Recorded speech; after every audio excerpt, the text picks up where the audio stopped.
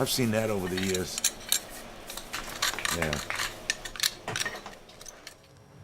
And this is what I believe is suffocating the clams. Because see that green stuff that's on that beach? Okay? That's all the way out here.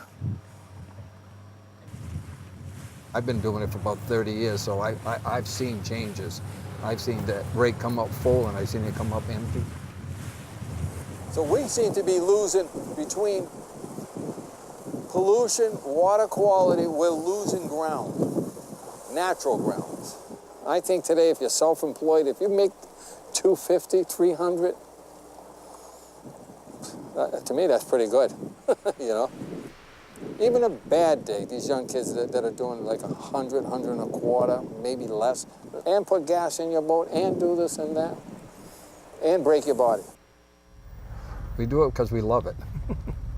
I don't know, we get bit by that salt water, and it's just a way of life around here on Cape Cod. A fisherman out there? Yeah. Couple.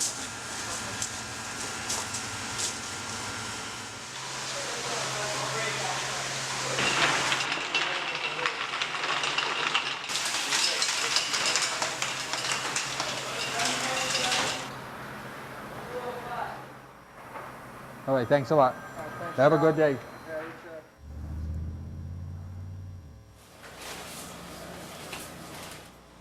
Do you have anything local? Local bluefish. Yeah. Right. And then local yellowfin tuna. Could I have like a dozen of little necks? Yeah.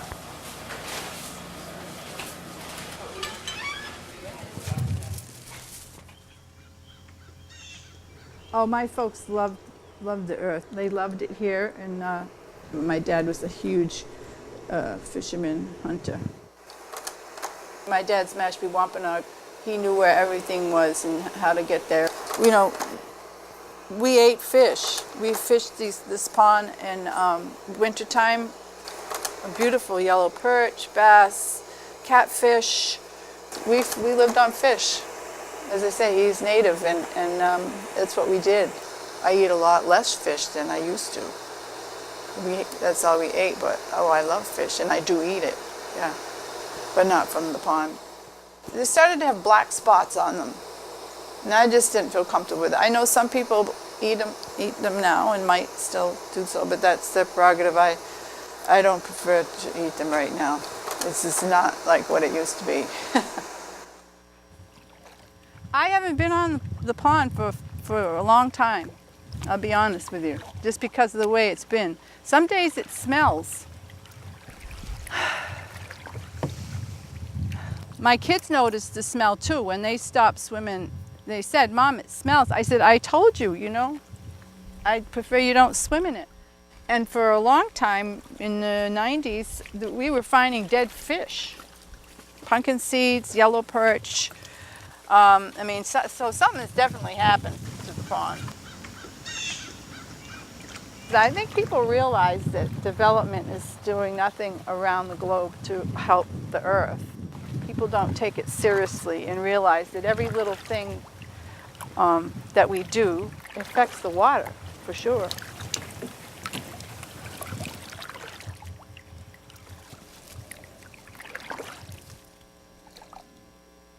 See, now, I would normally dip them in the water and wash them off, okay? No. We have to think clearer about what we're ingesting, what we're putting into the pond. We have to change inside and out, people, average people. All of us have to change before the pond's going to change. If everyone that has something going into this pond from their cesspools or whatever else, if they're still putting fertilizers in, it's going to take forever. It's never going to change.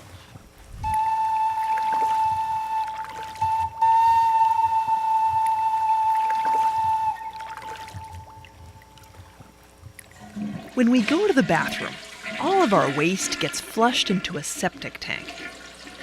A septic tank is a concrete box that's buried in the yard. They're designed to separate solids from liquids and break down the bacteria from our toilets, sinks, and showers. Septic systems do a good job of keeping germs from reaching our water supply. But one thing the septic tank can't do is break down nutrients like nitrogen and phosphorus, the building blocks of the food we eat.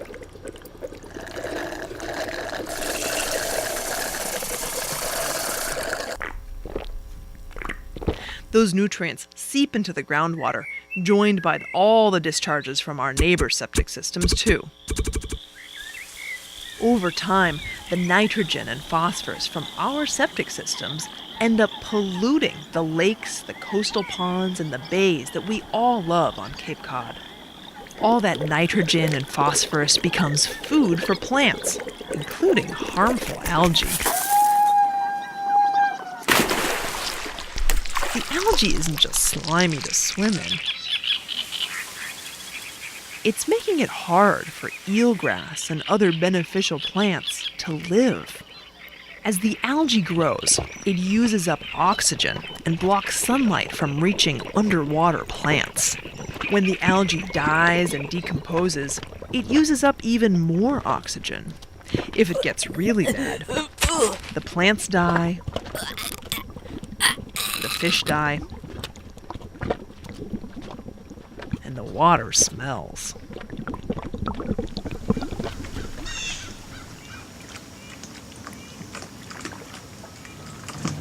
We're in Papanesset Bay. The word Papanesset derived from the Wampanoag, meaning summer place. Resources were a big part of all Indian life. You couldn't live, you didn't have a store. We moved to the edge of the waters, just down south, summer place, Papanesset, because you could harvest fresh fish, shellfish. So it was crucial that these were pure and clean. As you can look to the sides, the river is packed now with houses. Nitrogen levels from houses, from development up the river has impacted our way of life and our ability to harvest enough to actually sustain.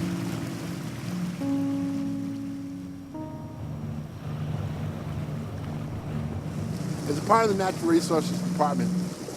And that's named after the Wampanoag tribe, with Wampanoag meaning people of the first light.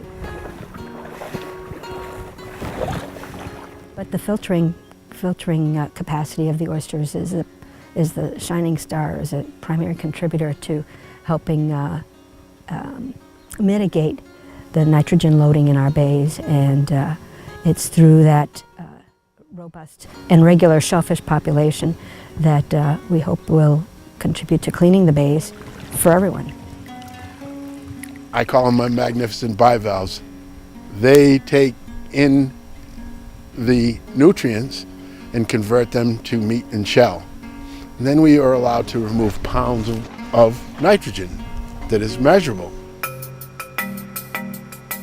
These are several dozen oysters that we've grown here at the MBL. I talked about these little aquatic engineers and how efficient they are at filtering the water. And so this is some algae that we grew here at the MBL, but these are naturally available.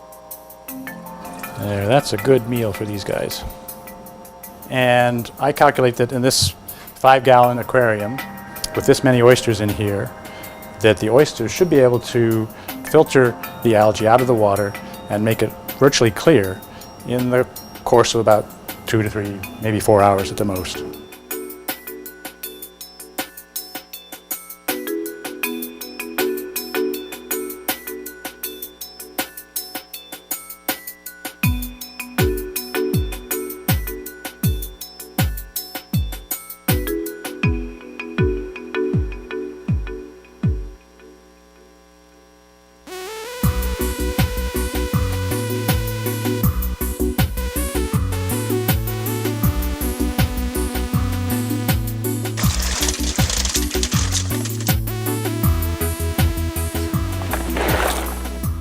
Cape Cod and much of the East Coast has just seen a resurgence in oyster aquaculture in particular. Right now there are probably 350 farms in Massachusetts that are farming oysters. They produce about $12 million of product on an annual basis, and that's a doubling in the last 5 years. So it's growing exponentially. Aquaculture is kind of one tool in a systematic approach to restoring the health of the rivers and the bays here on the Cape. There's no silver bullet here. You know, we have to be aware of our surroundings and of all approaches, and just be conscious that we're not saying, okay, we've found the solution, so now we can go on as we have, because we need to adapt, and we need to restore a balance, and this is one of the ways to do that. We as a tribe have a responsibility, because we believe 7 generations we need to prepare for. We do have an opportunity to fix this. We have an opportunity to make it better for the people that go in front of us. Personally, I'm about to be 60, and I haven't done enough to secure my grandchildren's grandchildren some portion of what I had as a child. But if we can bring back any little piece to give them some, that'll make my life a success. Nitrogen in marine waters. The Commission will be submitting that final plan to Mass DEP next week. But before we do that, we want to give you all as stakeholders a preview of that plan. And for those of you who were here last evening, this may sound somewhat familiar. And to do that, I'd like to introduce the Executive Director of the Cape Cod Commission. Paul Niedzwiecki has led the Cape Cod Commission in his role as Executive Director since 2007. And he leads the agency in fulfilling its mission to keep a special place special by protecting the natural environment, enabling economic growth, increasing transparency, and encouraging community engagement. Prior to joining the Commission, Paul was the Assistant Town Manager for the town of Barnstable. He was a Special District Attorney for Barnstable County, and he was General Counsel and Chief Financial Officer at Commonwealth Corporation.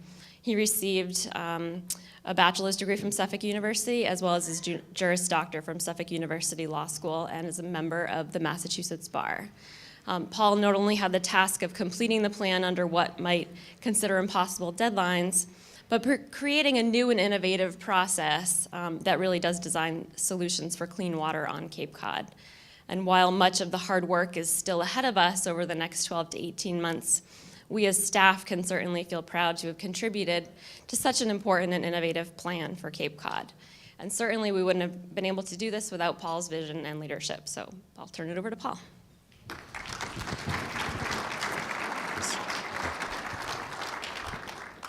Thank you, Christy. Thank all of you for showing up this morning. It's a little strange to have your staff introduce you, but thank you. They normally don't say nice things about me, but only when they're forced to. But welcome to Hyannis. This is the end of a fairly rigorous process for us, but we're getting ready to file the 208 plan next week. So I felt it was important, because this plan really is and has been crafted by the stakeholders, to give you all one look at the preview before we make that final submission. And then you do need to hear from DEP and EPA, and I think the Conservation Law Foundation also. They were on a panel last night in front of the first All Cape Selectmen and Councilors meeting on this issue, and I think it was really useful. It was the first time we put the elected officials on Cape Cod nose to nose with federal and state regulators and the plaintiff in a major lawsuit that could impact us all. So what does the 208 plan look like, and what does it do? Well, we know that Cape Cod has a water problem, a water quality problem, and that the marine boundary that literally defines Cape Cod as a region is being poisoned by nitrogen. And so that really has been the effort that we've gone into, and that nitrogen is primarily coming from septic systems that most people on the Cape have. So we need a plan that can address that issue, and we've tried to do that. So just to sort of underline that problem of Title V systems, septic systems, we need to look historically at the residential development on the Cape. It is one place. It is literally defined by water, but since 1951, you're going to start to see slides up there. The green represents residential development, so Title V systems for the most part. And you see how the unprecedented residential growth we've had in that time frame has produced, threatened by nitrogen, by that development that we showed earlier. And so there are 53 embayment watersheds. So in these watersheds, whatever you put into the ground or on the ground goes into the groundwater and affects the estuaries and embayments here. And you can see that covers about 70% of the land mass of Cape Cod. So this really is a Cape-wide problem. The Commonwealth of Massachusetts, for over 10 years now, with the support of local towns and support of the Barnstable County regional government, has put a lot of money into the scientific research behind this issue. And so that Massachusetts Estuaries project that's been underway, that's given us feedback so that we can establish what the capacity of these estuaries and embayments are, what those total maximum daily loads of nitrogen are before they start to flip and eutrophy. And what's represented on the map that you're looking at now are those watersheds where we need to remove nitrogen from, and the ones that are darker are the ones that we have to remove the most nitrogen from. And the reports are still coming in. But as you can see, there is a problem, and a lot of the problem happens on the south side of the Cape and around the elbow. So it's Nantucket Sound and around the elbow, and it really follows the historic residential development pattern on the Cape, as well as accounting for differences in tidal flushing. Nantucket Sound only has a 2 to 3 foot level, where Cape Cod Bay has a 6 to 8 foot natural flushing, which helps clean the estuaries and embayments. But it is a regional issue. So the map that you see up there now represents those 53 embayment watersheds. But those that are in darker orange are watersheds that are shared by more than one town. So 53 watersheds, 15 towns, but 32 of the 53 are shared watersheds. So if one town is moving forward with a solution in a shared watershed, and the town that it shares that watershed with is not, you're not going to fix the problem. And so it's an example of how the jurisdictional boundaries of the current regulatory drivers really don't fit the situation here. So it's a regional issue, and this is why the governor designated the commission in January of 2013 to convene this 208 update. And that's what we've been doing. The last time, and the only time there's been a 208 plan for the Cape, was in 1978. So we've been directed to update that plan as it relates specifically to the nitrogen problem that we're facing. So we've been underway in doing that. So we want to talk more specifically about the plan. But it was clear to us at the beginning that the 208 plan wasn't a top-down plan. It wasn't going to come up with one complete new strategy. And it didn't need to create a level of education or even a sense of urgency, because so many of the towns had been working towards this goal. So what the 208 plan really needed to do is look at why towns hadn't been more successful in their efforts to try to solve the problem and to remove those barriers. So that was one of the stated goals of the 208 plan, and there were other principles too. One of them is that we should not build what we don't need, and that not only applies to infrastructure, but it applies to additional agencies and bureaucracies. Let's see if we can figure out how to do this with the existing structure. And the other premise, which came before all, was that the decisions about solutions, what strategies were going to be used, had to remain local. And so we're going to step through the plan right now, and I'm going to try to explain how I think that we accomplished that. And so what we've done with the plan is we have put it together. We filed the draft 18 months after we were charged to put the plan together last June. We put it out for an extended public comment period of 90 days in August. That closed in November. And we will file the final plan next week with one component remaining, which is why we met with the selectmen last night. And that is the designation of waste treatment management agencies, or WMAs, as they are defined in the Federal Water Pollution Control Act of 1972 or the Clean Water Act. So we are going to talk about all of that today. But let's focus on the plan first. The plan has 8 chapters. It's about 300 pages long. If you add in all the appendices and everything, it's over 1,000. But there's not going to be a quiz. So they're there for in an act of transparency to back up every statement that we make in the plan. We've attached all the information. So we start with Chapter 1.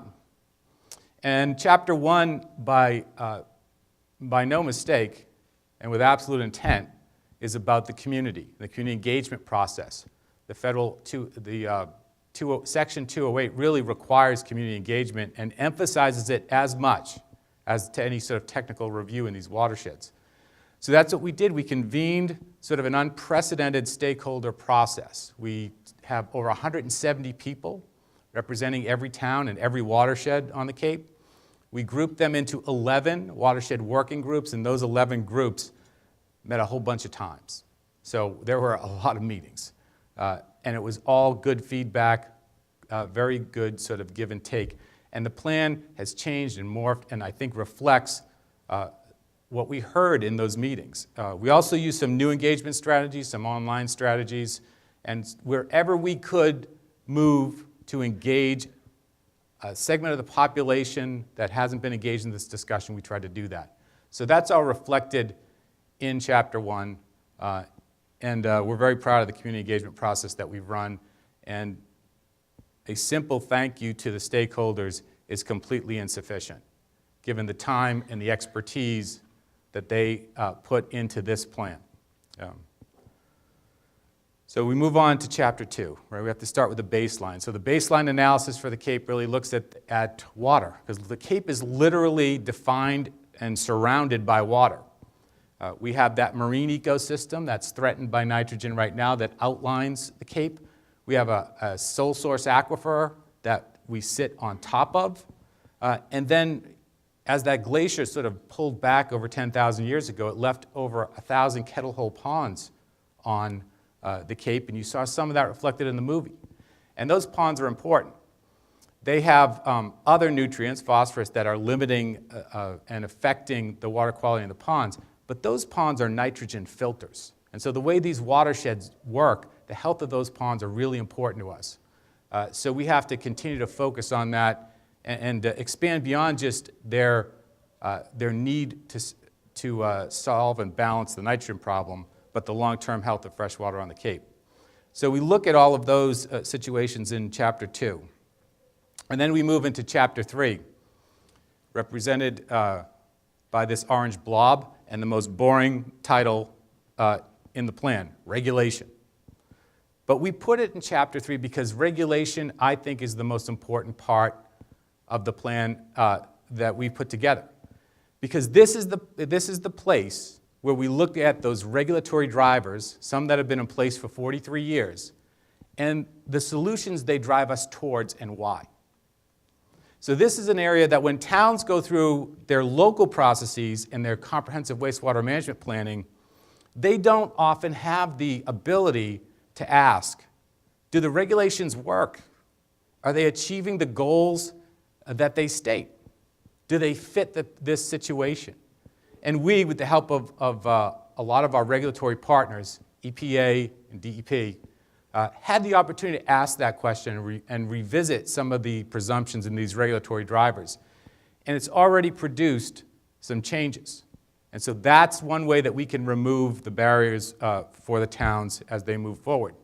So to illustrate a couple of the changes in this section that I think are important to the local planning process, that orange blob, the town of Falmouth, who's been incredibly innovative on the wastewater issue and on the nitrogen issue, work with them to help define a targeted watershed program so that we can target those priority watersheds and move on them first without the need for extensive engineering plans out to the town boundaries, because the 208 plan itself now, I think, can serve as that backdrop.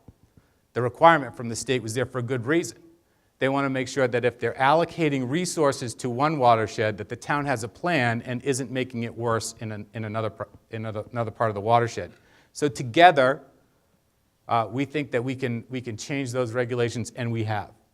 And so Falmouth has received a certificate of adequacy from MEPA for their project, that it really is the first of its kind and represents a targeted approach, a targeted watershed approach that now should be available to everyone here. So that's one way that I think regulatory reform is important. The other is that towns do a lot of things and can do a lot of things that are policies that can reduce nitrogen. And whether that's fertilizer or stormwater management or dredging projects, in the past, the towns really didn't get credit for that nitrogen reduction. So we've designed a process now where the towns will get credit for that. And if they do get credit for that, they would have to build smaller footprints. And so that reduces costs. So targeted approaches, credit for other nitrogen-reducing actions that the towns are taking. And then we have to look at putting more options on the table. And as we do that, some of them are alternative processes and technologies. And so we're going to have a less homogeneous approach if we aren't going to rely solely on sewering. And so in order to do that, we needed to be able to permit a complete approach. And so what we've done is working with DEP and the state legislature, last year we changed the rules. And so now we can do watershed permitting. So now we can have one permit that takes your local efforts, that allows you to put more options on the table, take credit for things that you're doing, stack them in one permit, and make it easier to get through that permitting process. So that's why I think the regulatory section is important. It does exactly what the intent of the 208 plan was to do, is to get the region acting on this, not because they haven't acted, but because when they have, they've run into barriers. And so removing those barriers in the regulatory section is an important piece. Now, in order to do that, we need to look at the solutions. So on 208, we wanted to put all of the solutions on the table. And that's what we've done in Chapter 4 in what we call the sort of the technology matrix. And we like to look at wastewater strategies and nitrogen-reducing technologies and policies and strategies in 3 categories and define them based on where a particular intervention is interacting with the nitrogen. Is it land use policy? Is it interacting in the groundwater? Is it acting at the source? Is it acting in the affected water body? And so reduction, remediation, and restoration are the 3 big categories that we like to group technologies into. The discussion tend to break down. Where were the difficulties? And many times it was around sort of engineering strategies. Sewers versus alternatives, conventional versus non-conventional, traditional versus non-traditional. So what we did at the commission is we created 2 teams, a traditional team and a non-traditional team. The teams worked independently on all the watersheds, and then they got together and talked about their results. So the traditional team tried to maximize the efficiencies of collection systems and sewers. The non-traditional tried to rely as little as possible on that kind of centralized approach. And we found out a lot of interesting things. First of all, both groups agreed that we should get credit for fertilizer and stormwater. And what we found is that if you can, in a watershed, have a traditional and non-traditional approach, and they both meet water quality standards, then the discussion you're having in the community is no longer one about engineering strategies. It's really about now, how is that community, how is that watershed going to define success? And what combination of those strategies is going to be most effective, so that now the community is talking about issues like sustainability and cost and reliability, rather than your engineering solution doesn't work, that's overbuilt, that's not going to work. So we move beyond that. And we're actually piloting this approach. Well, actually, the town of Orleans is piloting this approach right now. I think we're making progress on that. And so we've been very lucky to work with some of the communities that are already engaged to pilot some of these processes.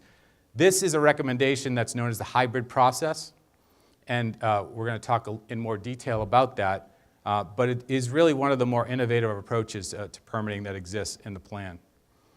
And then the next chapter talks about cost, right? So it's all about the money.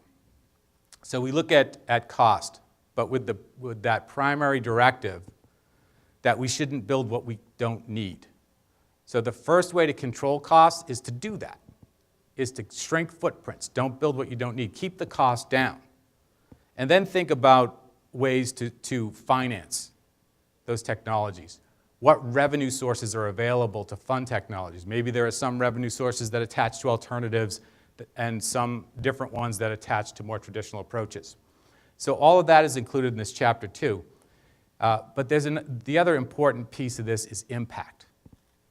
No matter what watershed solution you're designing, what's the financial impact on homeowners? And a way that people can understand that and almost instantaneously based on a particular watershed solution that's put together. So we built a financial model that will do that, because that always has to happen in the background, because cost is the one issue that is directly connected to every other issue that we deal with here. So we can't lose sight of that fact. And so we've done that. And there's been some successes on the financial side too. The legislature's been very helpful. And the water infrastructure bill that was passed in the last session allows DEP to consider principal forgiveness now, up to 25%. Principal forgiveness on these loans, and that can come at an incredible benefit to the towns with some real savings. So we've worked on some of those costs, and so in almost every chapter, there have been the 208 plan has successes to talk about, even before we filed the final plan. So chapter 7 really looks at forecasting issues, and it looks at issues of growth, because as expensive as the solution might be to fix the problem that we have right now, if we continue to grow in ways that add nitrogen without adequate infrastructure to remove it, we're going to make the problem worse. So in watersheds that are impaired, you might have to require 100% nitrogen removal from any new development, and that can be tremendously burdensome. But this is not a no-growth strategy. In fact, there are areas where it's the opposite. There are areas that we've studied as Land Use Planning Agency on the Cape where you can actually add development that brings with it a higher level of treatment than already exists there, so that you can have growth and development with a net environmental benefit. That's possible. So it's not about whether we are going to grow or not. We are going to grow. It's about where we're going to grow and how we're going to support the infrastructure around the growth that we need and the growth that happens. So this chapter discusses that aspect. And then we wrap it up in chapter 8 in 4 major categories. There are a ton of recommendations, and there are a couple of new recommendations in the plan. But there are 4 broad categories. And I think they represent the 4 major issues that we've dealt with and the 4 major things that we've learned. And the first one is, in dealing with this issue, we need more information. We always need more information. With more information, you can devise more specific plans that are more responsive and basically faster, better, and cheaper. And so we need information, and we need to continue to update this information. There are a lot of recommendations in the plan about that. On some of the work that we've done in Falmouth. And so we are going to move in that direction. We're going to do that this spring as part of our regional policy plan update. So we're going to change our regulations. The state has already changed their regulations. And so we've made a lot of progress on regulatory reform, and we're going to continue to move in that direction. And then the final piece is that cost piece.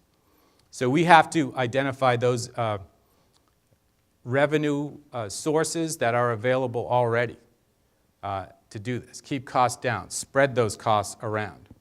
And so that's what we're going to try to do. So these are really the 4 major pieces of the plan that we're going to discuss later on. So that is the plan. I hope you read it. I hope you see some of your thoughts reflected in it. I hope you see it as a document that helps you reduce barriers as communities and concerned citizens move to solve this important problem. And I want to thank you again for your input and your support and for pushing us. And in that regard, I do want to thank my staff. I have the honor to go to work every day and work with incredibly talented and dedicated people that are a wealth of information and are open to new ideas And I think that is reflected in this document, and they make my job easier than it looks. So I want to thank them for that. And with that, I'm going to turn it back over to Christy, and we are going to hear from some of the other federal and state agencies.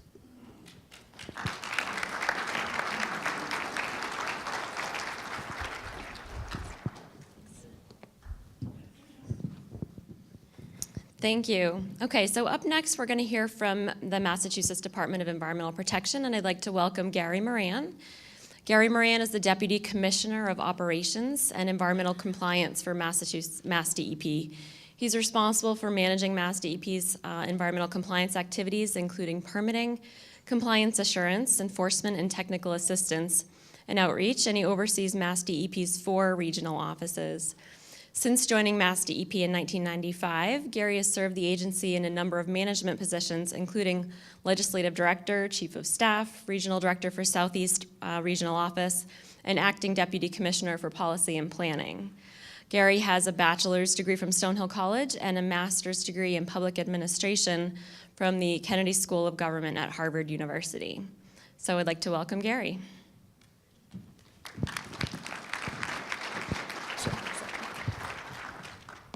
Good morning. Can you hear me okay? Just want to make sure I have, I'm mic'd up so I have my hands free to go over some notes. It's not as many as you think. It's just as you get older, the font's getting bigger and bigger, so it's more paper.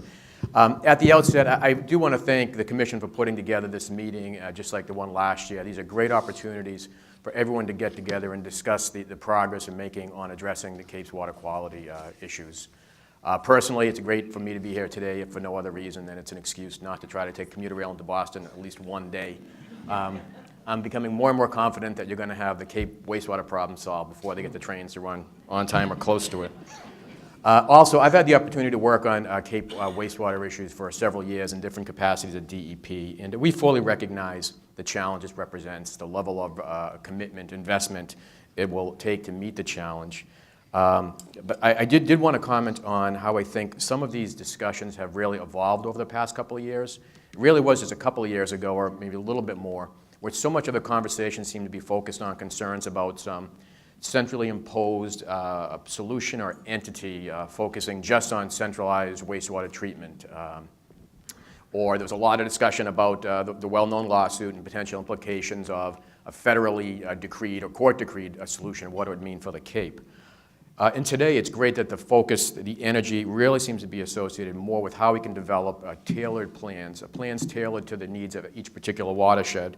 I mean, it's a solution that we've seen reflected in the settlement of the lawsuit and certainly the support that the parties had for the 208 process. I don't think this change happened by accident. There's obviously been a lot of discussion with communities, residents on the Cape. For years, Mass DEP has really focused on collaborative efforts with Cape communities, assisting them, encouraging communities to move forward with necessary nitrogen management planning. One of the first steps was obviously to provide some of the science-based understanding of what's happening in each estuary, what's causing the pollution. And then we focus a lot on technical assistance. We recognized last night, I want to recognize again this morning, anyone involved with wastewater issues in the Cape for any length of time, familiar with Brian Dudley, who's our expert on the Cape and has dedicated a lot himself over the years. I know he listens to the communities, and we're doing our best work when we're listening to Brian, I think. So we've made a lot of progress, the communities have, but clearly there have been some issues in our ability to move forward and develop and implement solutions. So Mass DEP was very happy when we were able to launch the 208 process, working with the Commission, and then working in collaboration with then Treasurer Grossman to actually fund the effort.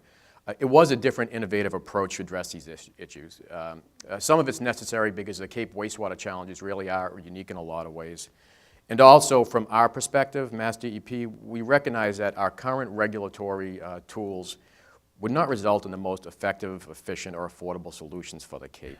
I mean, Paul mentioned the need for regulatory reform, and we recognize that the current structure really isn't the best way to address it. And a lot of people ask us, well, why aren't you taking more action? Why haven't you taken something by now? So I think it's helpful just to remind folks sort of what some of those tools are, what's currently on the books. Clearly, this is the wastewater issue in the Cape is a Title V issue. The great majority of the nitrogen is coming from septic systems. And our Title V regulations really aren't geared to address nitrogen. Even functioning systems aren't treating nitrogen down to the levels that we would need to see.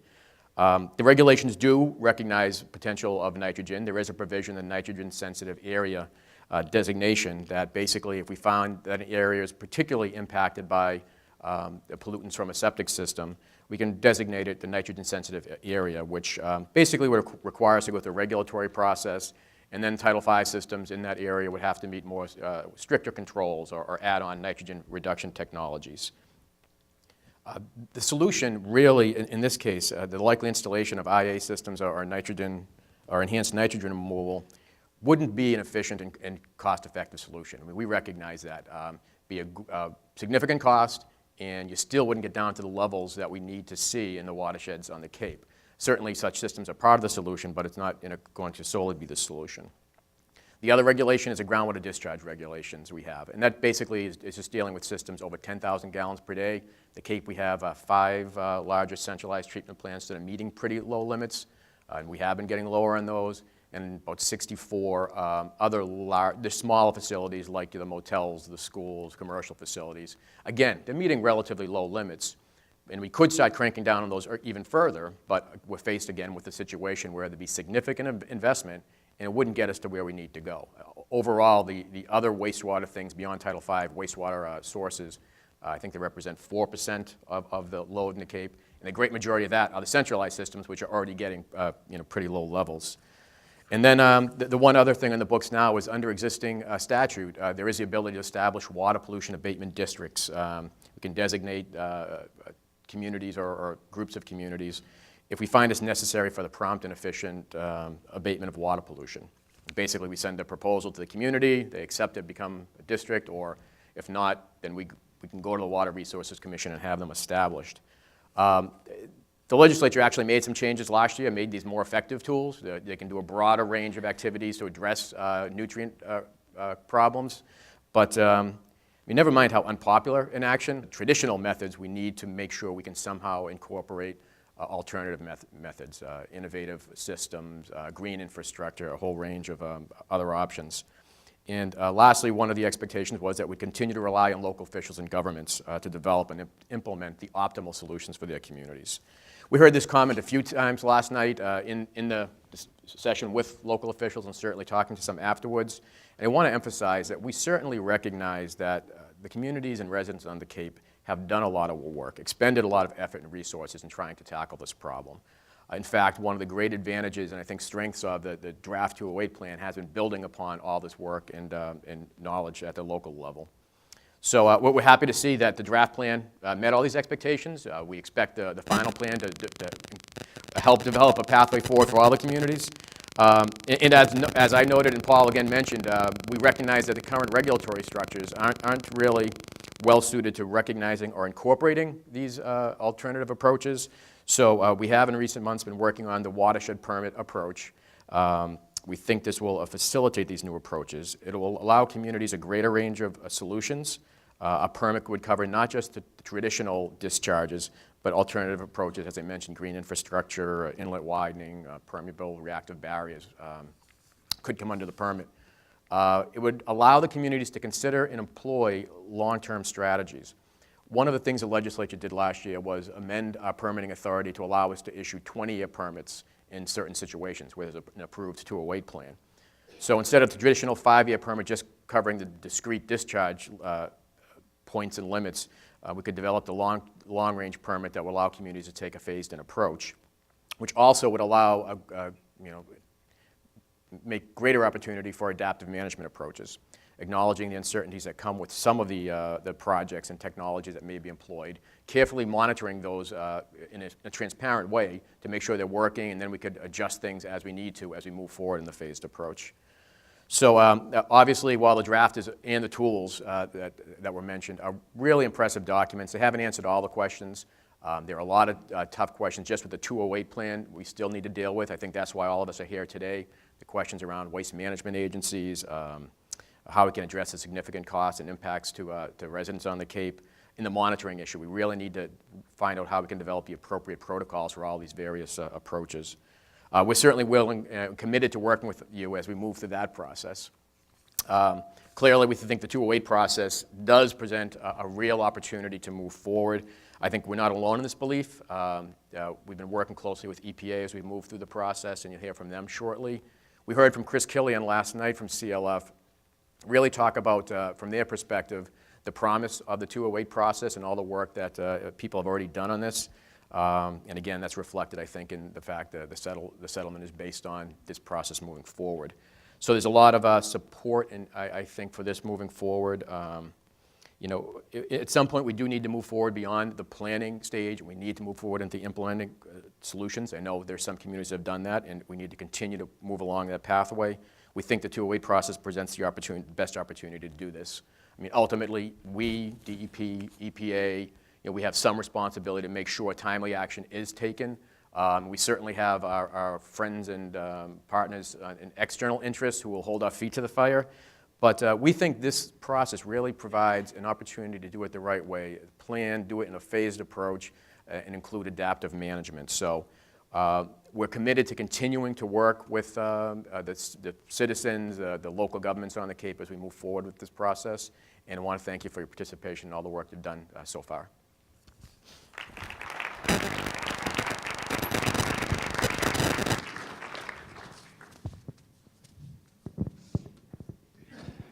Thanks, Gary.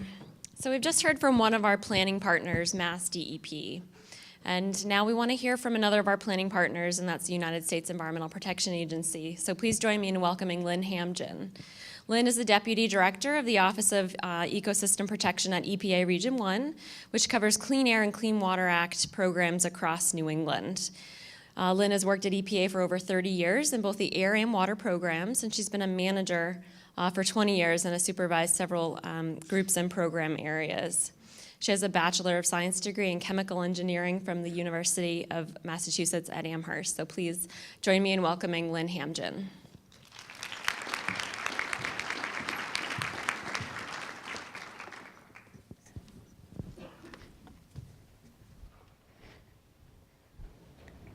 Good morning, everyone. Can you turn me down a little bit? Thank you. Boy, this feels like cabaret, not 208.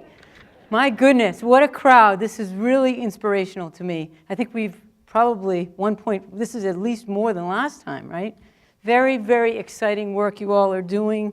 First, want to thank the Cape Cod Commission, DEP, all the citizens, and all the town people here today. This is just a true inspiration. It gets me excited.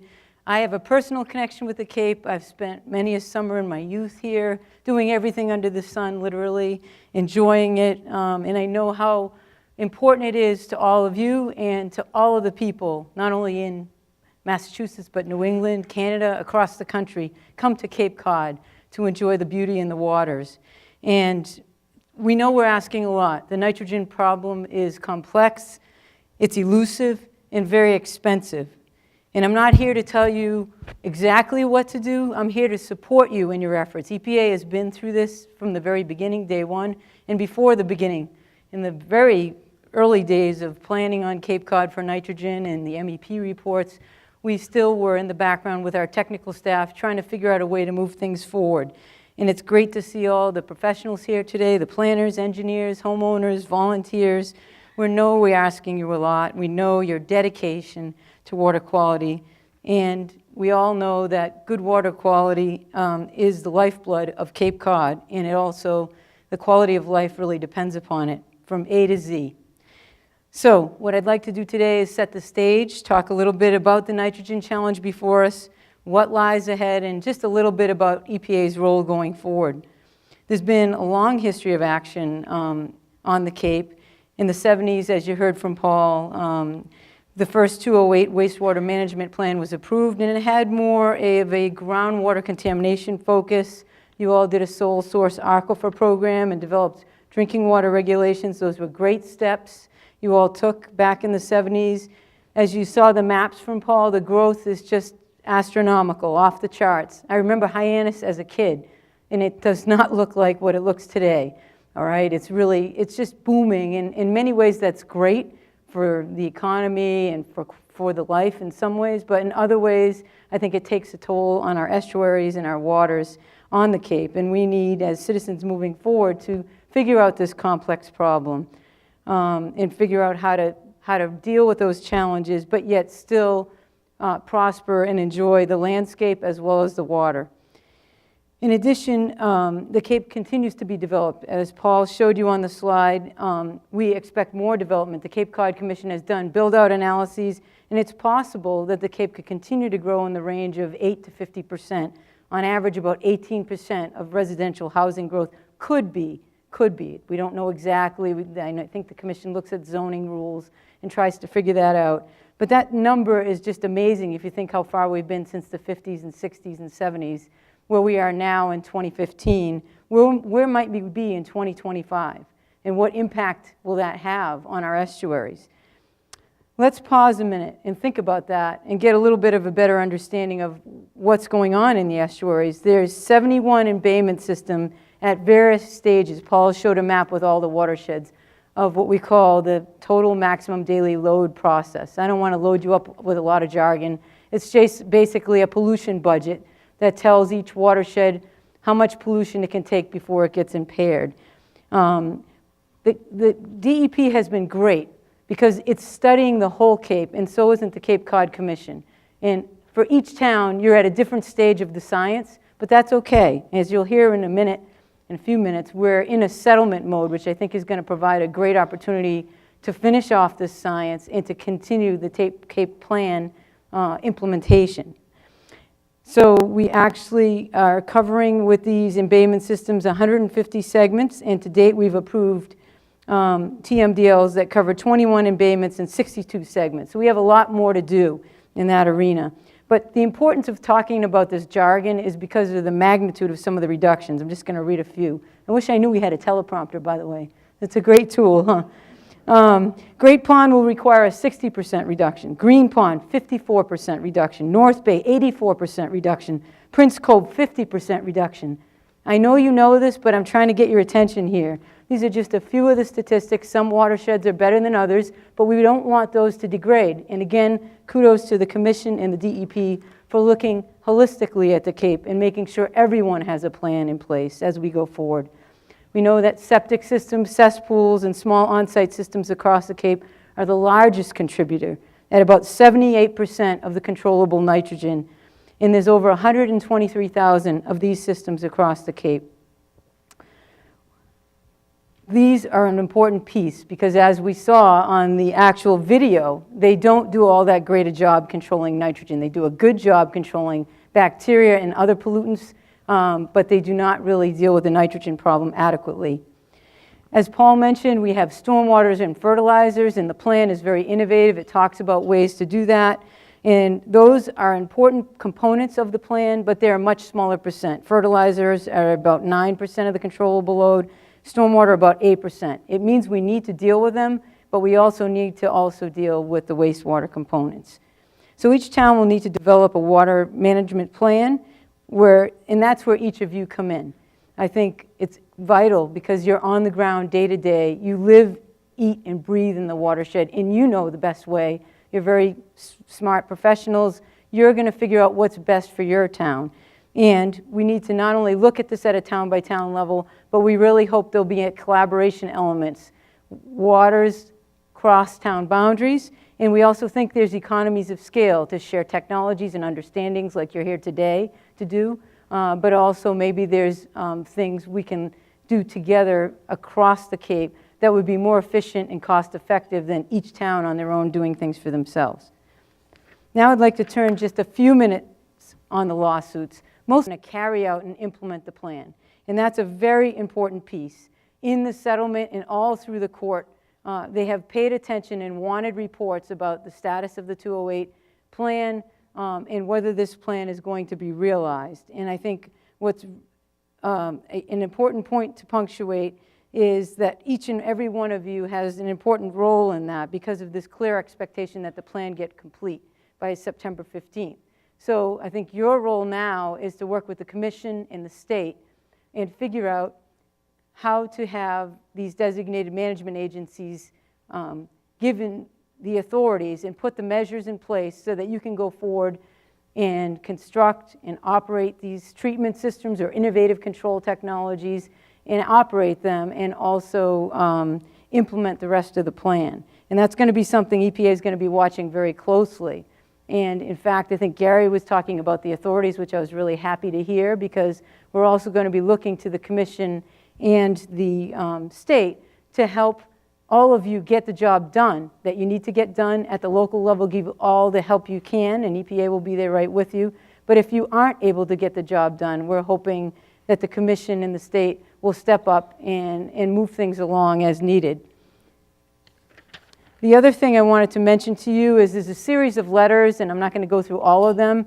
Under the settlement, we issued the first two yesterday, explaining the importance of this 208 plan and staying on track, and also on designated management agencies. So there'll be a few more letters from EPA explaining different components that are important. And I think in the end, what we need to understand is we really want you to succeed here.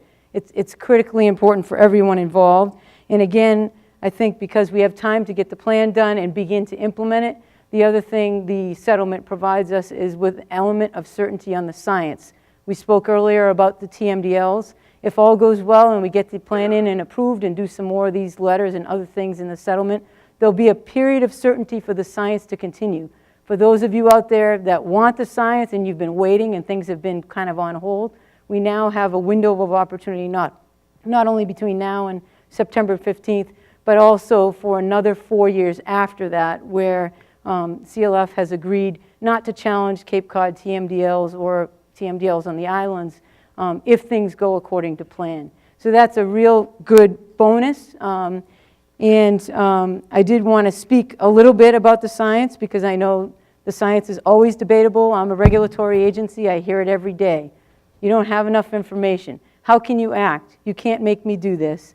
You don't have enough for your permit. And I think what I think is really important to remember or think about the embayment's almost like a patient that has an illness. And this sounds corny, but bear with me. If you were a doctor of the patient and the patient had a terminal illness or was very ill, you wouldn't wait until your prognosis or your strategy to cure the patient was perfect. You'd start immediately with all available, credible information to improve the health of that patient. And that's what we're asking all of you to do. Paul has set out in the plan adaptive management. So if we find out who's going to split hairs, is it 58.5%, 57%, or 54%? It's a heck of a lot. We got to get out there and start.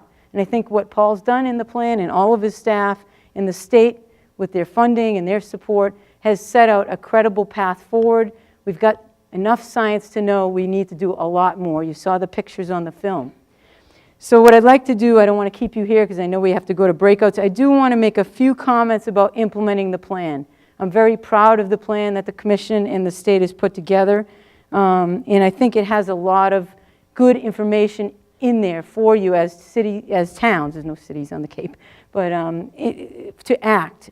And I think the important components were touched on by Gary and Paul. We have a lot of different technologies. And I want to assure you that it's not an either or with those numbers, okay? I think we need to do, as Paul said, a combination of approaches, the right mix, and as much as possible to meet those goals in the science on what reductions are needed. And we've watched the debate, and some people like one technology or another. That's great. Let's get out there and pilot them. Let's get data on them, okay? And we're going to help do that. The state's going to help do that. We have a lot of good scientists, and we want to help the Commission and you. In fact, we're on the ground as we speak. We're going to construct 2 stormwater projects, one in Barnstable and one in Chatham. They're both innovative, cutting edge with nitrogen. We're bringing information from New Hampshire in the UNH Center down here, as well as other areas. We have 2 different technologies. They're constrained on the site. We're going to test them out for you and show if they work and how effective they are. So that's the way we need to go. We need to monitor them.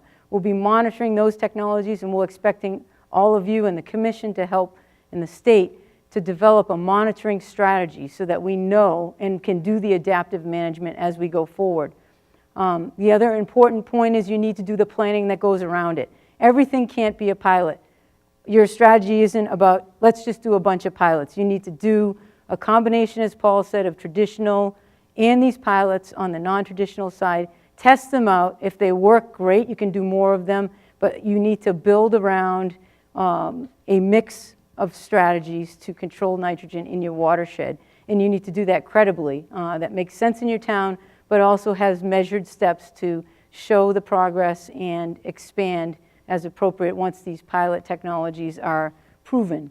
And that doesn't mean you delay on the other side of the coin. There's many areas you can do traditional approaches, and we know it's expensive, but I think with the good expertise of all of you and the commission and the county and the state, you will figure out a way. Build it and they will come. Okay, that's what you need to do, is lay out a plan for your town that shows how much exactly it's going to cost, how much you're going to need to do it, and which way you want to start. And that's when people are going to support you, people on the Cape, the commission, the state, and maybe others. So the more organized and the more planning you do, I think the better off you're going to be able to leverage credible sources of funding to help your cause. There's no silver bullet. I wish I could write a check. I know all of you are going to ask me when I come down, do the feds have the cash? And you know the status of the budget, it's difficult. So that's why we have to be creative, have really good plans, and that's why 208 is so important. So people will say, gee, they have their act together. They have a Cape-wide plan. They have priorities. Each town knows what they're doing. And that is how you're going to be able to figure out a way forward with the funding. And the only other points I want to make on the plan itself is we talked about monitoring. I think really you are the key to success. You're the most important piece of this puzzle, and we hope in the next several weeks, since the state only has till June 15th, that you will work and roll your sleeves up and figure out how you're going to structure these management agencies. I think that's the next most important thing. So we know who has the authority to do what, who's going to do what, and who's going to implement the plan. And we really hope that you will step into this challenge. We know the Cape's a national treasure, and we really need to protect it. And as was said very artfully on the video, we want generations. I want my daughter to enjoy it, my granddaughter, and so on and so forth. And I think we all know it's time to act. And I hope a year from now we have a room with double the crowd and all that more progress. Thank you very much.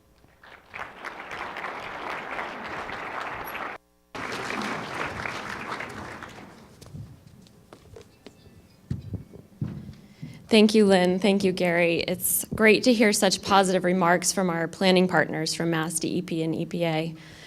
Before we move into the next session, I just wanted to take an opportunity to recognize, as Erin pointed out earlier this morning, that we had over half of our elected selectmen and councilors across the Cape here in the room last evening to discuss this important issue.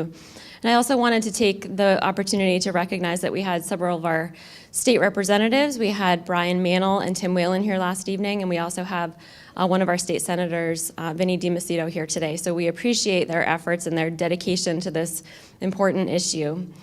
So next we're going to work a little bit in some smaller areas. We're going to work into some breakout sessions.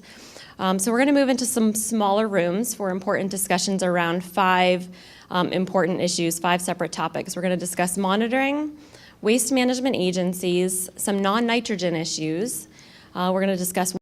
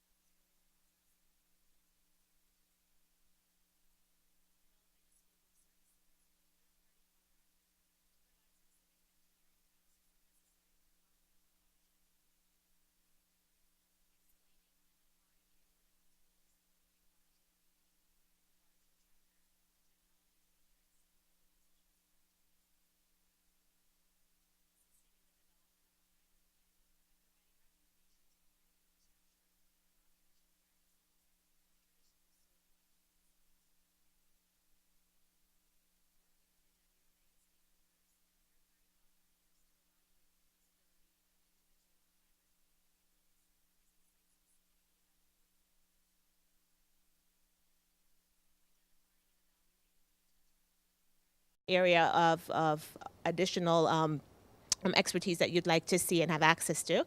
What additional information, so slightly different from expertise, but additional information that you'd like to be able to access through these teams. And a third question is what tools? We know the Commission has worked very hard on producing a lot of tools, a very creative black box display that they had. People can step through that, but what additional tools might you think would be helpful in these watershed team concepts? So those are the three questions I'd like to get through. So let's talk about the first one, which has to do with expertise. David? Mm-hmm. This is David Dow, the Sierra Club. Paul Niedzwiecki mentioned that the regional policy plan is going to be undergoing review starting in March, and also in March they're going to start discussion about forming these watershed management agencies.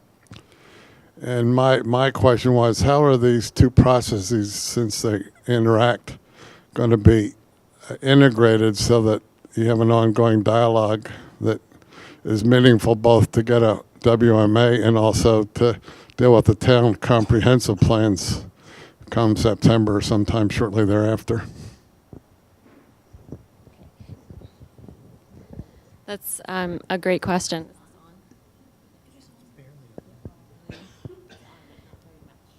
Okay, David, that's a great question. Maybe we'll go with it anyway. Reviewed by the Commission as a development of regional impact and reviewed pursuant to our standards that we review all DRIs. We need to look at that differently and have more of a regional approach and to these capital projects. And so that's something we'll be certainly incorporating into the regional plan as we move forward. So the timing on all of this just happens to coincide nicely. So we are certainly taking all that into consideration as we move forward with implementing 208 and the regional policy plan update. Thank you, Christy, for setting that up. So I just want to go back to the objective right now is we want to brainstorm your ideas for these watershed teams, what you'd like to see them do and the expertise to fold into them. I saw your hand. I'm sorry, I didn't get your name. Yes.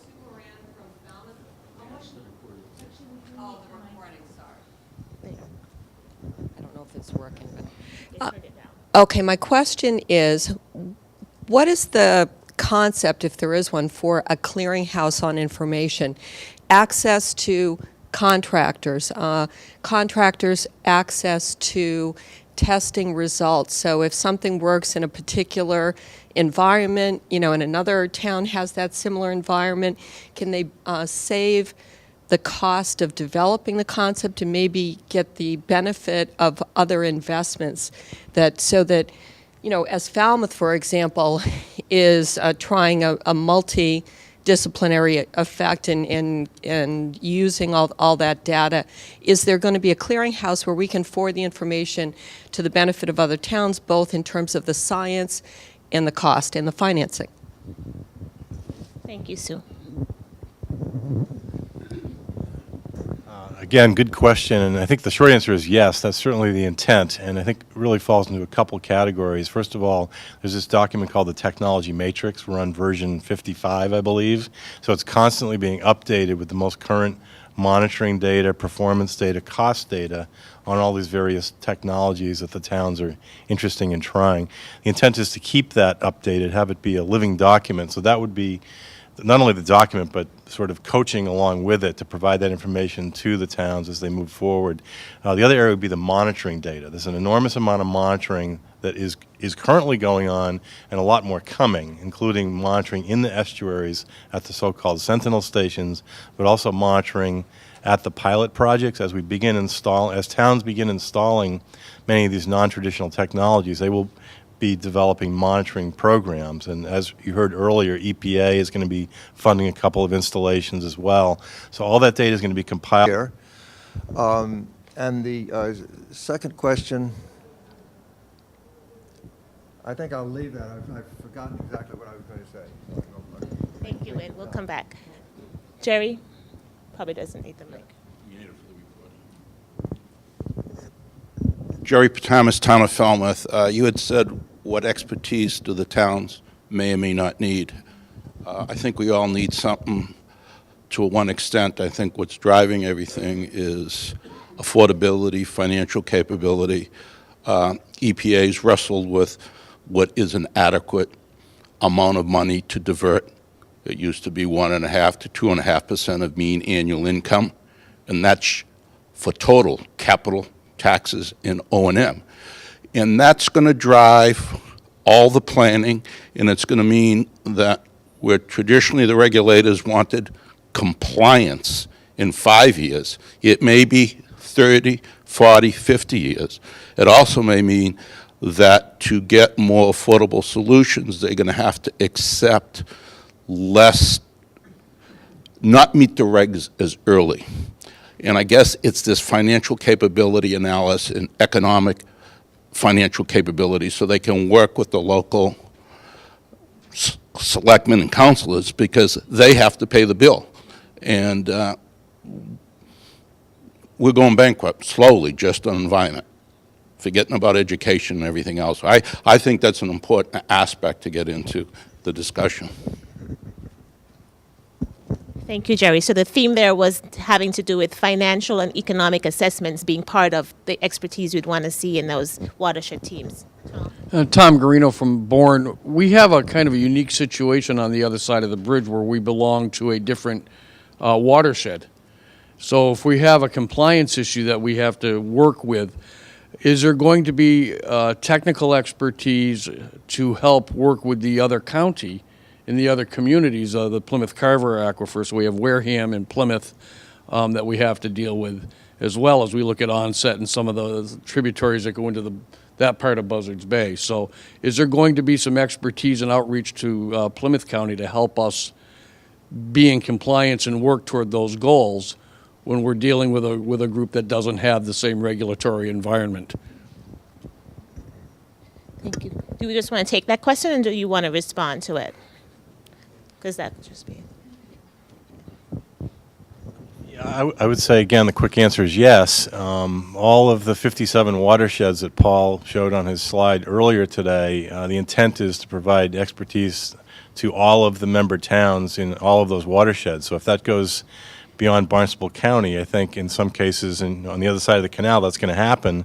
And you guys won a national award a few years ago by Plymouth cooperating with Bourne and Wareham on that Buttermilk Bay project, and the Buzzards Bay Coalition was a big part of that. So I think feeding into that program and providing the same technical assistance would be the intent.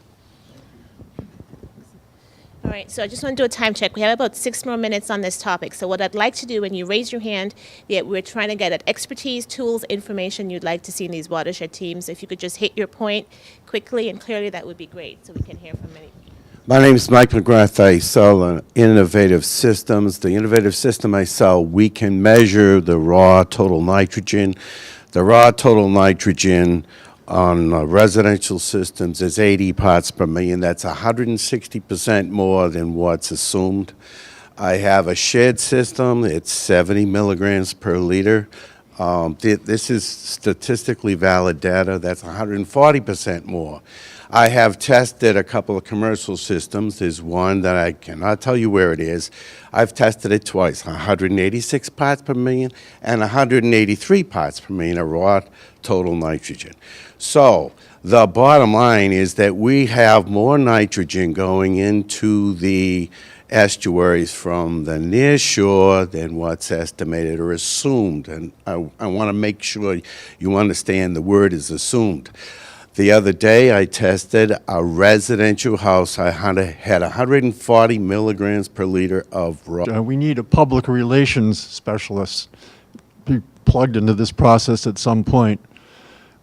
All this talk has been on technology, but at some point the rubber will hit the road and how we interface with the public and talk them and culminating in votes in town meetings. So we need someone that can guide us. Thank you for that, Eric. And then I saw Hilde and Valerie, and then over. Hi, Eric Turkington from Falmouth. We had a plan that we fortunately did not pursue that involved spending $400 million on sewering 3 or 4 of our peninsulas end to end, and we found that that plan had been put together without one single test well on any peninsula to see what was really going on in the ground. I think in terms of consultants, it would be really helpful if the county or the commission had a consultant on retainer who did test wells, and the towns say, we need some test wells here, send your people over. Because for us to go through it, we actually went ahead and said, we better do this. So we went ahead and did an RFP, put it out, hired somebody. We had to go through this whole process to produce the study that should have been done 10 years ago and wasn't. But if there was somebody available, full-time, on call, no, we wouldn't do RFPs. We'd just say, here's the peninsula, here's where we need the test wells, come on down. Thank you, Eric. Hilde and then Valerie. Can you pass this down for me, Sue? PRBs and other things. And there's a whole discipline on, and EPA has developed quite a few model consent decrees on a definition of adaptive management, which means is all about how do you sequence your pilot project work with some beginnings of your more known work, so that you are achieving the greatest cost benefit to the community. And that is a discipline. I don't see it, and I think it's probably fundamentally the most significant one to drive what communities do over the next 5 years. Thank you, Hilde and Valerie. I can probably take one more. Again, I'm sorry, we just have to move on to the other topics. Thank you. Earl Barnhart, Falmouth Green Center. I would like to also urge the Commission to have climate change information attached to every alternative. Because if we do not, all these homes along the shore within 30 years, which is the time scale being discussed, are going to be demolished by rising sea level or storms. They'll become oyster reefs sitting on the edge of the shore if we don't pay attention to this now. Thank you, Earl. And Linda, you have like 10 seconds. And then Linda Zern from Bourne. The commission has said that they're all for the local control of these agencies, and I would hope that the watershed teams are also at a local control, that these aren't teams coming in from the commission, that each town could set up their own watershed team and then use the expertise as we need it. Thank you. Thank you. So I think we had some great ideas at the end there, looking at linkages with climate resilience, looking at really what does adaptive management mean and accessing that kind of expertise, and hearing about how do you interface locally and with the regional expertise. So I think that's probably all we have to get through. Like I warned you, fast-moving discussion. We're going to turn your mind over to another topic in the 5 that we want to get through. And I'm going to thank Christy and Scott and Jay for being here to take questions, but they're going to be leaving and another group will be coming in. So let's do that transition now and get your minds ready to talk about what's our next topic here is monitoring. Thank you, guys. Thanks, guys.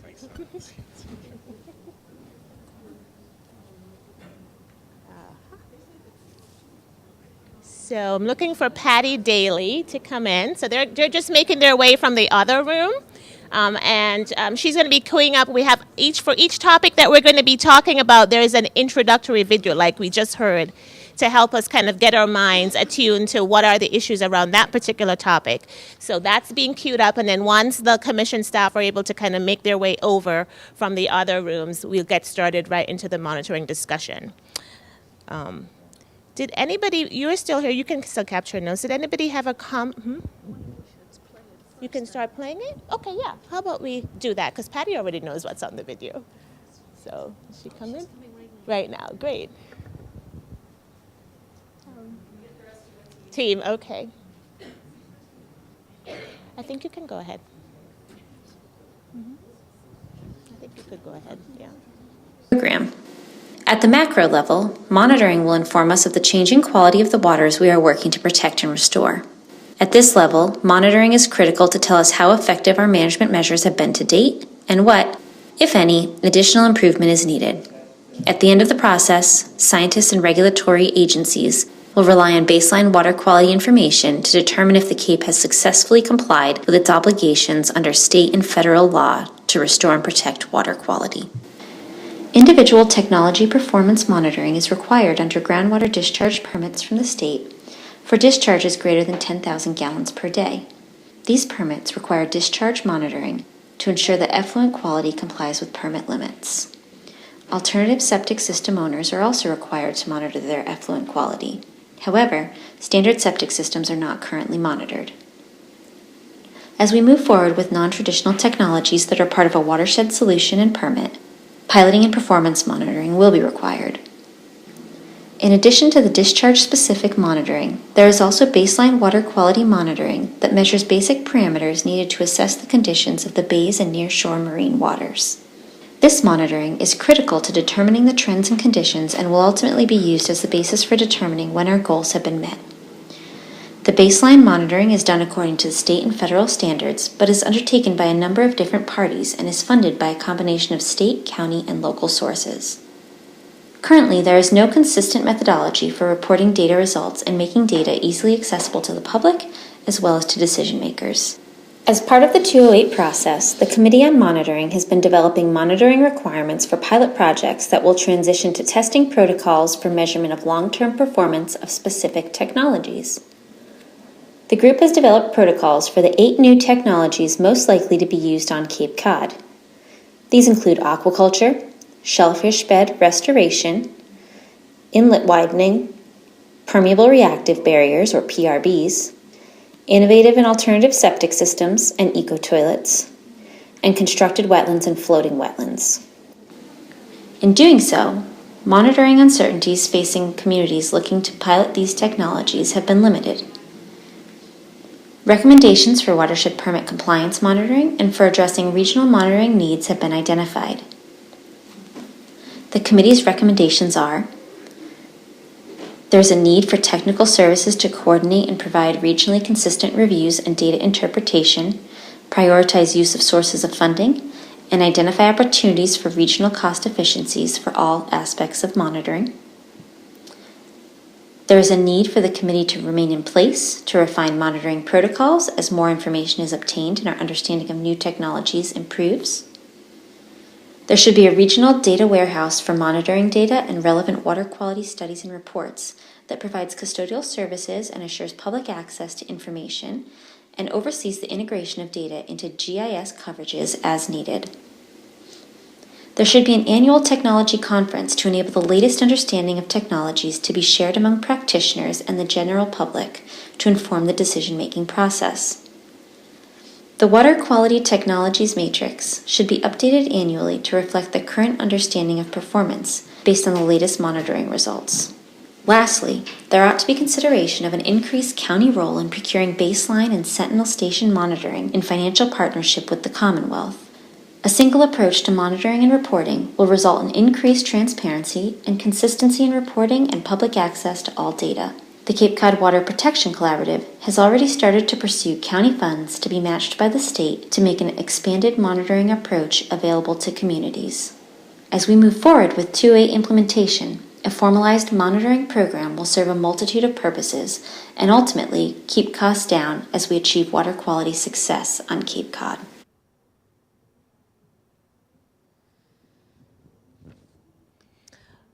Great. So on this topic, just 2 questions to kick us off, and then we might, if we have time, we'll get to more. The first one is just, what are your thoughts about whether we need additional information in the monitoring realm outside what is already being collected? And then, if so, what kind of information would you like to see being monitored? Right? Go. Hi, Douglas Brown from Falmouth. So I'm a pond watcher, and I contribute my efforts for the Mass Estuaries Project. And I know that's been always considered proprietary information, but now that we have the the plans in place, I would like to see a push to get that information shared on this matrix. It's a great system. They've got a lot of 25 years of data, and it's a shame that we have to duplicate the efforts with more testing and more monitoring. Thank you. I'll take, and then I'll come to the front, David. Hi, Laurel Shader from Silent Spring Institute. I was just in one of the non-nitrogen issues sessions, and they talked about potentially monitoring for contaminants of emerging concern. So I was wondering if that's part of the plan and which contaminants you might be looking at.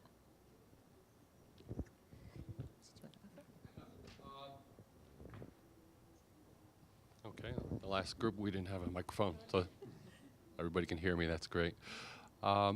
Yeah, Laurel, your question about CCs, there are a number of opportunities that are moving forward on that. You're familiar with the monitoring research that's happening with the test center for the IA systems and potentially in the eco toilets, I believe, is a piece of that.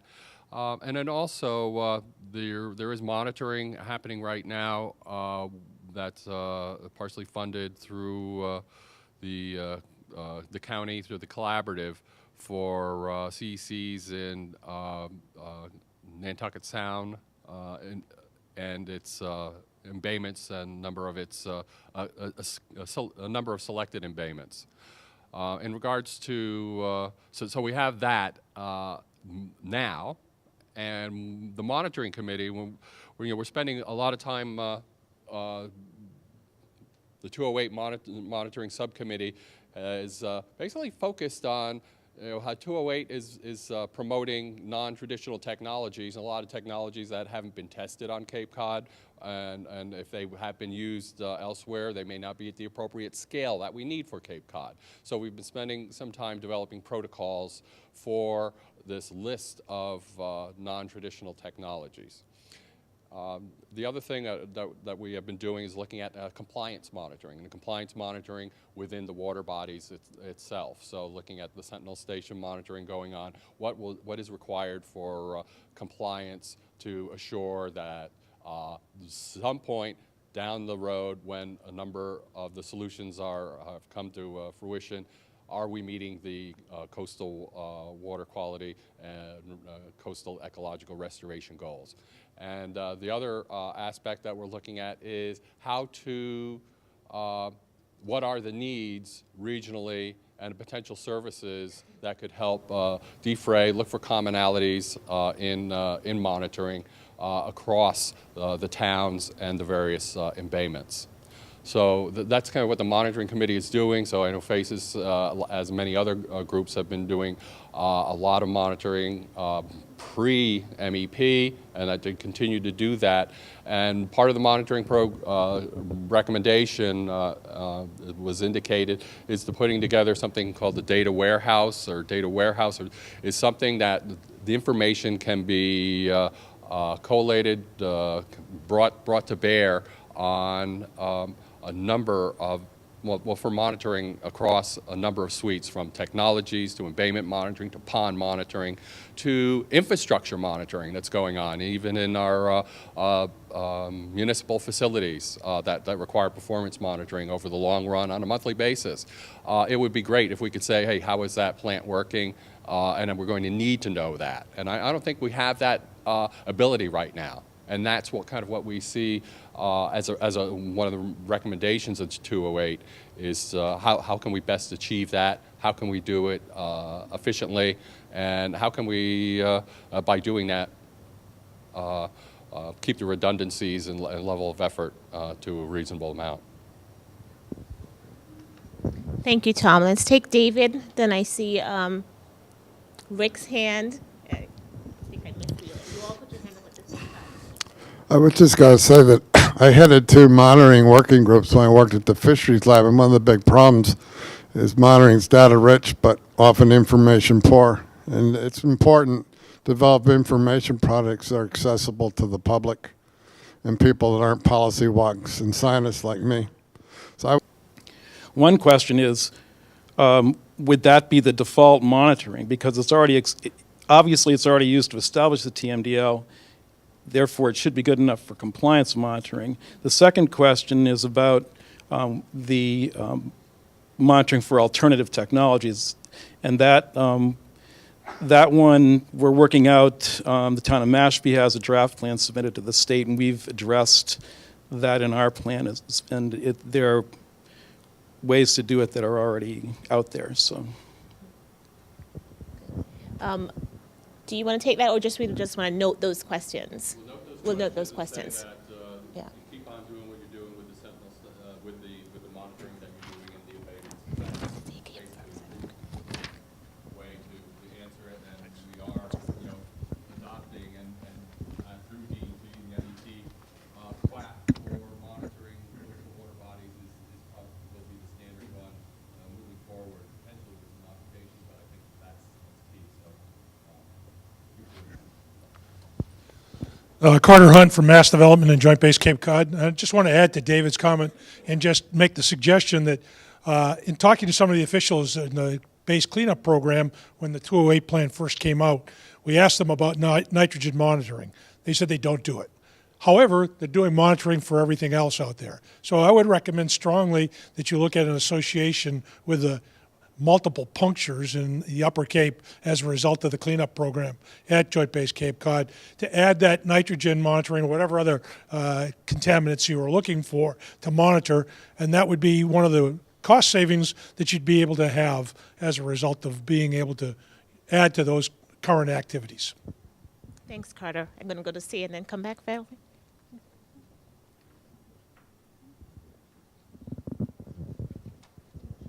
So a couple of themes that have come up in my work is a statistician, somebody that can look at the kind of monitoring protocols that we're developing and just confirm that we're getting enough data points in enough places to have a statistically significant effect. It's a fairly unique skill set. I think if we had a protocol that said, this is square to n over n is good enough, that would be really helpful. So just statistics is one, and the other is to sort of echo what Eric said, having groundwater monitoring data that is sort of systematically presented and available, and it dovetails on the idea that there are puncture sites already, but we should be getting our groundwater data, and it will, I think, help answer Mike's question as well about the concentrations going in and what that means to the actual groundwater concentration.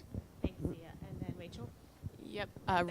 Rachel Jakuba with the Buzzards Bay Coalition, and I was just going to say that so we have been monitoring total nitrogen, and a number of groups around the Cape have been monitoring total nitrogen in the water, and that is what our target for hitting the TMDLs. But as we're getting close to TMDLs, what are some of the other ecosystem measurements that we could be making? So benthic in fauna or looking at seagrass return, because that the target is what should get us to those ecosystem measures, but until we get there, we don't really know, and we're not set up to do that kind of monitoring. So thinking about what the Commission could do sort of across the Cape, moving around to estuaries as we're getting close to those TMDLs. Thanks, Rachel. Valerie, and then Wynn.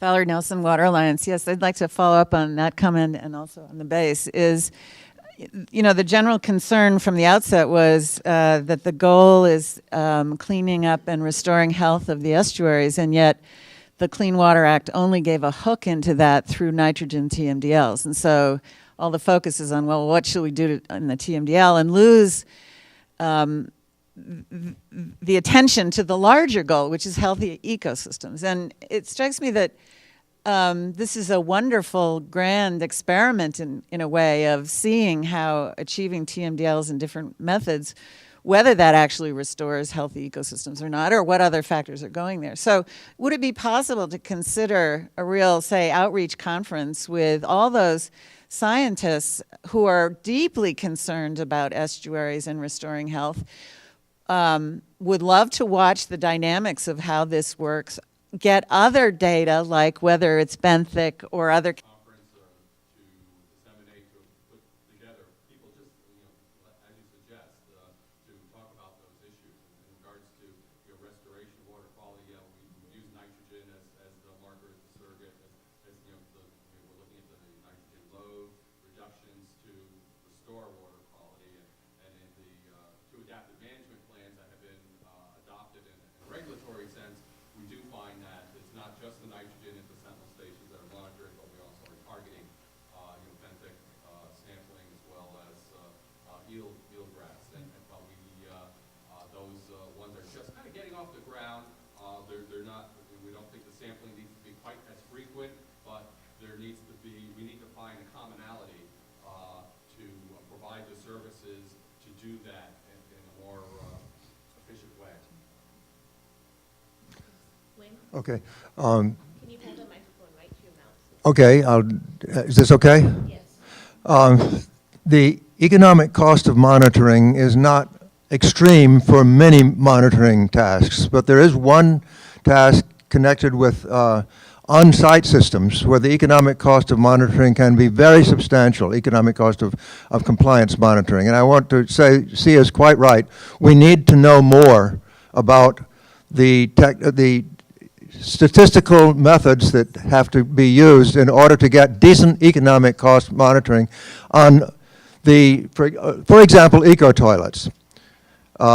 We need, if every eco toilet has to monitor every year, and maybe more times in a year, if they have to follow the same protocol that, for example, an IA system follows, that's going to be extremely burdensome for the people who do it if they have to pay for it. So there's two questions. How much is the economic cost of monitoring for on-site systems? And secondly, how is it going to be paid for? Thank you, Lynn. We'll note those questions. We'll take one more, and then we have to wrap up for the other session. Jerry Patamas, Town of Falmouth. I agree we need a statistical approach so we don't measure everything everywhere. And one of the things that's going to bite us in Falmouth, just a quick example. We don't have to do water quality monitoring. We know doing shellfish. We know how much nitrogen comes out of the meat in the shell. Let's get the state to back off on we have to prove a signal change. PRBs, we have at least one good site in Falmouth. A second site is obvious, and I think Orleans and other people are looking at PRBs. $200,000 a year for monitoring is too expensive for a single community to bear. You should have it, the county or someone else, pick a site, we'll do a dogfight to get it in our town, and then help us monitor that for the long term.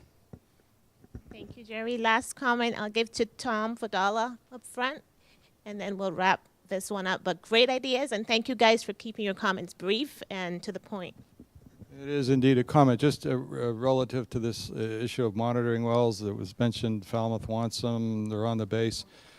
Town of Mashpee has been requiring monitoring wells in subdivisions since the 80s, so we're just punctured all over the place. There probably ought to be some effort to map all of these wells. I mean, they've been used occasionally, say, by USGS just to establish groundwater levels for their modeling, but they were designed for monitoring for contaminants, nitrogen, phosphorus, and that's the reason they were put into place. They were originally put in place in terms of wellhead protection, but are out there available for dealing with every other issue as well. Plus, you've got all the monitoring wells associated with all the small treatment plants. We've got a dozen in town with 5 or 6 monitoring wells associated with them. So somebody ought to put together a map of all of those things, figure out the access.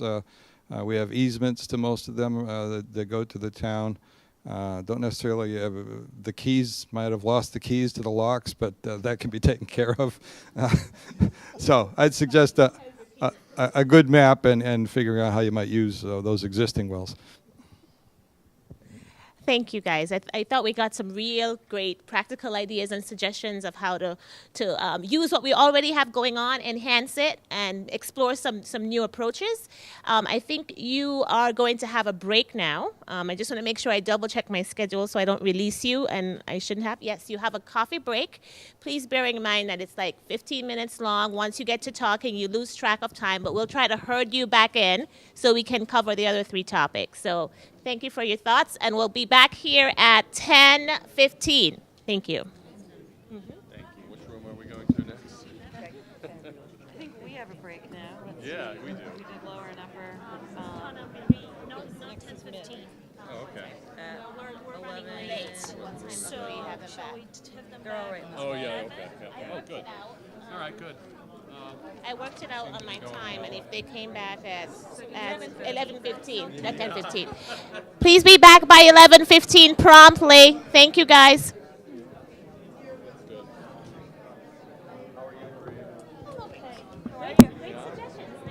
Yeah, they were terrific. Yeah. The first one was a little rough.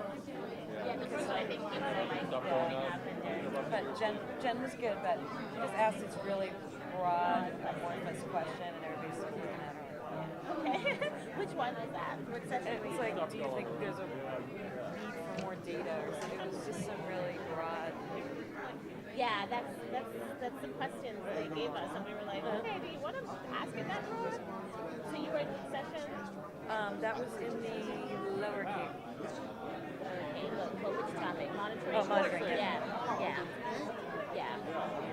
So we were going from Christy and Aaron gave us, and we were like, that's kind of, but I think, No, it worked here. Yeah, it worked. Different groups. It's really funny. Dynamic. And I've been with these groups for a year and a half now, so they just have their own personalities. I know. When you come in, you're like, which one? Yeah. Same question, I get a different response. Exactly. Good job, guys. Lots of hard work. Do you feel Thanks. Yeah. tired? Yeah, I mean, it's not over. Yeah, it's never over. Exactly.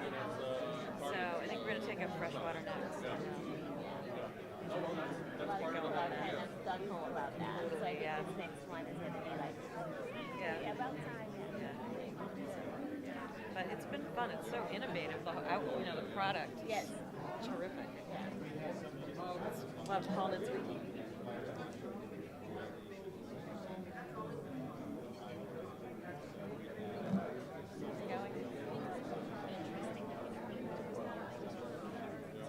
I like it better that way. I know.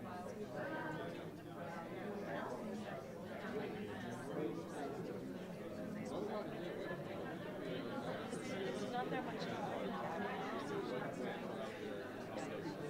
So I like next session. I'm going to suggest this last time was hard. She was answering and so 11 asked a really broad question like, do Jeopardy? Just didn't pull out. But yeah, I was talking to her, said that the groups are so different. They have such different approaches. And different levels too.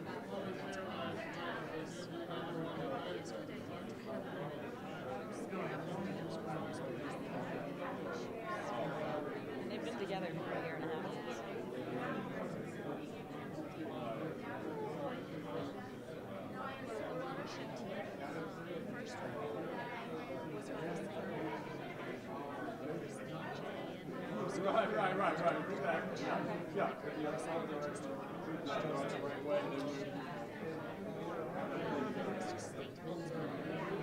Let's get to you. Yeah, we talked too much in the first one. This one.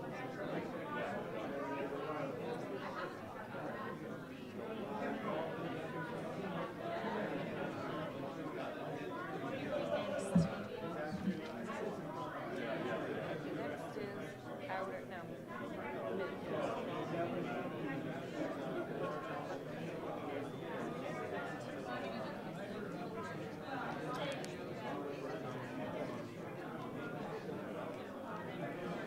So what are we having for lunch tonight? Oh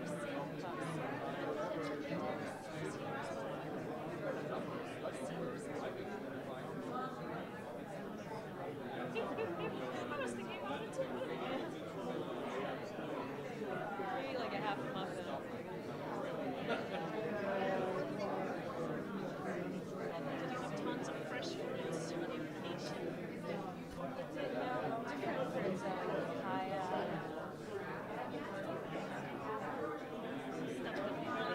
My kind, fresh pineapple. Did you just island hopping too? No, we just stayed on the island. Yeah, my mom had she'd been there once before. She had already done like airplane flyover. She doesn't like helicopters, so when I go back, I'm gonna take a helicopter back.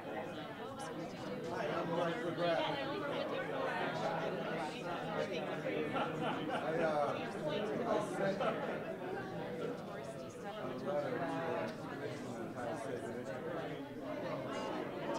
the At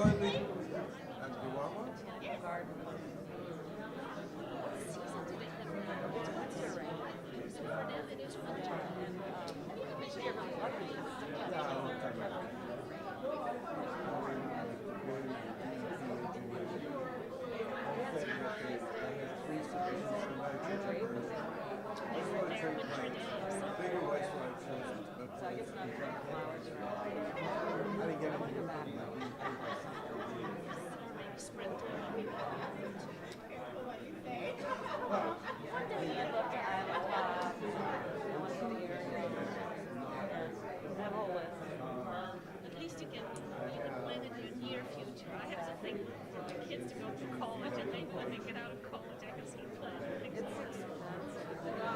Flight wasn't too bad because gas is good right now, but it's really, really overflight.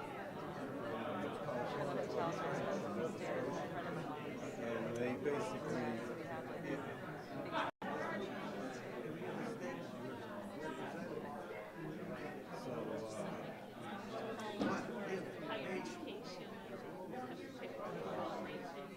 Scholarships. We'll see.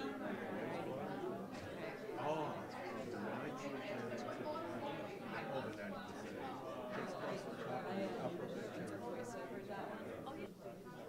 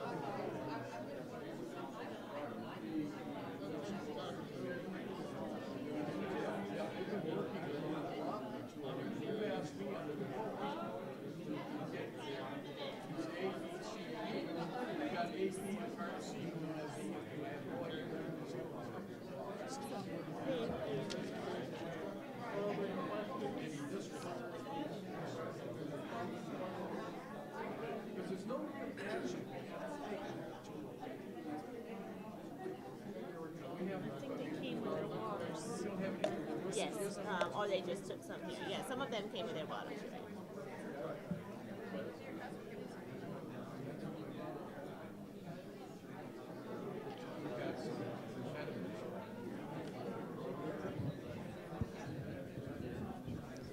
Mic check. Is that on? Mic check. I can barely hear it. I know.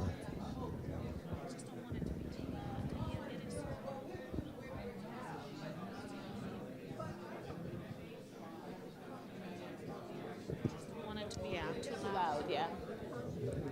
If everybody could start taking their seats, we're going to get started so we can stay on schedule. Thank you. Just trying to herd people in. Yes? Back in? Think.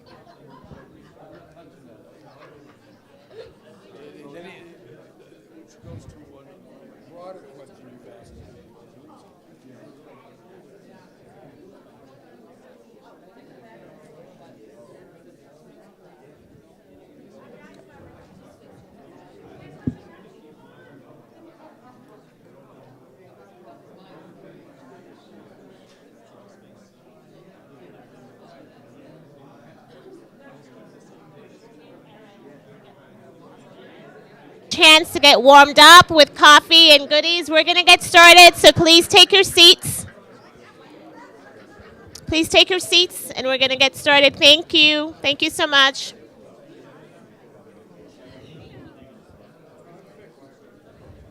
Could you please close that door for me? Thank you. So as we're taking our seats, I just wanted to prime everybody for the discussion that we're going to have in this session, and we're going to be talking about non-nitrogen issues. So as we've done before in the other two, we're going to cue up the discussion with an introductory video to kind of set the stage for what this aspect is going to be centering on, and then we'll flow right from there into the discussion questions to get your ideas of what you'd like to see, what you think about what's been thrown out there for consideration, and continue to capture all your great comments as we have been doing through the notes. So let's start with the video first. Thanks.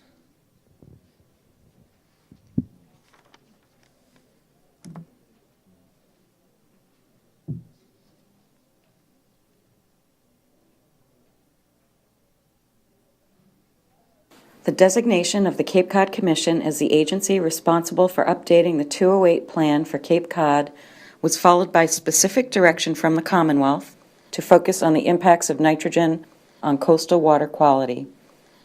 Nitrogen affects both public health and environmental health, but the concentrations that trigger noticeable impacts vary greatly. In very small concentrations, nitrogen has a profound influence on the quality of coastal embayments. Eutrophication, a process where water bodies receive excess nutrients that stimulate excessive plant growth, is prevalent on Cape Cod. Therefore, emphasis was placed on the issue and the 1978-208 plan was updated. The update recognizes that there are other factors that impact both public and environmental health. Phosphorus, along with nitrogen, is an essential element for plant and animal growth, but in excess can lead to the eutrophication of ponds.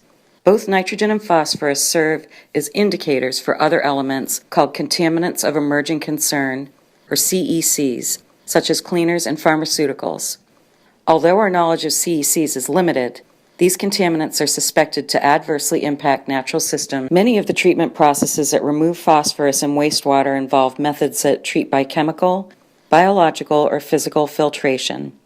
Other approaches may be needed to treat impacted ponds and lakes within the water body and to prevent or reduce phosphorus from entering the environment.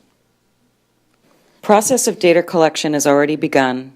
Many of the technologies identified in the Water Quality Technologies Matrix are known or expected to manage phosphorus. Technologies that utilize natural systems to uptake nitrogen may also prove useful in managing phosphorus. These include constructed wetlands, hydroponic systems, phytoirrigation, and stormwater systems that use plants for treatment, as well as permeable reactive barriers and fertigation wells. There is an opportunity as we deploy these technologies around the Cape to study their performance for contaminants other than nitrogen. Adaptive management is a critical element of implementing the 208 Plan update, and it relies on the collection of high-quality data to inform management decisions. Monitoring will provide baselines and metrics for adjusting a watershed approach through an adaptive management plan. Implementation of watershed plans will be an iterative process that allows for greater levels of refinement of technology approaches to ensure that we meet our water quality goals as efficiently and economically as possible. In cases where pilots suggest that a technology will not perform as hoped, adaptive management will allow for modification using different or more certain approaches. We know that managing phosphorus and other contaminants will be important into the future.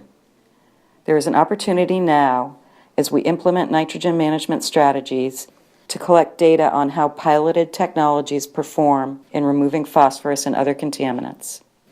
It will be critical to identify and implement monitoring protocols that address all priority contaminants of concern in order to remain adaptive as we protect our water resources into the future.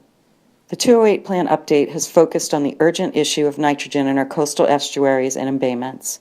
As we move forward with implementing this 208 Plan update, we will need to be thinking ahead to our interests and goals. There are opportunities now to incorporate data collection into the deployment of nitrogen management strategies that will put us in a better position to address other contaminants of concern on Cape Cod in the years ahead.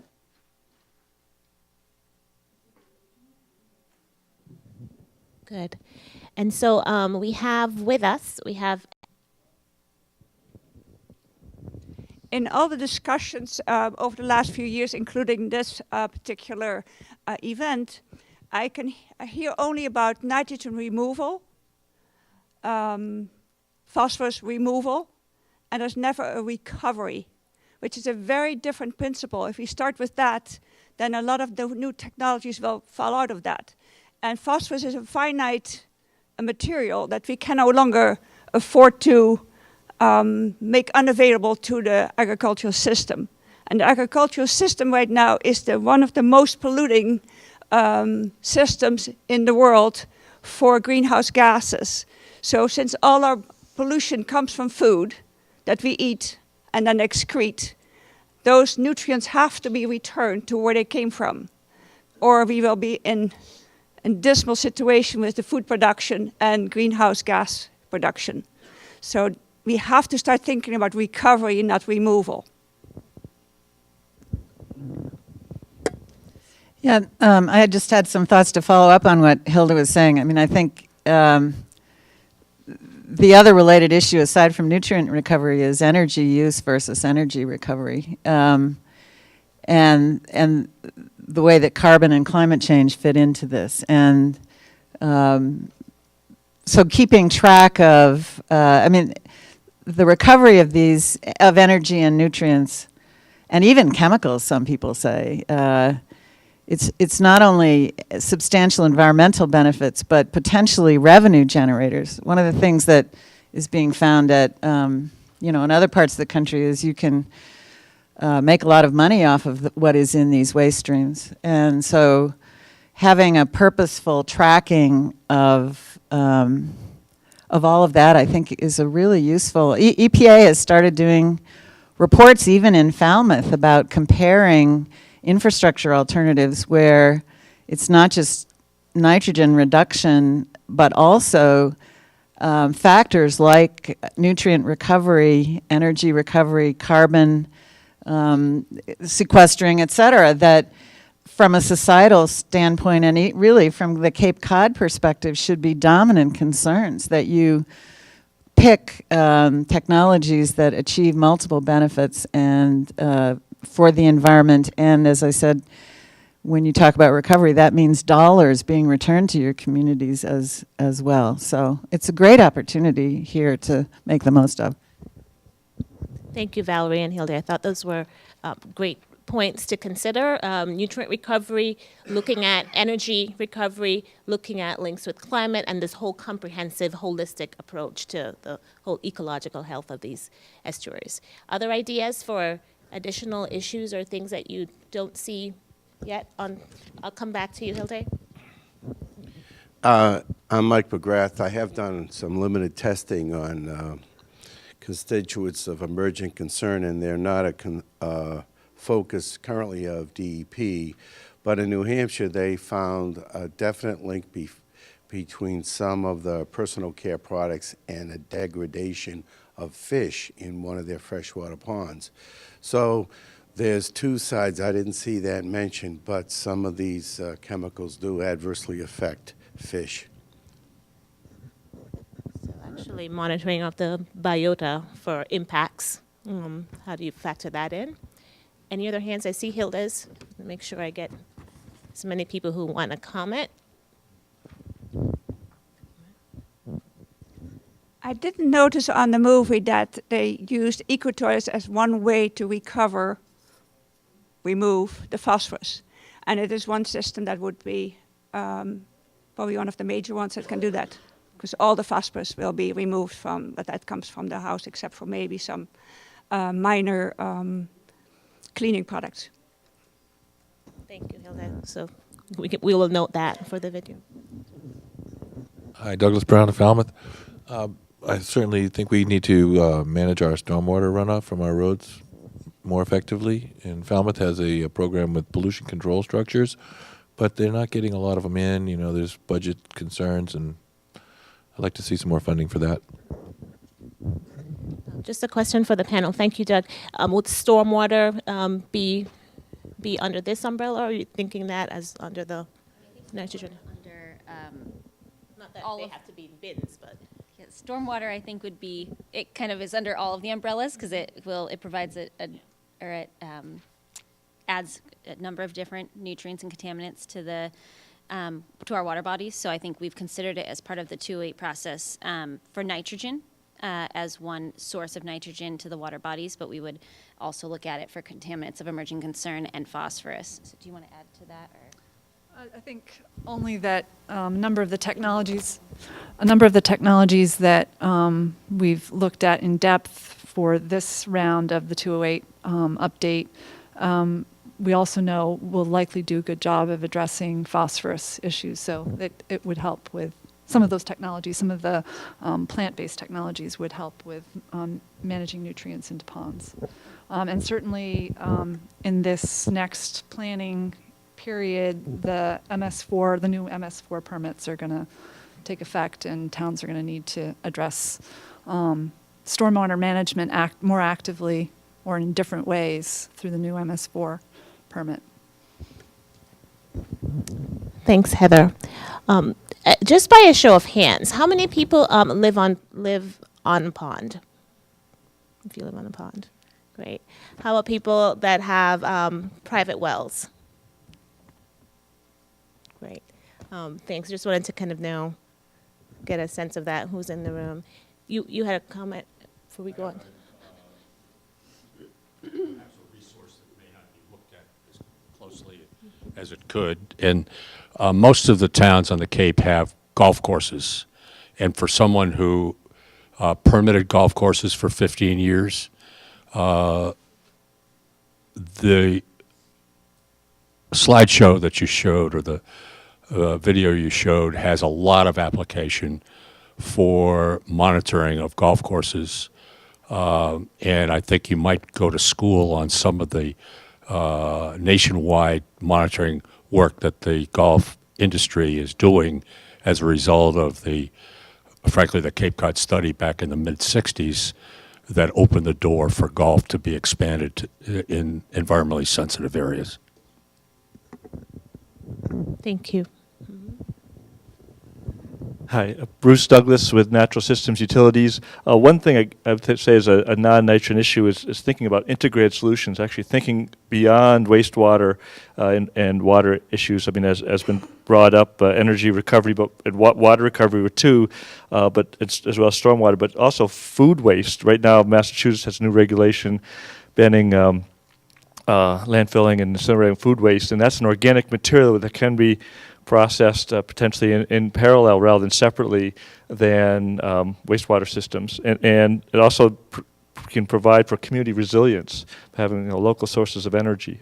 And just as an aside, so there are systems that water and energy recovery are being built right now. So it's not just being energy efficient and wastewater treatment, but it's also looking for where you can get revenue from the resources that you're managing and reuse the water and reuse the energy that's inherent in that wastewater.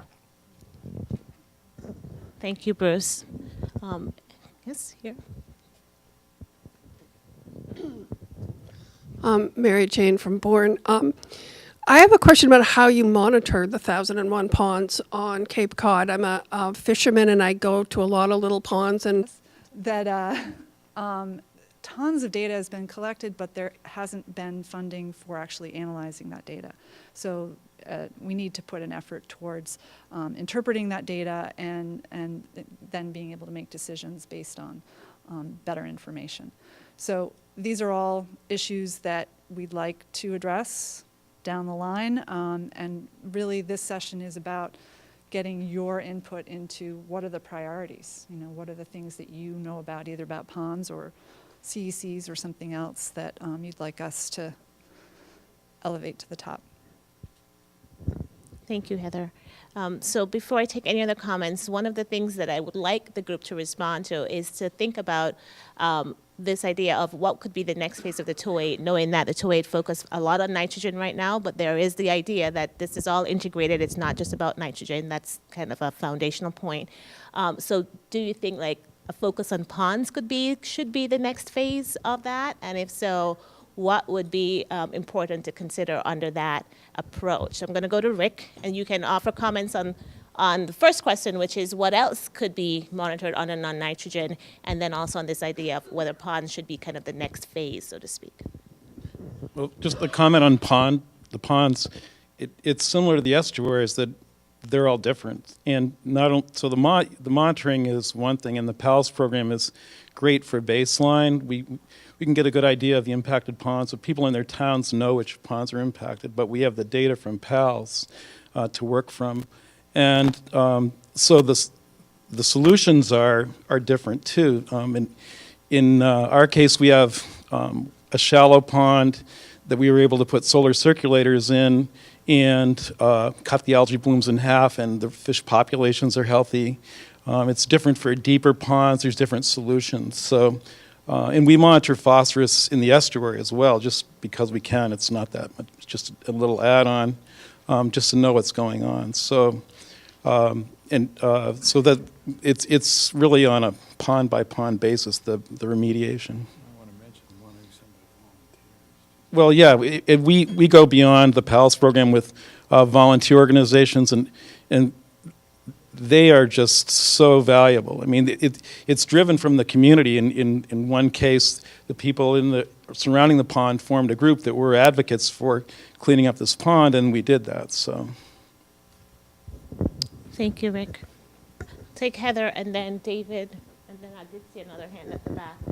Just a quick note on that comment. We also learned an interest in one of the other groups was sort of a clearinghouse of what other towns are doing to address problems in a specific pond. So I think this is something I'm very interested in, is trying to compile what towns have done, what's the nature of the problem for a given town, pond, and how did the town address that problem, what was implemented, and a variety of other sort of data points to help share our information across the Cape. Thank you, Heather. David, and then I did see a hand. The person who had their hand back up. I was just going to mention you might want to use the case study of Ashumet Pond at Joint Base Cape Cod, where they addressed the phosphorus problem with a permeable reactive barrier along the shoreline and alum treatment of the bottom sediments, and they've also addressed the nitrogen and algae bloom problem in the summer, so the water quality is improved, and also the recreational fishing. Jerry, and then we have a few minutes, about 5 minutes to wrap up. So I would like to hear some ideas or comments about the issue of whether ponds could be the next phase. Jerry Patamas regarding CECs. We all know why we're not doing them. But the county should come up with 3, 4, 6, no one will like which one, certain number of pollutants and start an effort to monitor them. They won't be the right ones out of thousands. Everybody seems to be doing caffeine, and there's 3 or 4 others. We are growing shellfish in waters that are contaminated with CECs. No one wants to talk about it because we don't have a standard for it, but it's there. So we have to start some type of uniform, pick 3, pick 4. Monitoring of freshwater ponds is great. If you do an integrated plan, you should be considering it, but the price of poker just went up. We monitor, we find a violation, we get on a TMDL list, we are now doing more. Not that we shouldn't be doing more, but, and then the third thing is, who's going to pay for all this monitoring? Monitoring is expensive. Thank you. Thanks, Jerry, for those thoughts.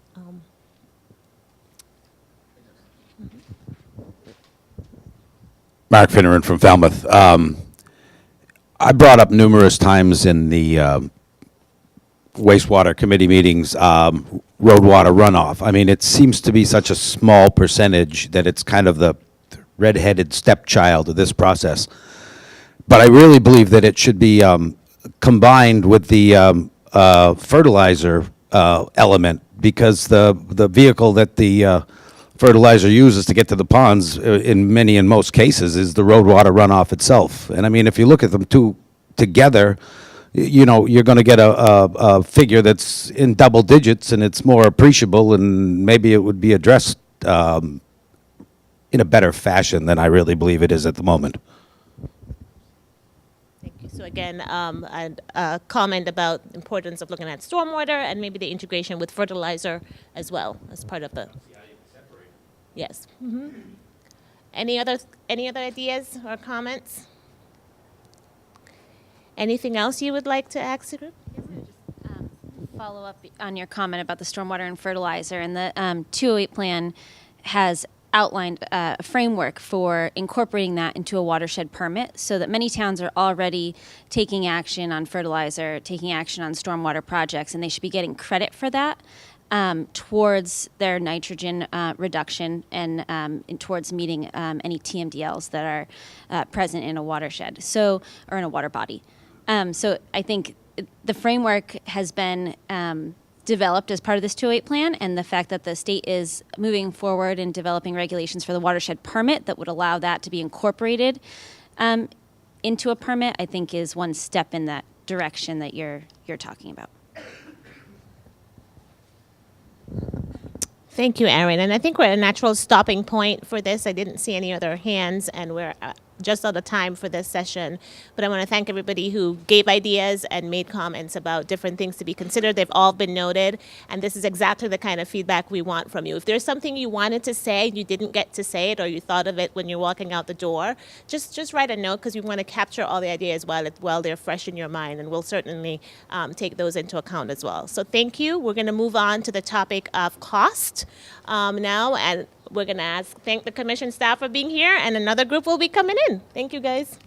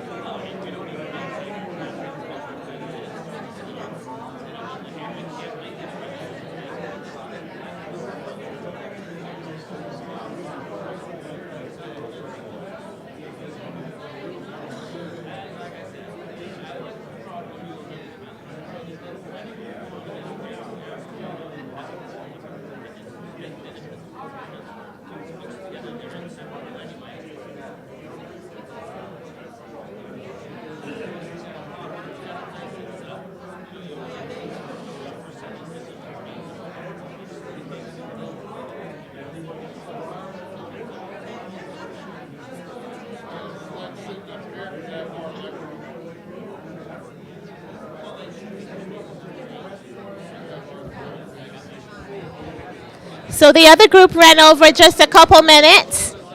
The Andrew Gottlieb, he's making his way here, and we don't want to start the video without them here in case you have questions. So go back.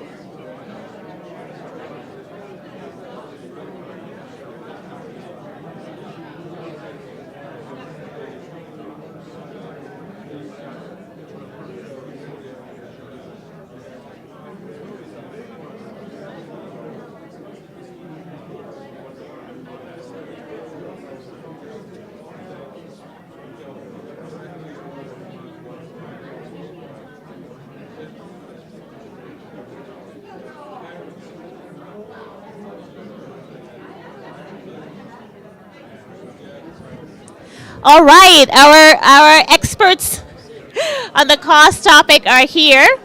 So if I could have everybody's attention again. You had some extra time for break and conversation, which was unexpected, but still a good little breather. We're going to go right in, since we've lost a couple of minutes, we're going to go right into the intro video. Did I lose Carol? Oh, she's right there already. And then we'll go right into our questions as we have been doing. Mm-hmm.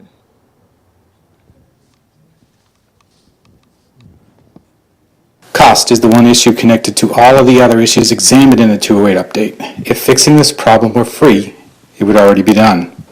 But cost isn't only about the expenses related to capital building programs. The discussion in the plan starts with an understanding of how much we currently pay to treat our wastewater, suggests approaches that make sure we don't build what we don't need, examines different options for spreading those costs among everyone that benefits from clean water, and includes a sober look at the costs we all will pay if we do nothing to solve the problem. Currently, most property owners on Cape Cod maintain a septic system. The cost to maintain a septic system may be intermittent to most owners that only pay to have their tanks pumped every other year or so. The owner is also responsible for replacing the system when it fails. These costs on the Cape can range between $15,000 and $20,000 or more. The average life of a Title V system is approximately 20 years. Annualized septic systems can run the average homeowner $750 to $1,000 a year, but the irregular pattern of costs leave many people feeling like their cost is zero. For those relatively few Cape Cod properties connected to a sewer system, the average rate on Cape Cod is $596 a year. It's helpful to understand a few more numbers before we continue. Cape Cod has a year-round population of 216,000 people. That number can triple on any given day between Memorial Day and Labor Day. In fact, over 7 million people visit the Cape every year during those 4 months. The Cape accounts for less than 4% of the state's entire population, but is home to approximately 20% of the state's septic systems.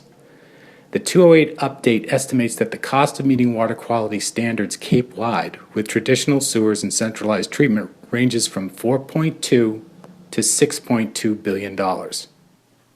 These high costs are due to a number of factors.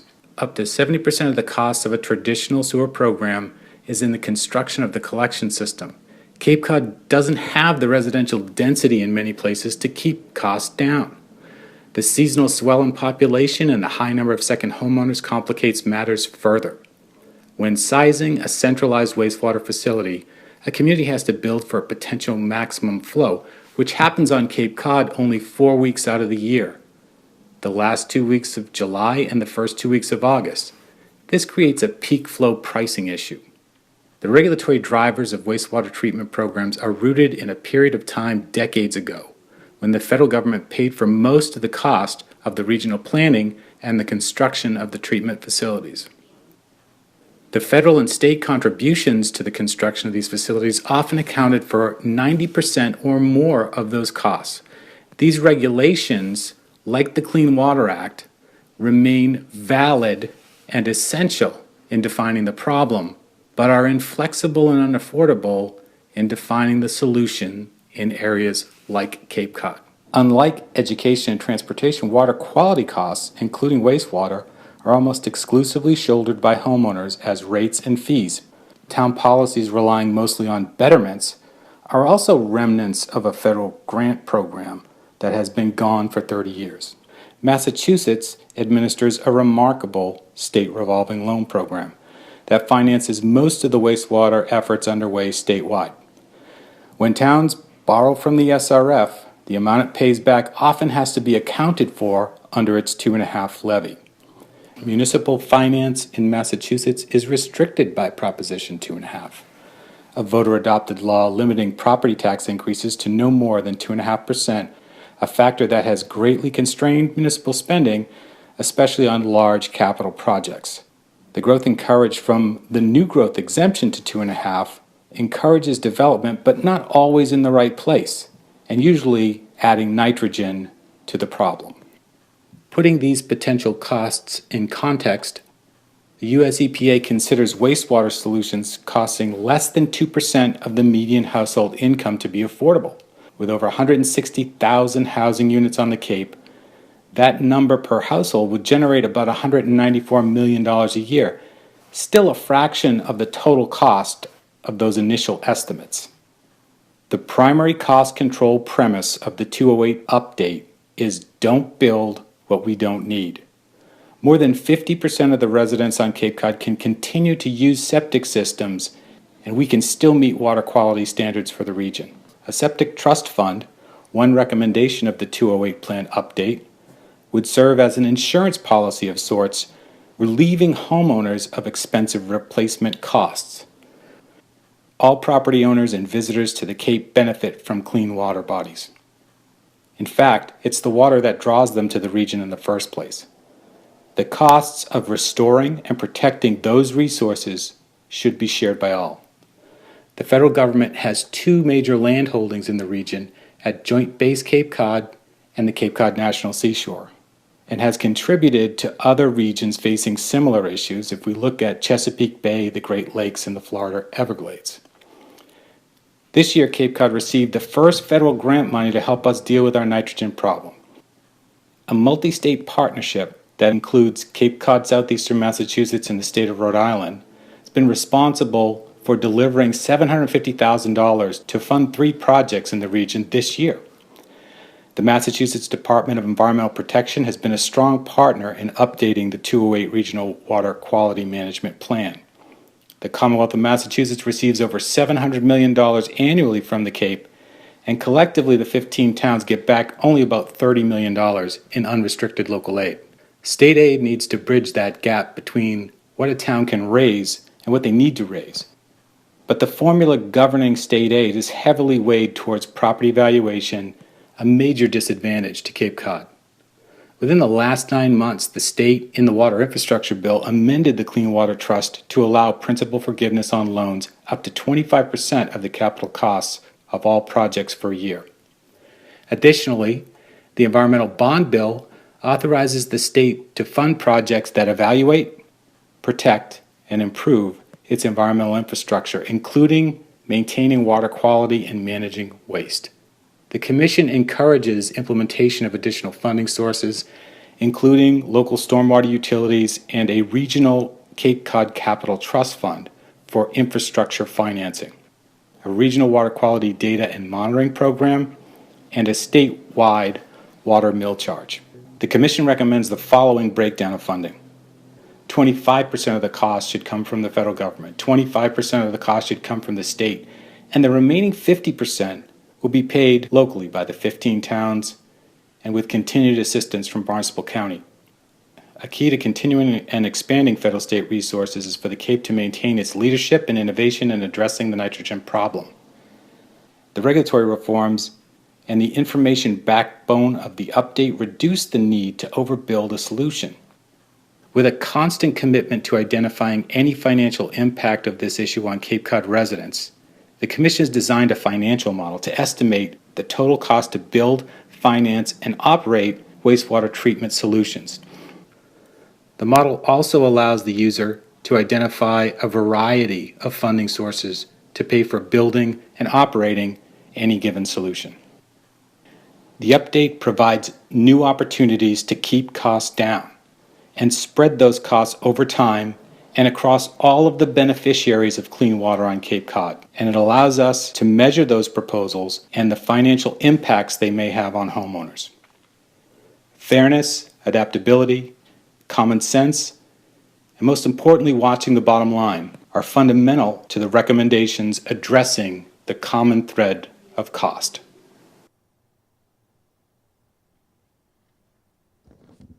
Great.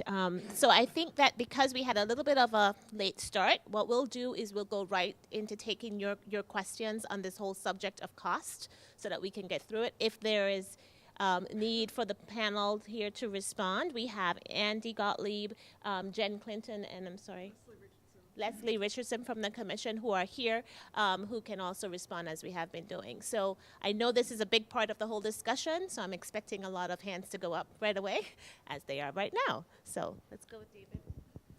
I was just going to say you need to have a balance between costs and benefits. I was just going to make two comments on the benefit side. If you consider the economic multiplier effect, which standard economics utilizes, it compares the infrastructure investment to the direct, indirect, and induced economic benefits in the local community. So if we can contract this stuff to be done locally, we'll get more return from businesses in the town and the county. The second aspect is if we do habitat restoration, there are various ecological economics indices that can help calculate the value of the natural capital restored and also the ecosystem services. So you need to consider the benefits we'll receive as well as the costs that are going to be incurred. Thank you, David. Don Pickard, Town of Bourne. Why would you only go for 25% from the state and 25% from the feds and 50% from us for the towns not that we're going to get anything anyway, but,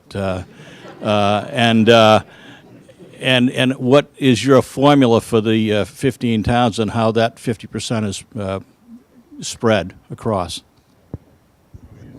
Yes, please. The question was, how we came up with the numbers. I think if you look at spreading out the cost over the duration of the plan, which assumes a 50-year implementation program, and you apply the federal affordability of the 2.5%, that gets you to handling, spread out over 50 years in the aggregate, as a rough number, that gets you to the local share being about 50%. And frankly, in terms of pursuing the allocation between the state and federal governments, we had a couple of different perspectives on it.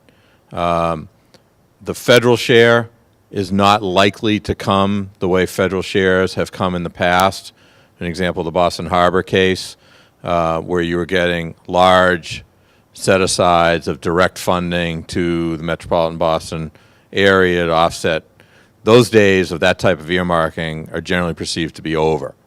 And so we were looking at the federal contribution, again, writ large across the Cape, as being, rather than the big check, how do you get the federal government to make strategic investments, perhaps in Joint Base Cape Cod facilities associated with the National Seashore, that serve agency purposes but also can be expanded to serve the needs and interests and therefore offset local costs. So that we're looking at it that way. In terms of the state, while I accept the skepticism. We've already successfully seen in the environmental water infrastructure bill that passed last year the ability inserted for the state to provide forgiveness of principal of loans up to 25% of the cost of the project. So the statutory authorization actually now already exists based on the premise that we put forward in the plan for the state to make its 25% share available to communities that are going through the SRF program. So it's an uphill fight, but it's not, we've already seen success legislatively. Thanks, Andy. Okay, I will take Mark and then Dave. That's all well and good. In Falmouth, we just passed by a slim margin sewering one of our watersheds, and 70% of the burden is put on the homeowner. In round numbers, what does all that mean to me as far as a reduction in cost? Do you have a related point, Deb? No, a different one. Yep. Okay. Just a couple points and then maybe a question. I think one of the key questions that needs to be answered is if in a worst case scenario we can't convince our public to support some of these high cost things, when will the EPA and CLF step in and sort of give us a drop dead deadline, for lack of a better word, when you're going to have to hold that over people's heads to try to get a decision? A couple of points that I think are really important for us to remember. Look at the history that we've had on the Upper Cape compared to the other regions of the Cape. The meetings that Tom and Julian and Joyce and I go to, the Upper Cape towns share services and have found regional solutions to problems that no other region on the Cape have done, largely thanks to the base.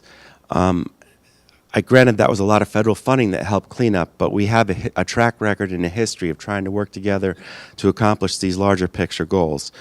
Two other points I think we need to think of in terms of financing. Last year, the state approved a new authorization that municipalities could enact where, exactly the same as the CPA, we could adopt a 3% surcharge for water and wastewater infrastructure.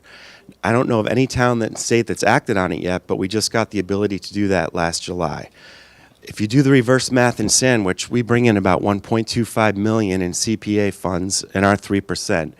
If you do the math on a 20-year bond for infrastructure, it's roughly, you just add a bunch of zeros, we'd be able to fund about $12.5 million in repairs on a 20-year bond. That is a head start. Granted, we'd have to, get the public to do that, but that's something we should look at. And then lastly, and this is, people may think this is really outside the box, but in like, the conflagration scenario when we have one last chance to make a decision and we all go to town meetings and we get turned down for funding these larger things, but there's this big thing overhead that's going to be implemented. Don't forget that water districts are separate and outside Proposition 2.5. And I hate to even raise it, but if push comes to shove, maybe we have to talk to our water districts to become water and wastewater districts. Then it takes a vote of their annual meeting. There's no such thing as a town meeting, and there's no such thing as a ballot question. And then lastly, I know I'm rambling, but lastly, last night when we talked about, when I'm on a roll, the examples that were given last night about Lake Champlain. I grew up in upstate New York. To get debt issued in upstate New York, you have to get your board of trustees, similar to our board of selectmen, but not even as powerful. You have to get your board of trustees to okay the debt. There's no such thing as a town meeting. There's no such thing as a townwide ballot vote. It's drastically different. So when they gave the example, the CLF last night, of Lake Champlain, it's not apples to apples. And dollars to donuts, if we approached and did some research, which we haven't had time to do because it was just last night, I bet you the state of New York and the state of Vermont had a significant money going to address the problems in Champlain. And then we all hear the rumors in the federal government about, look what happened with the Potomac area when they had those embayments that had to be addressed. At some point, I know we all try to pass the buck on to other levels of government, and I know we're all going to have a share in the game, but I think there's some out-of-the-box things, if push comes to shove, we're going to have to look at. But this is the most obvious statement in the room, trying to get your public and at a ballot question to support 50, 100 million, 200 million, it's going to be exceedingly difficult. Thank you for all those great comments. He was on a roll, as you said. I saw a couple different hands. Can you just put your hands up so I can just mentally note where they all are? Okay, so everybody be brief and so we can get to everyone. I'm an iconoclast. I look at the nitrogen loading to the estuaries coming from the near shore. It would seem to me that we should be adopting regulations that require them to measure the nitrogen and set a goal of what the concentration of the nitrogen can be from that lot entering into the estuaries. If you did that right, you're basically putting the burden on the people that are causing the problem, and that would save a lot of money. Thank you. Wynn, Valerie, and then the back. I just noticed toward the beginning of the presentation, there were two figures put out, one for the cost for the homeowner of septic systems of $750 to $1,000 a year, I think, and the other was the cost to homeowners of the sewer systems that exist on Cape Cod now of $596. Did that sewer cost, was that a yearly cost, an O&M cost that they paid per year? Okay, so it doesn't include building new sewers and so forth. The yearly rate does not. To the extent that the rates are recapturing a cost of the capital investment, it does. But if there was some portion of those systems that did not show up on the rate chart, it was either recaptured through betterment or tax assessment, it would not capture. The rates in Falmouth, which has one of the largest systems, is not recovered. The capital is not recovered in the rates. Each town did it differently. Oh, okay. Mm-hmm. It's an aggregation of So. Of the 4 PPWs and their rates. So it's not apples to apples yet. No, not entirely, no. Valerie Nelson, Water Alliance. So I'd like to bring up the whole topic of innovative financing sources, whether it's other federal agencies, state agencies, nonprofits, private sector. A lot of these sources can go towards the non-traditional approaches, particularly pilot projects and either restoration or innovative technologies. But there's just a tremendous amount of possibility from whether it's a new real estate development. I think they're talking about this in Sandwich, where they can help finance for themselves, but also a downtown area. Whether where you can put conditions on those new developers, whether it's when you're looking to try out composting toilets or innovative systems that do a variety of things, there are so many federal and state funding programs, not the SRF program per se that can help, but green schools, green hospitals, green affordable housing, churches that want to do these things, Audubon Society with composting toilets. Any town, I think, would really benefit from looking to these other sources of financing to really pitch in and do the funding for all of the, especially non-traditional, but not exclusively, because, and also when you get into energy and nutrient recovery, companies like Natural Systems Utilities are using private capital to finance the construction of the treatment plant and the nutrient recovery system. So I know there's for decades been a reliance on the SRF. The Cape Cod Commission has, through Andrew, great links into that system. But there are a slew of other financing sources that can bid, operate approaches to infrastructure development, and the design, build, operate approach has been shown to be much more cost effective. And that will take some legislative maneuvering to make it happen, but it could really shorten both the timeline and the cost of projects by using design, build, operate as an alternative. Thank you, Bruce. Tom? I want to go back a little bit, because as we talk about all of this financing mechanisms and some of the things that we have in it, if you go back to the regulatory piece a little while ago, and if the municipalities are going to be charged with enforcing that regulatory compliance, that is going to add a fairly substantial burden to staff that we currently don't have, and we need to have a funding mechanism somehow to make that compliance work if we're going to incorporate all of these regulatory pieces as we move toward a complete plan. And just to dovetail on Bud a little bit, if you look in when those were done up at Champlain and those type, for New York and Vermont, I am imagining that that was prior to the end of earmarks.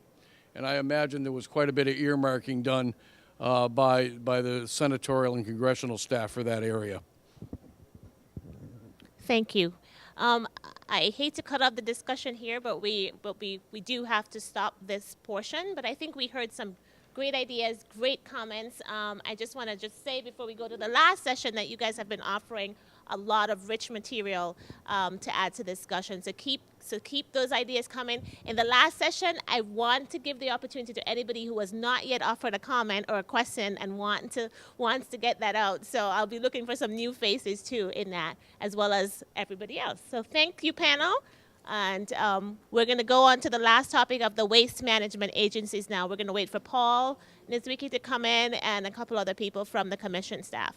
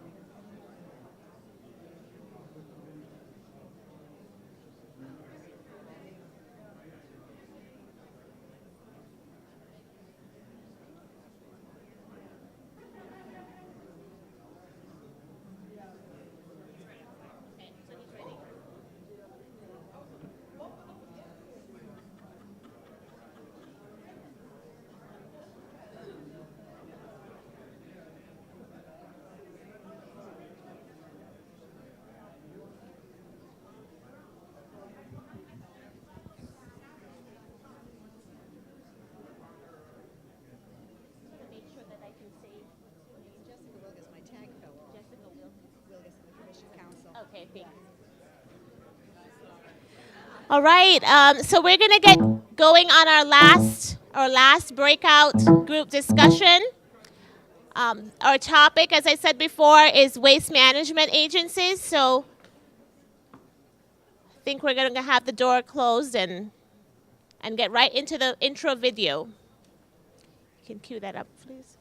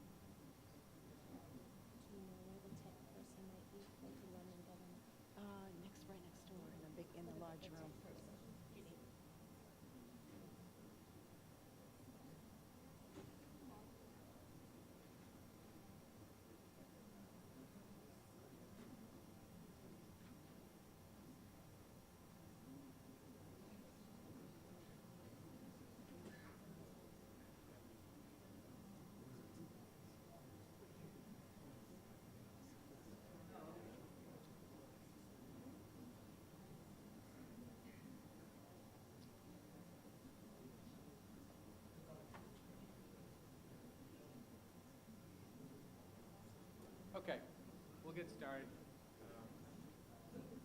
The technology will have to catch up.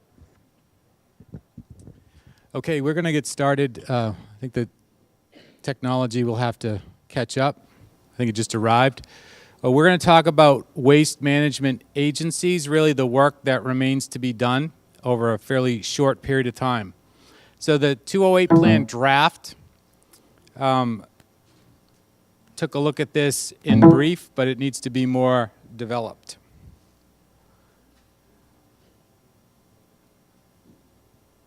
Does it work?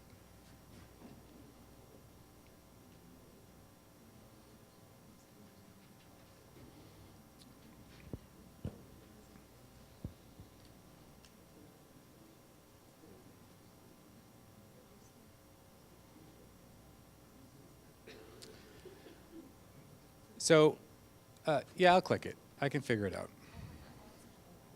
Okay, yeah, no. This is the Federal Water Pollution Control Act, known as the Clean Water Act, 1972, Section 208. So Section 208 requires that the area-wide planning agency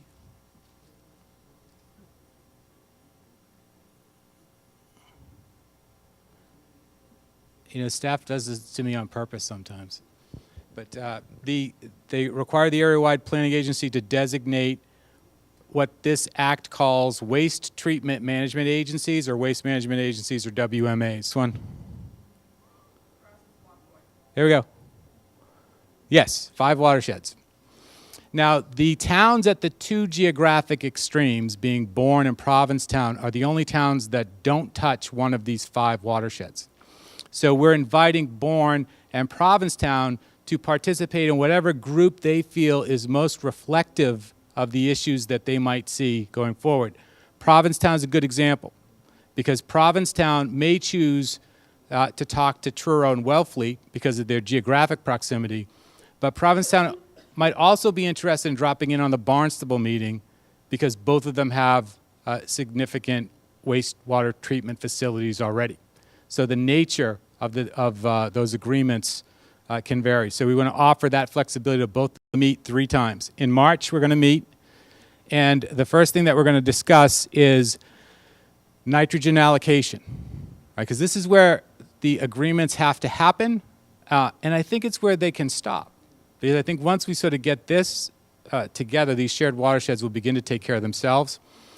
But once we start to associate how much of the problem is one community's in a shared watershed, then the rest of it can take care of itself. Because if you have 3 communities in one watershed, they agree on the percentage that they're contributing to the problem individually, and all 3 of them design 3 different systems in order to remove their percentage of nitrogen, that's okay. I think that meets the federal requirements. So that's sort of the nature of the discussion. Now, it could be, once we assign responsibility and the communities talk about this, that they start to talk about the most cost-effective ways to do this, and that might mean building infrastructure in one community and not in another, and different ways to participate, but that's a local discussion. I don't think that's necessary in order to meet the requirements. So that's where we're going to start with nitrogen load allocations. There are also other issues that we have to take care of definitionally. For example, Sandwich has 17 watersheds, but they've got such a little piece of some of them, and then some of the larger ones are really subject to the jurisdiction of the federal government of the Joint Base Cape Cod, so Sandwich shouldn't be responsible for those. So we have to definitionally make sure that we're defining responsibility correctly and that we account for de minimis contributions in a way that doesn't obligate a community to be part of a discussion that they don't need to be part of. So those are the nature of the discussions we're going to have at the first meeting. In the second meeting, we are going to move into these watersheds and we're going to have tabletop discussions with the communities around the table in these watersheds, and we're going to run through watershed scenarios, not for the purpose of trying to put together an actual plan that anyone's ever going to build, only for the purpose of showing the different types of scenarios that might be possible and the different types of solutions. And we're going to do this for a couple of different reasons, but I started this discussion with the Mid-Cape earlier. In the Mid-Cape area, there is the Bass River watershed, which is a shared watershed, and has a significant problem. It is shared between the communities of Yarmouth and Dennis, who have a long-standing, less than friendly relationship on a regional basis around educational issues, right? I just came from the Lower Cape. They have some history with the Tri-Town septage facility over there. So, track record on some of these regional agreements is not necessarily that great. So what we want to do here is vet those kinds of issues. We want to learn from the mistakes of the past. We want to run through actual scenarios and actual watersheds so that we don't come to some agreement on issues that are going to have unintended consequences that we haven't thought about. So that's the purpose of this second meeting. It's the purpose of going through this sort of tabletop exercise. I think some of the tools that we've developed will help us do this in a more expedited fashion. And then we're going to move into May. And at the request of the Water Protection Collaborative, we're going to bring the lawyers into the room. So we're going to bring in outside counsel, and we're going to use, because we're not subject to the 30B procurement laws for legal services, we're going to use probably Copeland and Page or someone that you have some familiarity with already that has some objectivity. And we're going to let you ask them questions about some of the things that we've discussed. What's the nature of an IMA? Could we structure an agreement this way? What if we created this something over here? And allow you to ask those questions directly of the lawyers, and then for us to get that sort of feedback too. And with that information, I think we'll be able to structure WMA designations that will meet the federal requirement. And so we would do that in June. So that, in short, is what we're going to try to do, what we have to do over the next 3 months.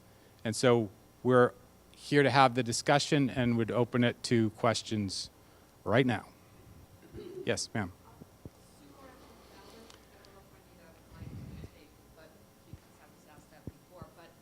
There's a nice model memorandum of understanding that might have some analogy here with respect to the Wacoit woodlands and land area.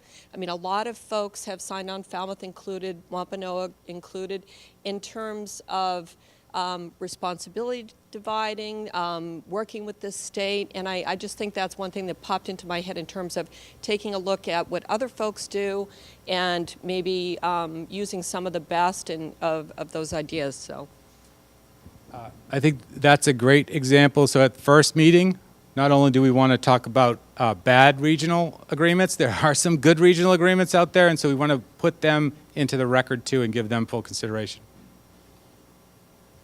Tom. A couple of things. Are you talking about the wildlife refuge MOU? Just wanted to clarify that. It's relative to the Mashpee National Wildlife Refuge. Second thing, I'm disappointed that you've eliminated the water districts out of hand, because we have a water and sewer district legislation proposed and approved and up to a ballot in May, and that makes a lot of sense financially. As a matter of fact, in the previous session, Bud Dunham brought that up as a much better way to go in terms of getting the financing rather than having all kinds of Prop 2.5 votes fail. So didn't appreciate that. But I don't know if this mic is on or not, because I'm speaking right into it. Oh, you made me forget my third. You son of a gun. Well, no, I was talking about water and sewer district, but I'll raise my hand when I remember again. I'm getting old. We haven't discounted anything. The 15 towns, I think, are a logical starting point. We do that because it makes most of the sense when we look regionally. If you want to have a discussion of districts, there was a discussion in the Mid-Cape region about 2.5 constraints. Then we're open to that discussion. We're open to that process. We also want to design a process that is flexible. So one that you could change the nature of a WMA at some point. There's going to be an annual update requirement to the 208 plan, so we could revisit it at that point too. So we haven't discounted it, but we have picked the 15 towns as the starting point from my perspective, but I'm always willing to be educated. I remembered my last question, but before I get to it, my last issue was that you picked 5 watersheds, but you ignored one where all of this work has already been done, the Papaneset watershed, where the state did the pilot project funded by EPA. I mean, there was the shares was worked out. There was the beginning of an IMA between the towns. So I'm not sure why that's not part of this step.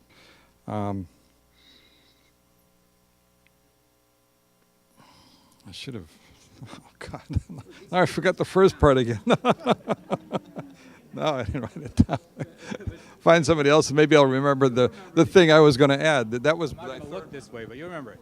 But I do want to address that issue because Pompanesett, I'm looking at you, right? Pompanesett is a great example of a starting point. So just because we haven't, those watersheds were selected because it required the fewest amount of meetings that involved the most towns. So there was a very practical selection of those. Pompanesett will be incorporated into the first meeting as one of those starting points. What have we learned from? What is it? I'll repeat it for you. I'm not giving you the mic back, though. On the record, just that if you're going to have multiple towns in a water management agency, there's no reason that there couldn't be an additional party signed on to that, which would be the water and sewer district. I think, yeah, could there be additional parties that would be signed on as part of that agreement? Yes. And so we're open for that discussion. Don. Don Pickard, town of Bourne, one of the outer lying towns that don't have geographic extremes, right, among other extremes. I don't know how many people were here last night, but Attorney Killian said that he didn't envision each town individually being able to become their own waste management agency. And I think you as the head of the commission have probably figured out over your first couple of years here that getting 15 towns together is going to be much like herding cats. So, and I have to say, it looks like this setup is by design. Upper Cape, Outer Cape. So, and as I think Bud said, I think this group here, towns that are represented, generally get along real well and have worked real well. We don't have that much animosity at all. Imagine that. But so, is it your position? Are you shooting for this as the? Are you shooting for this as the model? No, not necessarily. We grouped the 4 regions at the beginning of the 208 process. Geographic proximity again, just to try to maximize the amount of time we had in the meetings and for formal structure. Having said that, completely aware of the Upper Cape's history around regional efforts, especially as it relates to the reaction to the MMR and the Upper Cape Water Supply Reserve. So again, there's a track record here with the 4 Upper Cape communities that around regionalization and infrastructure discussions that doesn't exist in other places. So would I be shocked if there were some larger agreement between the 4 towns on some level at some point? No. And this does not preclude that. This approach simply provides a starting point. Yeah. If this were to come to fruition and the 4 towns decided, do you see it as a political aspect, a member of the Board of Selectmen, or the town administrators, or Board of Health agent? Yeah, it's a structural issue, right? So that I think that would be a good question for you to ask sort of the legal team in the 3rd meeting. It's not something that I necessarily think is should be a regional concern. You know, we're trying to create a framework to sort of get the problem solved. So in a sense, I'm not particularly concerned with what solution you select locally, as long as it meets water quality standards. And I'm also not concerned about how you organize yourselves politically in order to do that, as long as you're taking action to meet water quality standards. So really the essence of the plan is to create that flexibility without being prescriptive, because I think you all have individual histories with one another. And you're going to find your own best path to do that. I'm trying to take that effort and line it up with the requirements in the federal act. Eric. Yeah, just down in the weeds a little bit here. I'm thinking of the Wacoit situation, and Sandwich has made it pretty clear that to the extent there's nitrogen going in there, it isn't from them. It's from the base. And the base has made it pretty clear that we're all sewered here at the base, so it ain't from us. I think the base has to be a party in this conversation, and my question would be, who represents the base, and is he in a position? Well, he and is he in a position to make commitments on behalf of the base? Mass Development runs a wastewater treatment facility out there now. Yeah,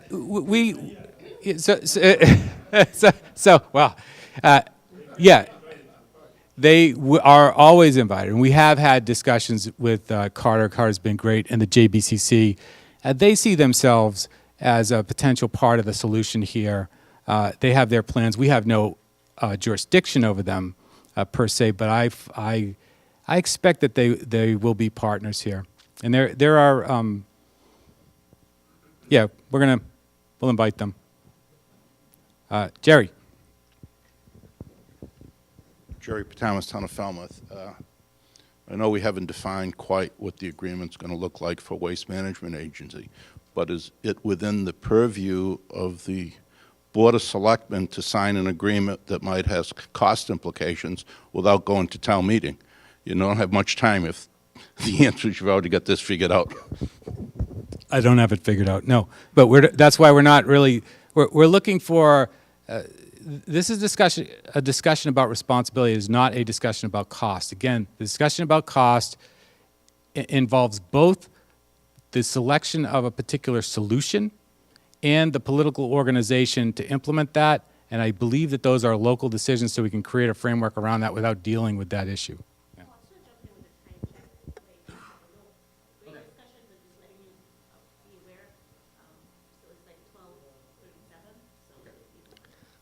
Mary Jane Mastrangelo from Bourne. From a logistical perspective, having waste management agencies that have the authority to implement by June seems a stretch, without starting with towns and then using the watershed teams to create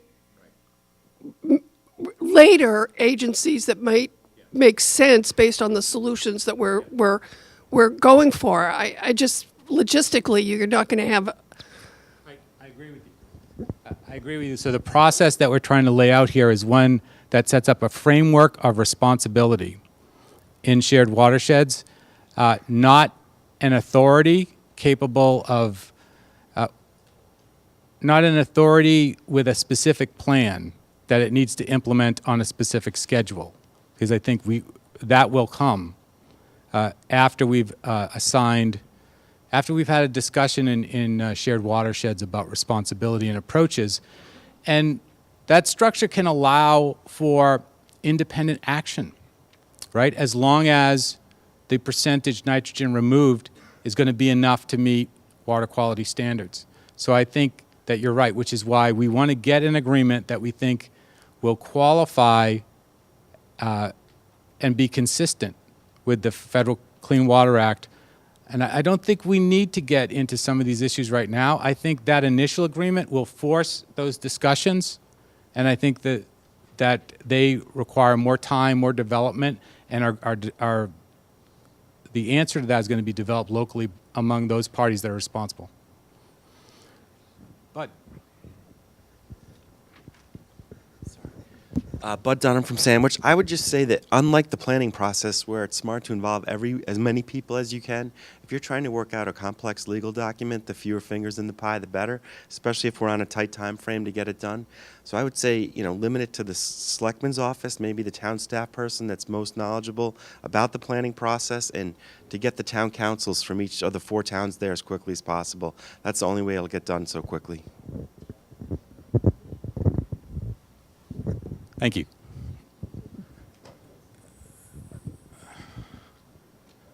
Okay, I'm going to go in the back here. Thanks, Paul. I just had a quick clarifying question. In terms of waste management agencies, if you have a watershed with 3 towns, is the expectation that you might name 3 towns? Yes. Or is it that it would be 1? No. The expectation for the starting framework is that we can name 15 towns as WMAs. With shared responsibility and shared watersheds. So that is the sort of initial starting point for the discussion. Sir. Hi, Paul Cleary. As I studied the plan and coming from the cost side and now the management side, one of the items is I'm with an advisor with the sports group that is hoping to bring the project to Sandwich. What I see potential, and a lot of the study we've done, is Upper Cape, there's a delta that you're really only 2% of the tourism inflow. So that 400,000 people who come to Cape, the expansion into that bucket with new development and with an assessment, say, with a convention visitor bureau tax. That's what is done a lot in, the Floridas and the North and South Carolinas. Just another potential stream of revenue that might help pay for the repayment of cost. Win. Paul, I'm hearing you say reassuring words to the effect that we will not be required to set up by June 15th something permanent, that there's plenty of room for change, there's plenty of development and so forth. Are you certain of how much we're going to have to set up from the point of view of the regulatory agencies above us by September 15? How much have we got to have online by September 15 from their point of view? How much in stone has got to be set? Well, nothing's permanent, Win. So we need a starting point, and we need a framework for this, but I can't speak for DEP, EPA, or CLF. You have the opportunity to talk to them all independently and ask them that question. I'm taking the same approach with this that we took with the 208 plan, which is to look at a region in Cape Cod and 15 towns that know that there's a problem and that have been acting to try to solve this in a way that they can, that's accomplishable, and to remove barriers that have been in the local community's way to the extent that we can remove those barriers and still be consistent with the federal requirements. And so that's why I think this is the starting point. I also, before I came to the commission, I came from being the assistant town manager with the town of Barnstable. So my perspective is a municipal one, right? And so I've watched this happen. I think that maybe I'm overly optimistic, but I don't think I am. I think if we create this general framework for these 15 towns, we're going to get the agreement, and we're going to get creative, innovative stuff that we didn't even think about. So that's the framework that I'm starting from. Mark Finneran from Falmouth. No offense to Bud Dunham, but just a quick comment. I think his recipe, keeping it to the selectmen and town councils, is a recipe for keeping people in the dark, or potentially. Thank you. Are we... Tom.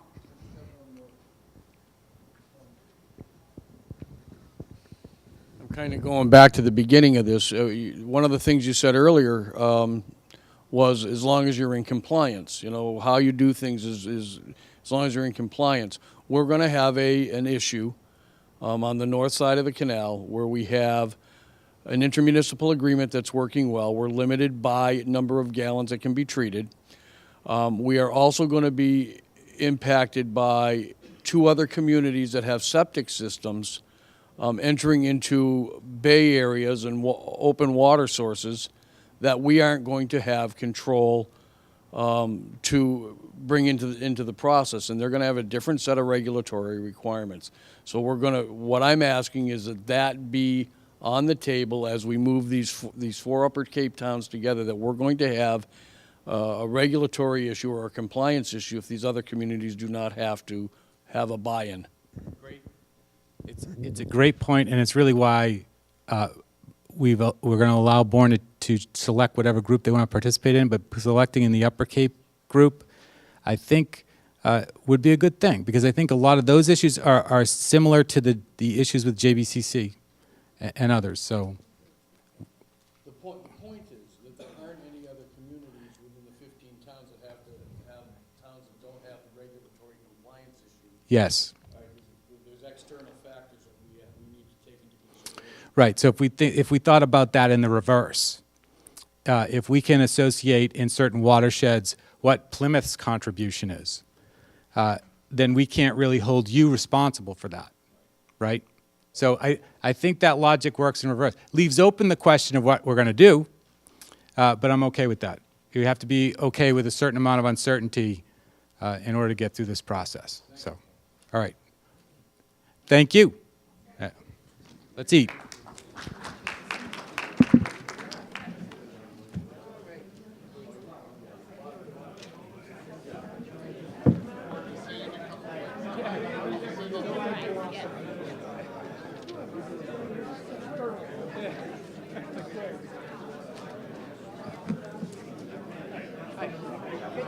Good job to you.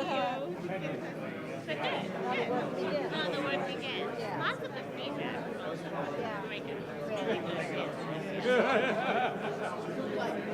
I thought it was going to be a small meeting.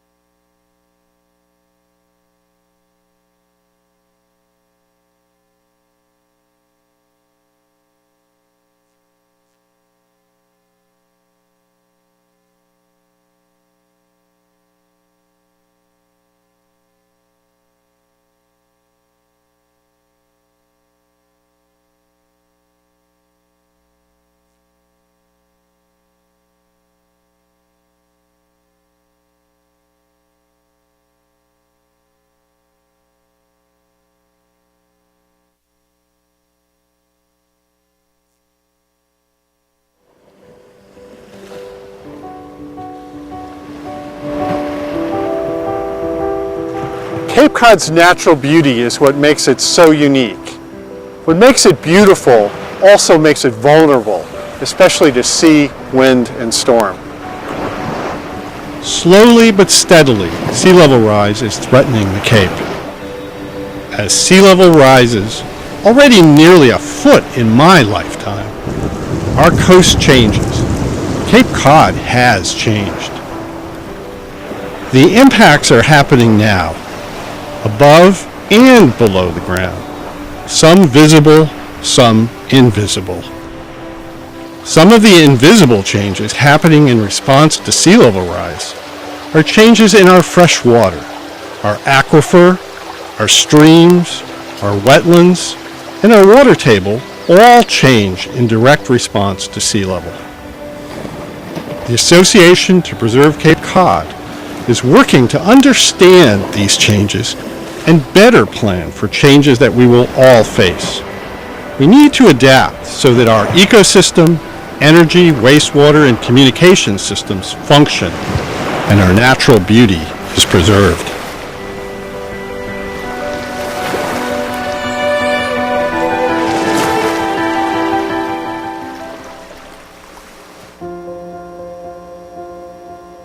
We moved down in 1967. New Silver Beach initially consisted of 10,000 square foot lots, lots of little postage stamp lots.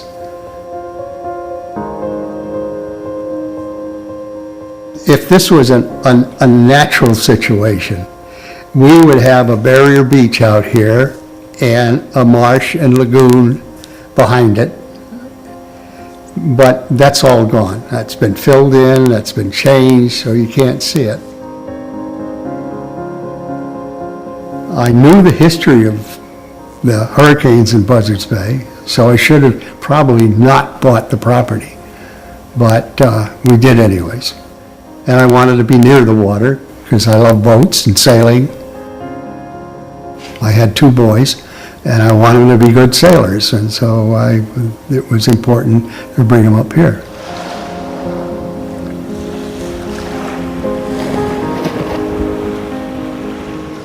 Water systems are connected. In other words, groundwater of Cape Cod is very much connected to its surface water, to the ponds and streams, and the groundwater and the surface water are both connected to the ocean. And what happens with the ocean ends up affecting what happens inland. Cape Cod is a sole source aquifer. It's been designated as such by the Environmental Protection Agency. It is literally the sole source of drinking water for the residents of Cape Cod. The USGS, in cooperation with the Association to Preserve Cape Cod and the Cape Cod Commission, is doing a study to map areas that are, if you will, close to the water table, less than 10 feet to water, under current conditions and under conditions associated with future potential rise in sea level, 2 feet, 4 feet, and 6 feet higher sea level than today. In some sense, the project could be called an inundation from below study.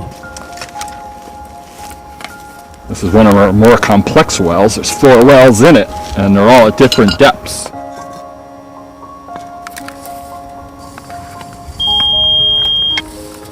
The objective is to characterize this whole aquifer from top to bottom to see what resources, both drinking water, freshwater, wetland resources, will be impacted.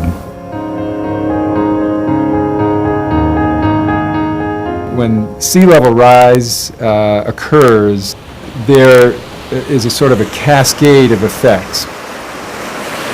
That freshwater lens that floats on the saline groundwater at depth rises accordingly.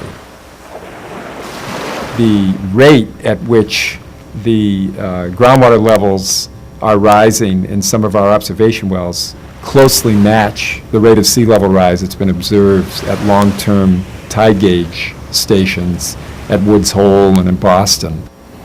10.76. That's a big issue for Cape Cod because we have a very high concentration of septic systems.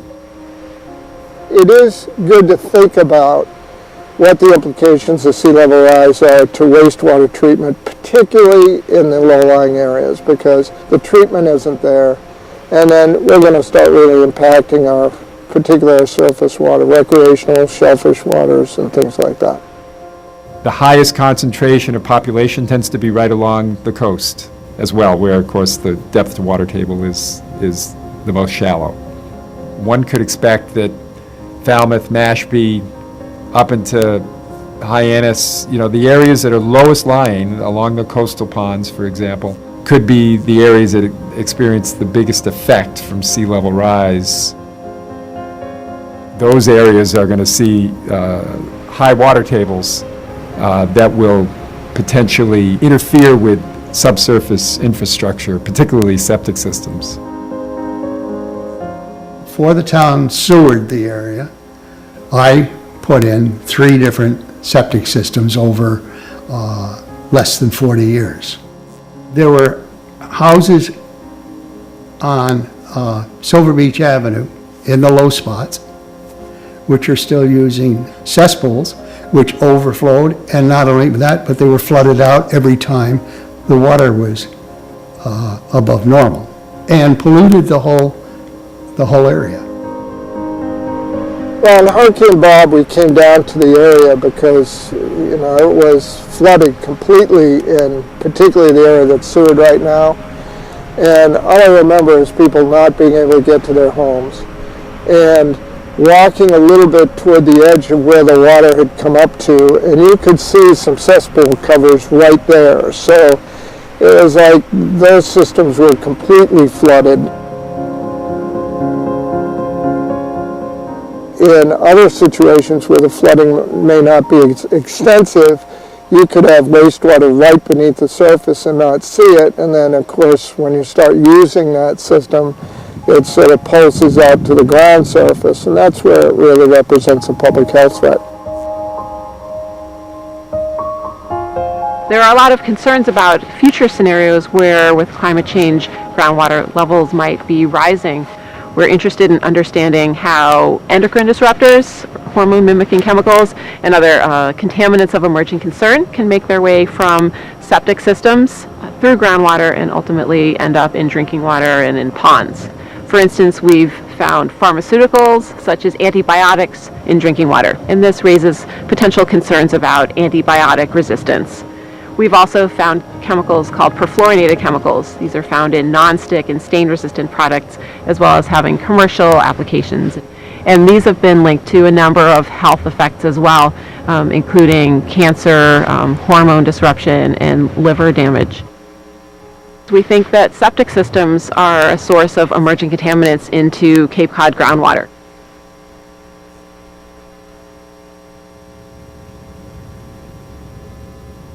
The wonderful ponds, streams, wetlands, and the underlying groundwater system are all connected to the ocean. And it's not a one-way connection in that it's not just fresh water that flows into the ocean, but the rise in the level of the ocean will be affecting the freshwater systems as well. We were pretty happy with these results. This is pretty difficult. It's not like the changes are going to happen in the next week or month. It's a long-term change, no question.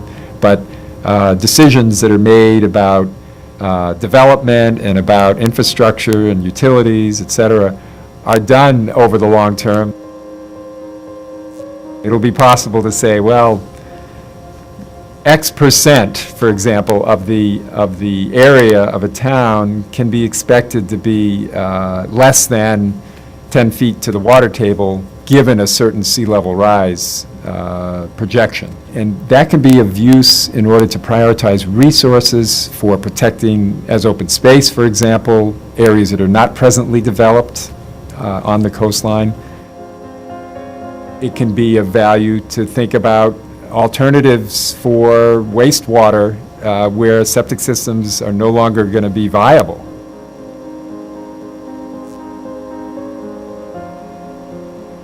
Sewer lines should definitely be located in areas that are not going to be subject to the groundwater rise, because sewer lines are subject to infiltration and exfiltration. That's the water coming into them from the groundwater, which then stresses the treatment plant, and water, of course, the wastewater exiting them, because that could be an area-sensitive resource, and that's sewage coming out of those lines. Our past work has shown that public and private wells that are located in more densely developed areas tend to have higher levels of emerging contaminants, coming primarily from septic systems. Efforts to conserve and keep open land near public and private water supplies will result in better water quality. We need to take realistic approaches in terms of coastal erosion, coastal flooding, and find the best solution to those problems, because they're not going to go away. They're not, and they're just going to continue and perhaps get worse. You just have to figure out how to live with it. As you have seen, there is more to sea level rise than coastal flooding and erosion. Luckily, there is time to plan and prepare.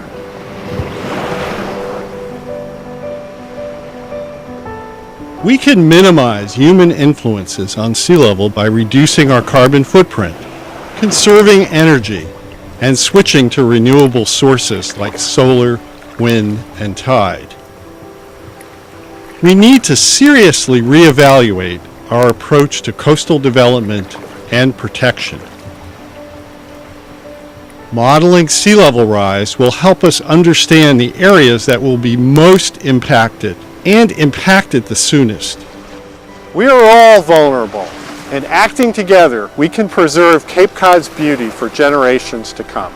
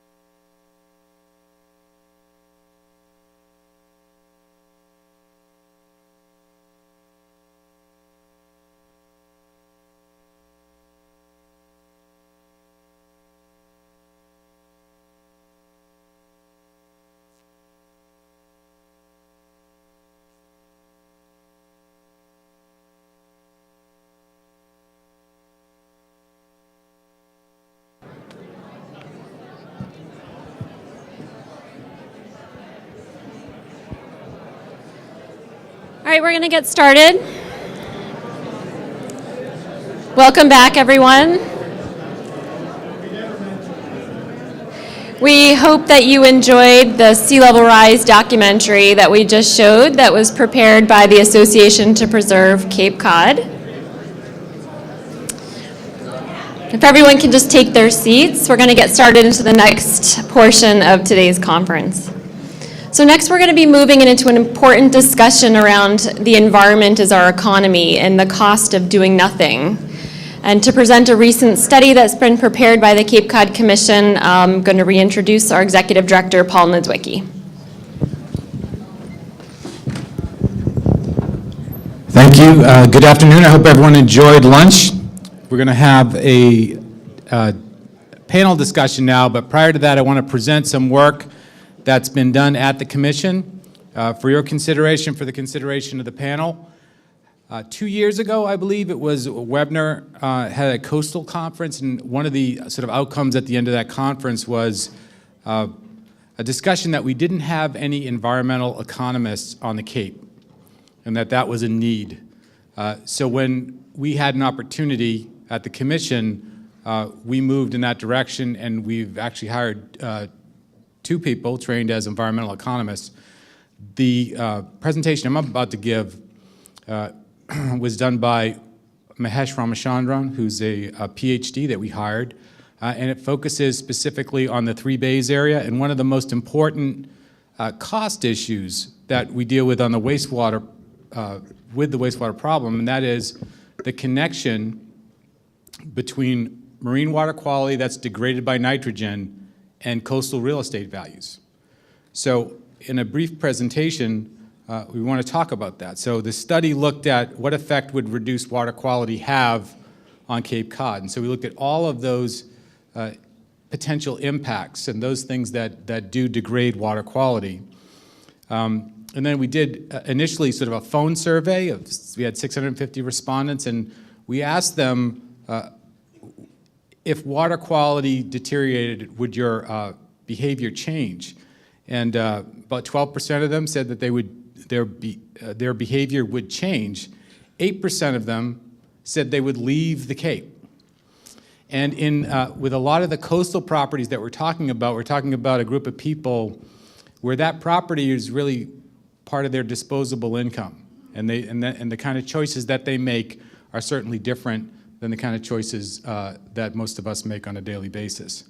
But it has a significant potential impact when you look at the value of the coastal property, the fact that many of these homes are seasonal and don't rely on town services the way other residents do. And so the amount that makes up in the general tax levy is significant, so decreases in property value really would impact everyone. So we looked at the Three Bays area in particular, and the stats are up there that describe it. Three Bays is in Barnstable. And so we looked in this study at, first of all, the residential development that's happened in the Three Bays area since 1950.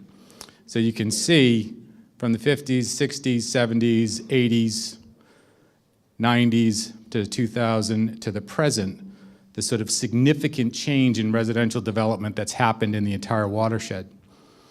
And then we looked at the Massachusetts Estuaries Project and current nitrogen levels in that embayment. And so you can see those are the levels really since 2002.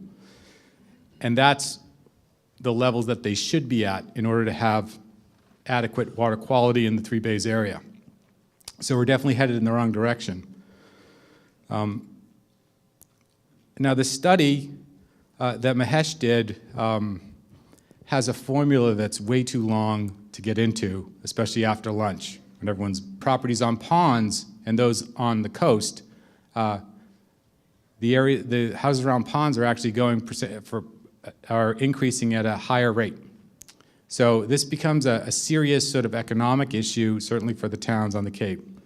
So in that Three Bays area alone, but this shows decreases in the property tax paid by coastal properties, distributed based on that calculation if we take what we learned in 3 Bays and put it forward. So, doing nothing is not an option. There is a cost associated with doing nothing, and we're already starting to lose ground. So there is a sense of urgency, and as I've said before, this isn't just an environmental problem. It's not just about stewardship and taking care of this peninsula from an environmental perspective. This is a looming economic crisis, especially to the 15 towns. So I want to thank Mahesh for his study. I want to thank all the people that helped him in the focus groups in the 3 Bays area, and particularly want to thank Lindsay Council and the 3 Bays Preservation Association for their assistance. So with that as dessert and food for thought, we want to bring some community leaders up now to have a panel discussion. So Christy will introduce the panel, and hopefully we'll have a lively discussion.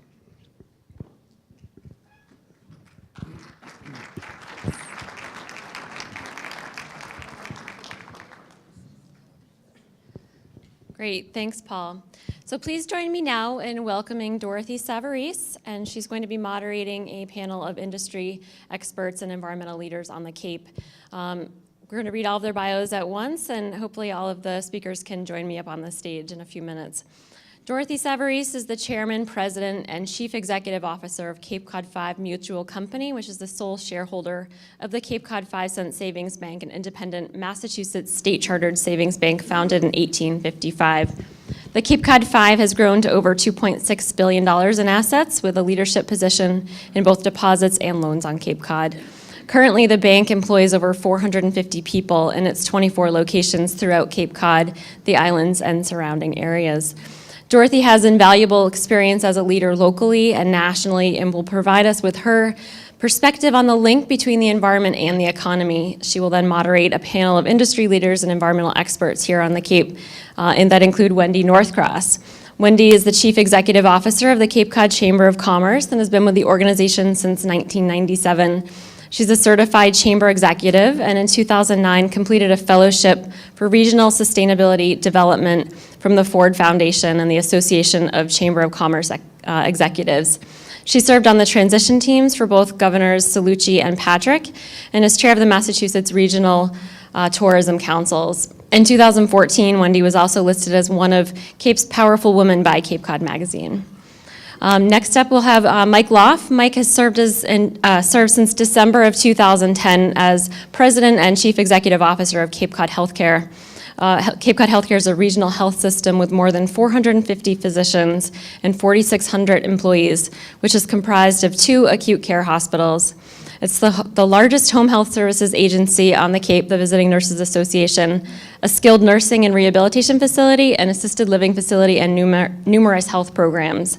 Recognized twice in recent years by Modern Healthcare magazine as one of the nation's rising stars in healthcare administration, Mike Loff served as the Cape Cod Healthcare System's Chief Operating Officer from 2008 to 2010.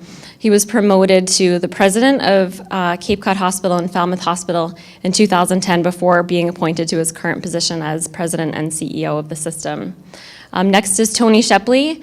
Tony started Shepley Wood Products in 1978. Shepley supplies lumber and building materials to builders, building professionals, and businesses throughout southeastern Massachusetts.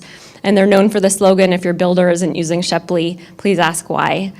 Tony sits on the Cape Cod Chamber of Board of Directors, the Home Builders and Remodelers Association of Cape Cod Board, and Barnstable County Mutual Insurance Company Board.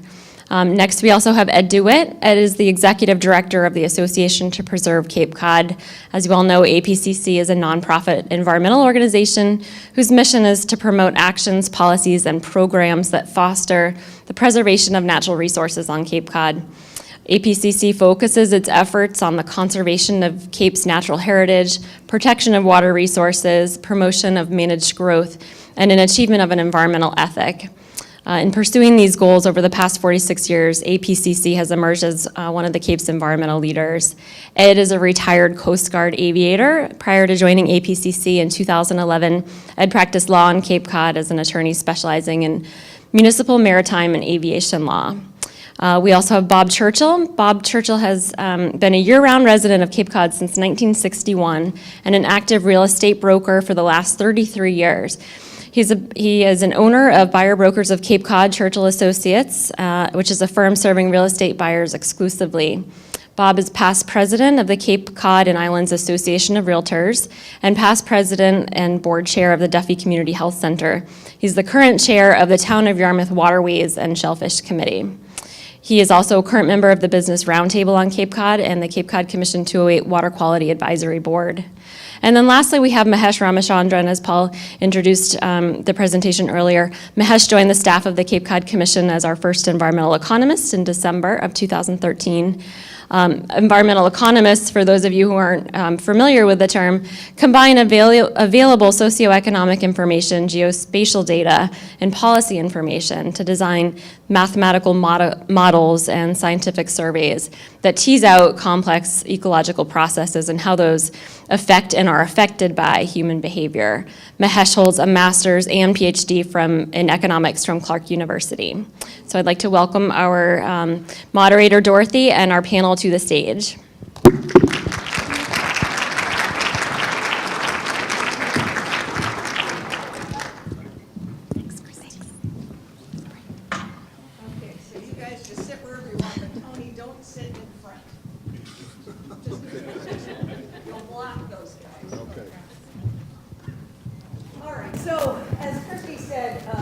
They've asked me to do is take some time to begin by setting the stage, by reinforcing some of the things that you saw in the 3-phase study and discuss the issue of the connectivity between our environment and our economy.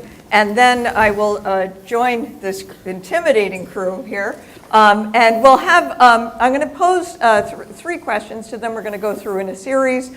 And then we're going to ask Mahesh some questions about the study. And then if we have time, we'll actually throw it out for you to drill us with questions. Although I will tell you, I did snoop on some of the workshops and the breakout sessions this morning.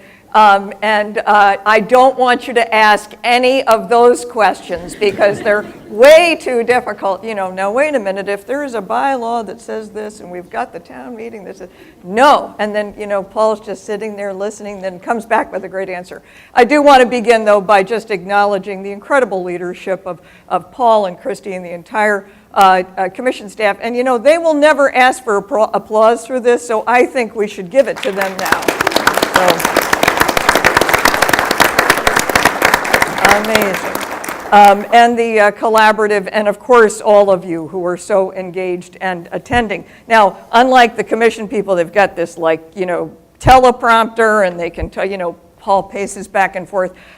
Because I'm representing some of the views of others who are equally engaged, I'm actually going to refer to my notes here. And, you know, Paul, you had inaction is not an option. But what we really want to begin with, and the point of this panel, is that failure is not an option. And we want to tell you why.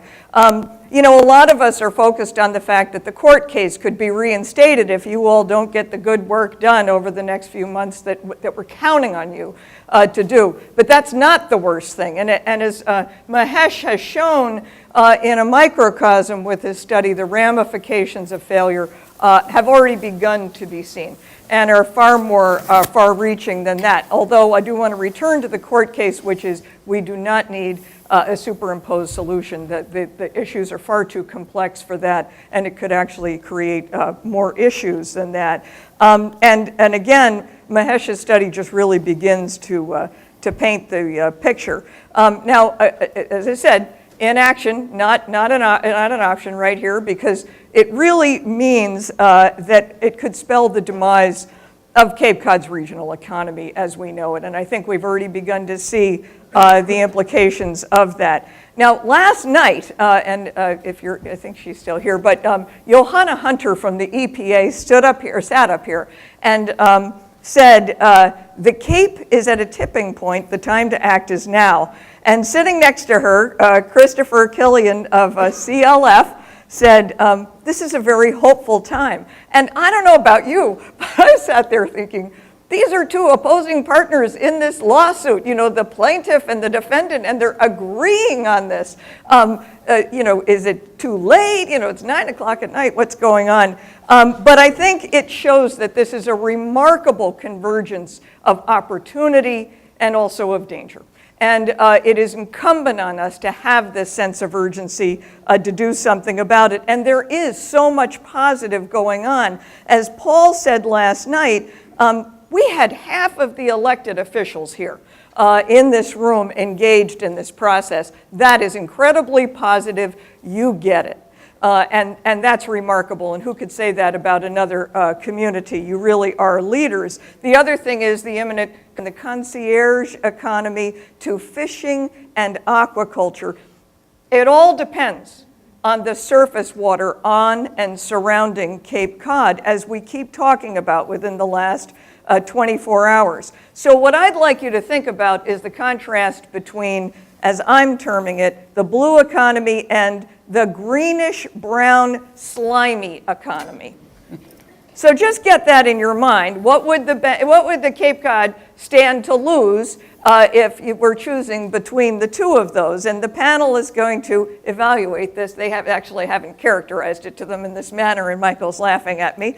But let me just tell you a little bit about Cape Cod 5's perspective looking at that, right? As the largest bank headquartered on Cape Cod and as a community bank, what we have is we see that the environment is inextricably tied to our economy, and it impacts all of our lines of business, residential and consumer lending, wealth management, and our basic banking. For example, our funding to businesses is the businesses that are here. And so for the most part, our loan portfolio is made up on the commercial side of people and businesses in the hospitality industry. So it's resorts and hotels and motels and B&Bs and all the people that serve them. So you can imagine what would happen if tourism, which Wendy will touch on, were impacted by a degradation in our water quality. Cash flow to these businesses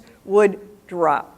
And what would that do? It would cause some to close, and commercial values would drop, because commercial values are a mathematical equation that are driven by the income that that property the property is throwing off in terms of an income stream. Two of my commercial lenders are here right now. They'll, just like Mahesh would be happy to tell you his calculation on the water quality, they'd be happy to tell you about that. Employees would have their hours cut or lose their jobs entirely. Tax revenues from commercial property and payroll would drop, and you talked about that a moment ago, Paul, and I want to go back to that a few more times, because we do have so many select persons and town managers here, and I think they understand the ramifications of that. Businesses and employees would all cut back on ancillary services, whether it's landscaping or discretionary purchases. Our residents might fall behind on their mortgages, or, as the commission found in its survey, actually decide. You saw the 8% that said, I would move away. And what would that sudden dislocation do to our real estate market? Well, sudden moves impact real estate values. So one of the things I want to touch on is the fact that when you looked at the value diminishment that Paul was detailing, that said, okay, these are people who, gee, instead of blue views, I'm getting green, slimy views, ick, I'm going to move. But markets don't move that way. Economic markets are affected in a holistic manner, and so what you start is a chain reaction. And so if you have suddenly many people putting their houses on the market and the inventory spikes, what happens to values? And sadly, what happens is that affects all, regardless of their proximity to water or not. For my bank alone, as a business here, that would represent a significant loss in revenue. The total assessed value of Barnstable County real estate is $79.2 billion. Now, we got that number from Leslie Richardson at the commission because we wanted to understand what the ramifications of the new floodplain maps were on our customers. And so Mahesh's brilliant formula on an average, and you had a pretty large range there, but that a percent of water quality degradation leads to a 0.61% drop-off in value, means that for every percent, it's 483.1 million, if I'm doing my math right. Did I do my math right on there? Okay, he can correct me later. Paul ran some examples, but just on an overarching basis, thinking of the economy holistically, if the decrease was 10%, the Cape would lose 4.8 billion in value. Again, Mahesh can correct me. At 20%, the loss is 9.7 billion. And think about that over time. Again, we are talking about macro amounts of money. So, and again, I want you to mentally contrast that with the investment that we're facing in terms of addressing it. So, in addition to the individual and business loss, imagine the implications for you all, as Paul pointed out in his example, for the tax rolls and for municipalities. What that also means, as you know, is therefore fewer and fewer people, and those of you who went to several of the economic summits that the Chamber and Wendy sponsored and had, what's his name?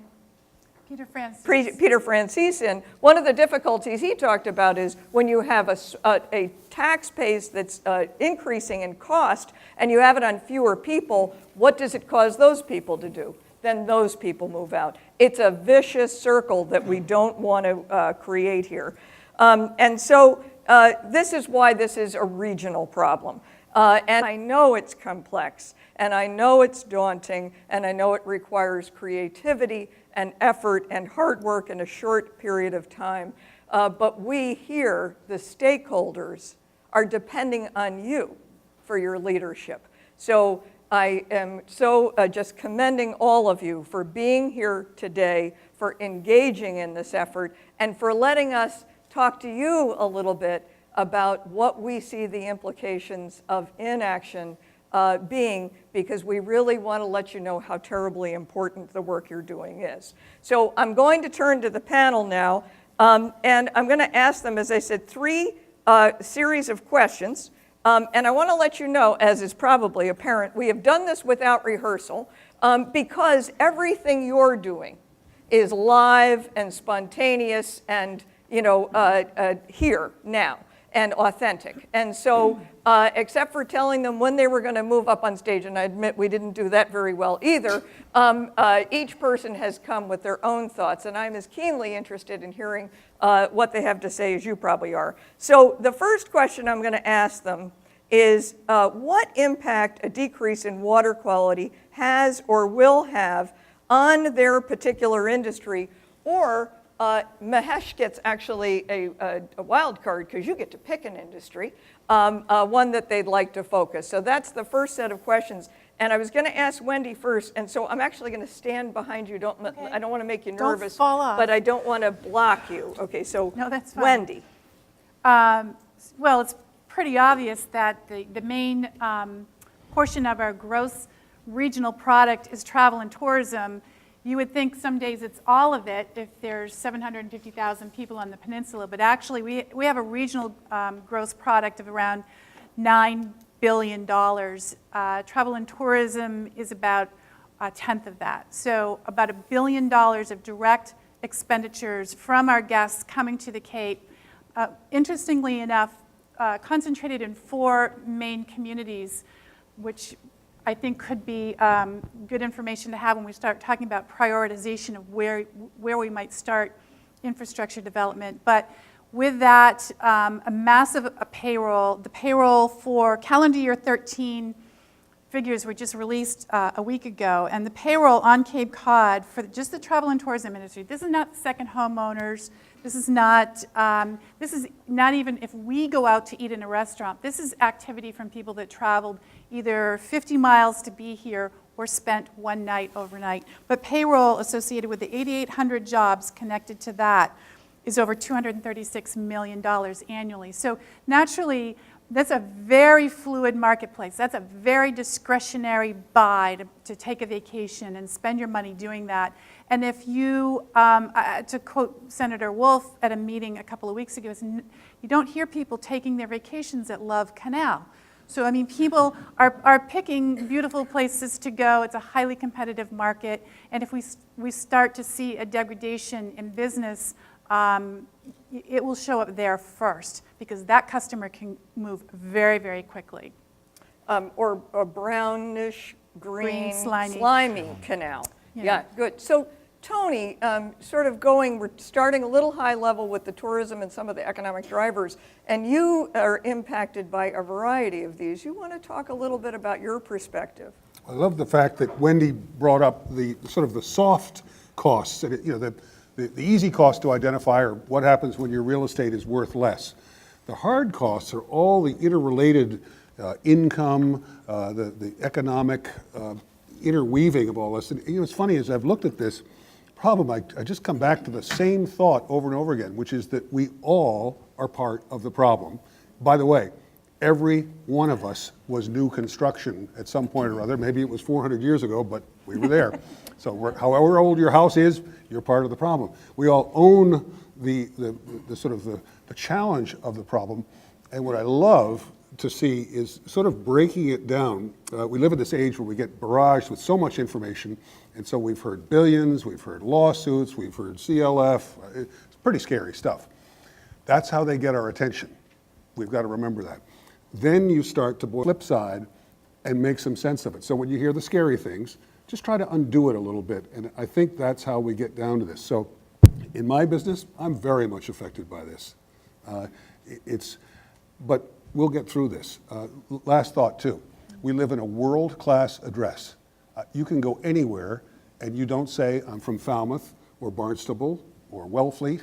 You say, I'm from Cape Cod. People know us. We have the opportunity to lead plenty of other areas into the very same type of problem solving that we are now being forced by lawsuit to pursue. What an incredible opportunity.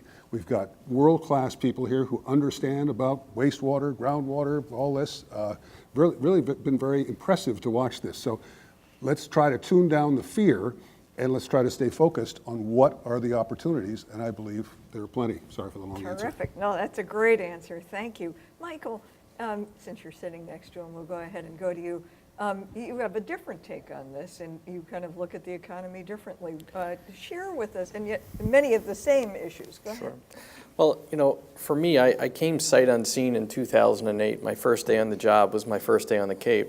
And to me, I just understood two things. It was by water, and the Kennedys were from here. And I think that that defined the image. And I think that's still the image today. Maybe not as much the Kennedys, but definitely the environment, the beautiful natural resources. And what I find so interesting is that our economy is dominated by that vision, by what people want to realize when they get here. Now, we're an $850 million company, and this isn't an infomercial, but I'm trying to give you specific examples of what it means to us. We're an $850 million company, and last year we made about a 3.5% margin, about $26 million from operations. From May through October alone, Cape Cod Healthcare makes $47 million in net income from the tourism industry. Think about that. $47 million is dominated between May and the beginning of October. Now, you want to quickly get into the red, take tourism away. That's how important the economy and the natural resources that we have are to us as a healthcare institution. And let's break it down even further. Over 26,000 hits to our website last year related to physicians trying to find employment and other employment-related factors. 88% of everybody that entered our website to find employment ranked the environment as their number one reason for looking to us, aside from obviously Cape Cod Healthcare as a dynamic brand. Break it down even further. We know that the inpatient book of business rises by 7% during that same time frame. The outpatient book of business goes by 8% increase. The ERs by 13%. And why is that so important? Because for 12 months out of the year, 72% of our income is derived from governmental sources in which we make no income, right? Medicare, Medicaid, all the exchanges. We take those 5 months to try to knock it out of the park and not gouge. It's just the number of people that are here. They're eating into fixed. That's how important it is for us, and that's why we're able to expand psychiatric services, lower the cost of care by urgent care, expand physician practices across the Cape, do new and innovative things to keep people on the Cape, take you regardless of your ability to pay or what you believe in. That's all important to us, and that I can trace directly back to this beautiful peninsula in which we live. You know, and I learned something today, because even though I was on the board of Cape Cod Healthcare, I never really thought through the ramifications of tourism for underwriting, especially the provision of services to locals that you do where the reimbursement is lower than cost. Now, Bob, we've talked about the real estate market from the perspective of second homeowners, and I was actually going to talk about it. You did a much better job than I did. You know, for a bank, that's a big deal. Mortgages, things like that for the resident. And we have sort of three categories, right? We've got the year-rounder, we've got the second homeowner, and Paul talked about the 35% of seasonal in the areas he was describing, and then we have that the snowbird or the retiree. So in terms of those markets, can you talk about what you see as the implications of water quality for those folks? Sure, thank you. Well, first of all, my experience has been that we have those three categories. We have people buying their seasonal home, people buying their pre-retirement home, which we didn't used to see, and then people who retire here. What used to be sort of seasonal and just retirement, but this pre-retirement baby boomer, me, type of person constitutes a huge segment of our clientele coming here, and they ask questions. We in the chamber are sort of the front line for questions. They come here armed with mountains of data, as Tony I mentioned. want to know if we have sand on the beaches. Right. But as opposed to, and I've learned it's rocks. Right.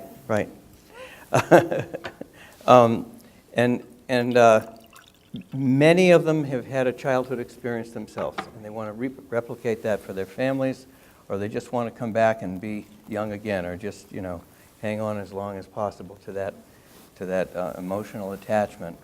And if they don't have to buy here, that's the difference that I see in our market, as opposed to the Woodlands in Houston, Texas, where you've got mid-level corporate people on their way up the ladder, coming and going in very expensive large homes.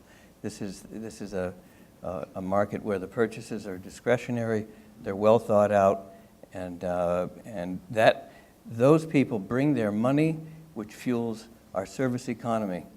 The service-related people that are going to remodel their home, that are going to buy lumber from Tony and take care of that aspect when they finally do retire, and take that what was their summer home, their pre-retirement home, and put a nice addition on it and set it up for their family to come and enjoy, and for themselves to enjoy in latter years. So one of the things in Mahesh's study, Paul mentioned the survey that was done, and it said, well, what kind of activities do you like to do that involve water? And then what would happen if you couldn't do those activities, or would you change that? How would you see that affecting the market that you just talked about? I think many of them wouldn't come. Okay, so just simply not buying, and we can think through what the implications of that might be. Or putting a purchase off, or... Because it's discretionary, as you said. Yes. Yeah. We have a lot of competition. Now, we're focused a lot on the ecology of business, but Ed, you sort of represent the ecology of ecology. And so, but you have a unique perspective in that you've been tracking macro forces, and I did just hear that one of your 4 movies is the shellfish one. Is that true? That's not true. Oh, okay, all right. I don't know who you're. Every one is your favorite one. They're all my okay, all favorite. right. So talk to us, and again, we'll give you another bite at the apple. But just off the, from your impressions about the ramifications for business, I know you have been beating this drum for some time. So share with us your thoughts about that. Well, first and foremost, Mahesh's work he's duplicating work that's been done all over the country. The state of Maine, about 10 years ago, did a study, and they found that lake quality was directly correlated with property values on those lakes, that the cleaner the water, the more valuable the homes were. And so let me digress a little bit into the green slime economy and talk about the economics of a fish kill. Because we're having fish kills on Cape Cod now. Hopefully we're having fewer and fewer each year, but we're having fish kills. And they happen because there's not enough oxygen in the water. There's an algal bloom. The green slime, the literal green slime is there. And what's the first thing that someone does? They wake up, they smell something that they haven't smelled before, and they call 911. So immediately there's a response from the fire department, because when you don't know what else to do, you send the fire department to figure out what's going on. And they find out that it's a fish kill. And then they start getting concerned about, well, gee, what's going on? Is this water poisoned? And they end up going to Mike, because they're now, they're all stressed out and wondering about what they're breathing, what they're drinking, and whatever, and their anxiety. So his business takes off. And then they figure out that the only thing they can do is they can keep, you notice, since 1938, it's almost been a foot of sea level rise on Cape Cod. Starting to give my age away a little bit, but that's almost a foot in my lifetime. So things are happening now, and we need to act. So I think that's our perspective on it. That's terrific, and you've also validated my description of the brownish green slimy economy, so thank you for that. So, okay, Mahesh has thrown the gauntlet down. Why did you do that study, and is it just derivative? We don't have any specific Cape-related study, and this was the first one of its kind. The danger with using studies from another place is that you get numbers which are not applicable to Cape Cod. And Cape Cod's hydrogeology is unique in its place, and the studies which have been done elsewhere is relevant to their hydrogeology. Ponds and lakes, we are looking at embayments and estuaries here. So, and that's different. And our coastal properties form a huge part of our economy. So the kind of the gradient you see in the property values on Cape Cod and the magnitude of the effect of water quality on them is going to be unique, and it's going to be different. And so we needed a local study, our own something, so it's needed.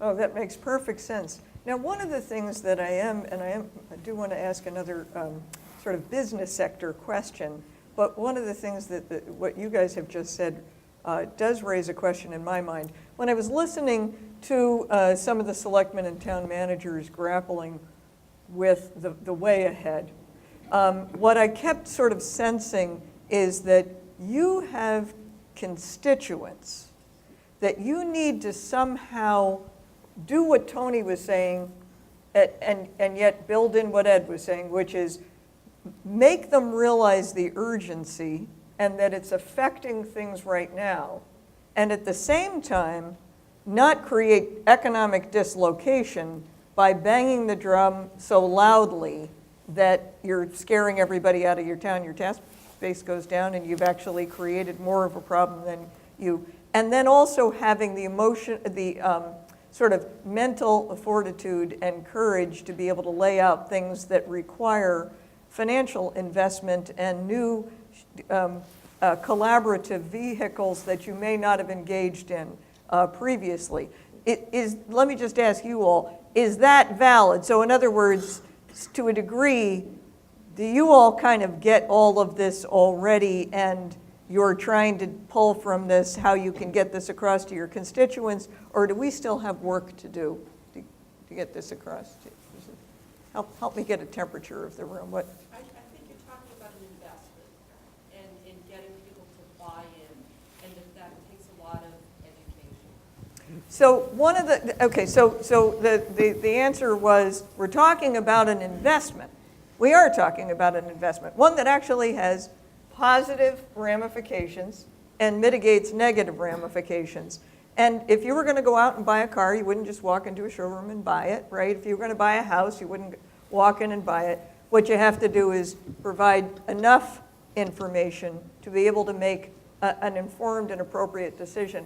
And in a way, I guess because I'm in the financial services industry, I'm thinking this is more like buying insurance, which is you have to understand the negative that you're insuring against, but you have to know how much to pay to make that worthwhile.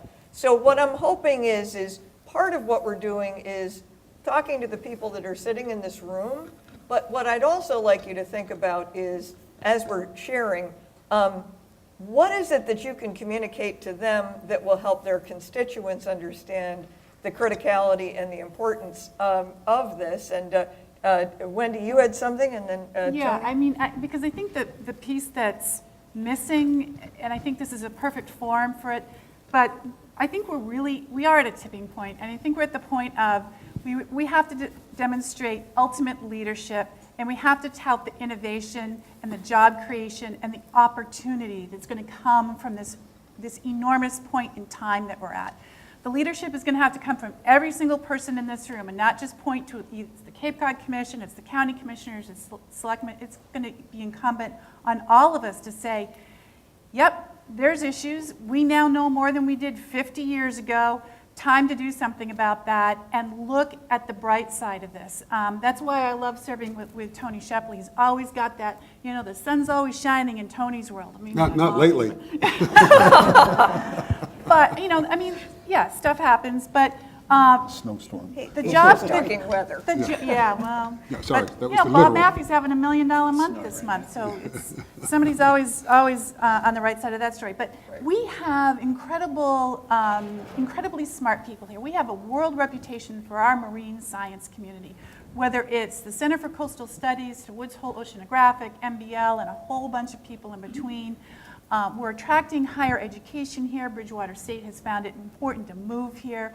We have smart people living here, smart people that have retired here that aren't ready to just hang it up and go golfing.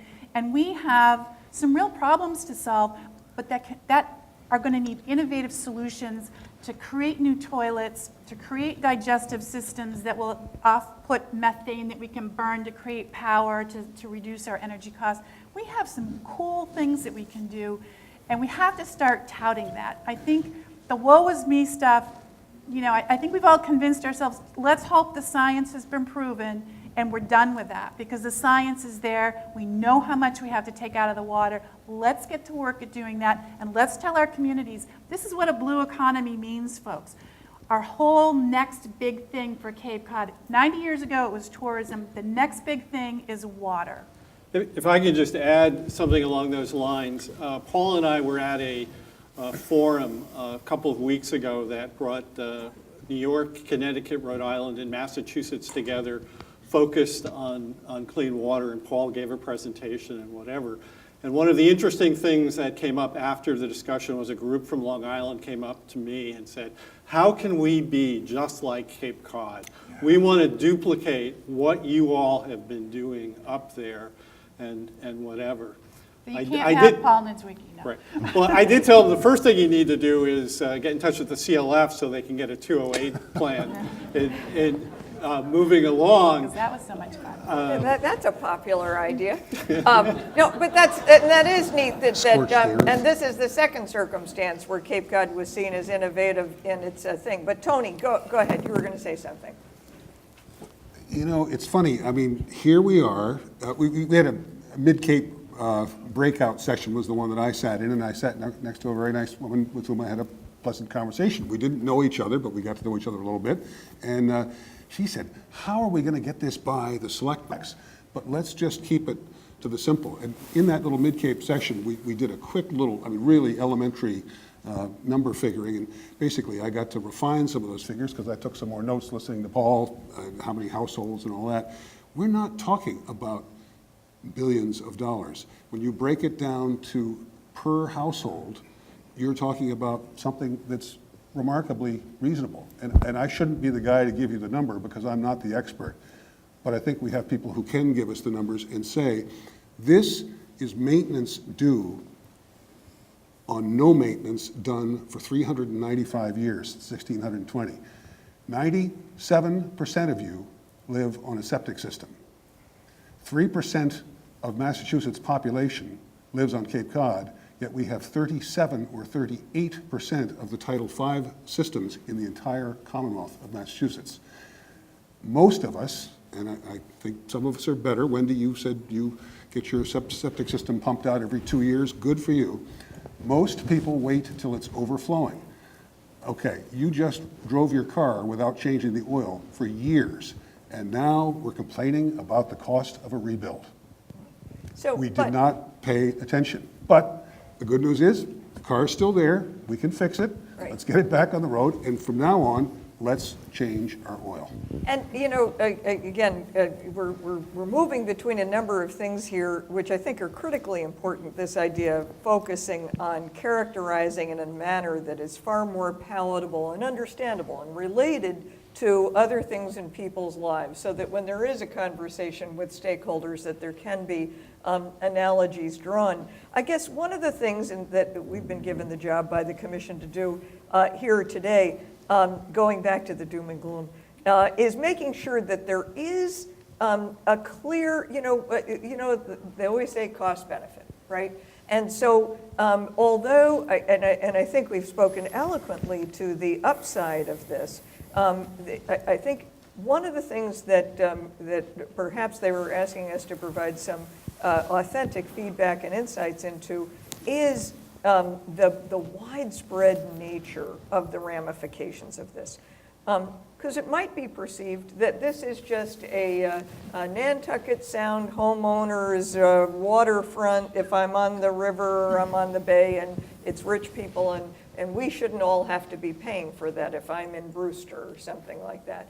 And I used to be a resident of Brewster, I'm allowed to say that. So one of the things, just in terms of fleshing out just a teeny bit more that we can get across, we've talked about the fact that this is, that we must do it, that the ramifications are here already with the fish kills. So in answer to the question of what are you seeing already, we're seeing this, and you played through each of the areas that we spoke about, Ed, in terms of impact. Let me just ask, though, because I'd like to get a little bit more out of Mike and Bob and Mahesh. What other areas do you see that have been or may be impacted by this, either the degradation of the water quality itself or the follow-on hits on that? Just, again, if I'm representing a broad base of citizens, I want to make sure that I understand that this is a broad economic issue in general. So, Michael, can we start with you on that? Well, that's a difficult question. I think, that's why I'm asking you. Tip O'Neill said all politics are local. So in understanding what the selectmen and the elected officials are going through, they have a vast array of constituents that they have to satisfy. And it's easy for us to sit up here and preach. But the fact is, politics are very local and personal. And good decisions need to be made. So I always try to break it down to the most simplistic common denominator. And that's, what does it mean to the family of four? And when we can demonstrate that it means enhanced homeowner value. And we can't say terms that are so unique and out there that nobody understands them. I mean, hell, I don't know half the things that were just set up here today. I think we have to really focus simplistically. The slimy thing was for you. I understood that. I think we have to relate it to that family and the benefits of it, the small business that dominates the Cape, the single parent that wants to buy their first home, and how we can leverage the resources. Because the largest outward migration of our population is young people. And those are the very people that we need to buy homes, to begin to invest in this community. And if we can't make it affordable and sustainable, if those homeowner values can't stabilize, we can't keep our economy going. 22% for the first time last year, 22% of our new hires came from off the Cape. And we have to reverse that. I want all of our hires to come from the Cape. I want to provide great sustainable jobs. And I really think it starts with the simplistic American dream, buying your own home, and people choose to live here because of our impeccable environment. So, I can't give you any insights. What about IT, our intellectual game plans, all those things.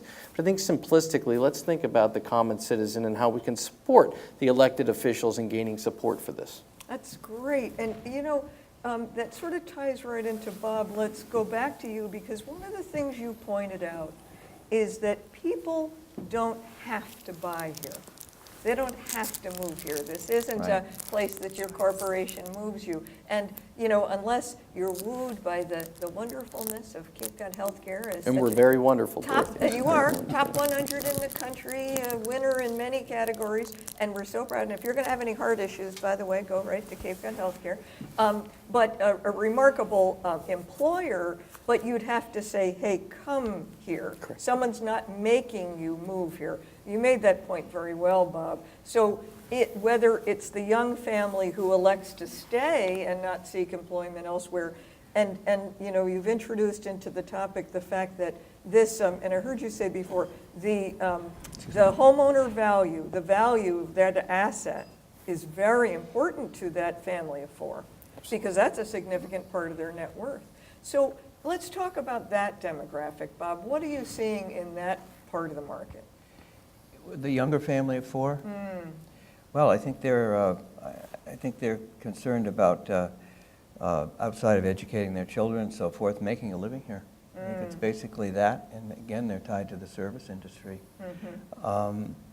If I could jump once, just ahead a little bit to the retiree, I've heard it said, and this I'm not singling out this group in a negative way, but I've heard some of them say, well, let the kids worry about that. You know, I've done my thing, and we're tired here, and we're getting old, and this is it.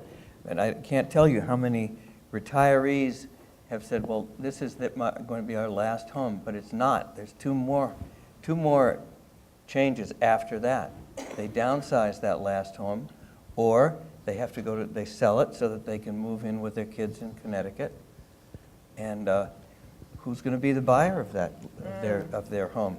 That person that doesn't have to buy unless they perceive that it's really right. So the interface between what you've just said, which is, again, this huge driver of tourism, which pumps so much money into this economy, allows Michael to keep his head above water by, you know, throwing in all that extra cash between May and September and underwriting local costs, expanding his 4,000 some odd. How many jobs do you have?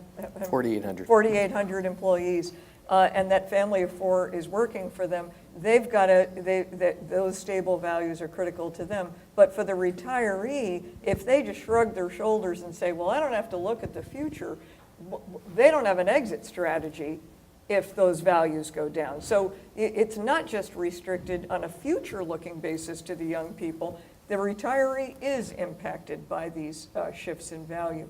So Mahesh, I know that some folks in the audience probably have some questions for you on this study. You know, you've heard what these folks have to say about the particular impact on the sectors, and then after the impact on the sectors, that sort of cycling of ramifications. So give us some thoughts about what the insights you've gained from both their comments as well as how this correlates to your study. Absolutely. There are any number of sectors that are connected with the water and the water quality. The study shows basically a little tip of the iceberg. And Ed mentioned, and everybody else mentioned different industries, and all of them are, of course, connected. Calculating this ripple effect it would be an interesting task, but the direction in which it's going is, it's common sense. We know it's a big effect there. We get 7.2 million tourists between May and September. And as Mike quantified it, that's a huge revenue for us sector. And the other demographics, the retirees and the seasonal homeowners and the new home buyers are other sectors. So all it again underscores the point that the ripple effect is going to be very big, and it's going to have a major impact on the local economy. Doing nothing is not an option. So that sort of cues us up to the next question. And Wendy, you're probably going to be incredibly sensitive to this, right? which is this balancing act that we talked about a little while ago. You know, Rich Delaney, with whom we have the privilege of working with at the Chamber, and from Provincetown Center for Coastal Studies, that no longer says Provincetown, I'm sorry, has been so engaged in this issue. And one of the things he brought up was a story, and it was about a beach in Sardinia. And this beach was incredibly popular with German tourists, and the town did very well. And then, in a German tourist magazine, someone wrote a review and said there was a lot of plastic waste in the sand. And the economy of the town plummeted, and nobody went back to that beach in Sardinia.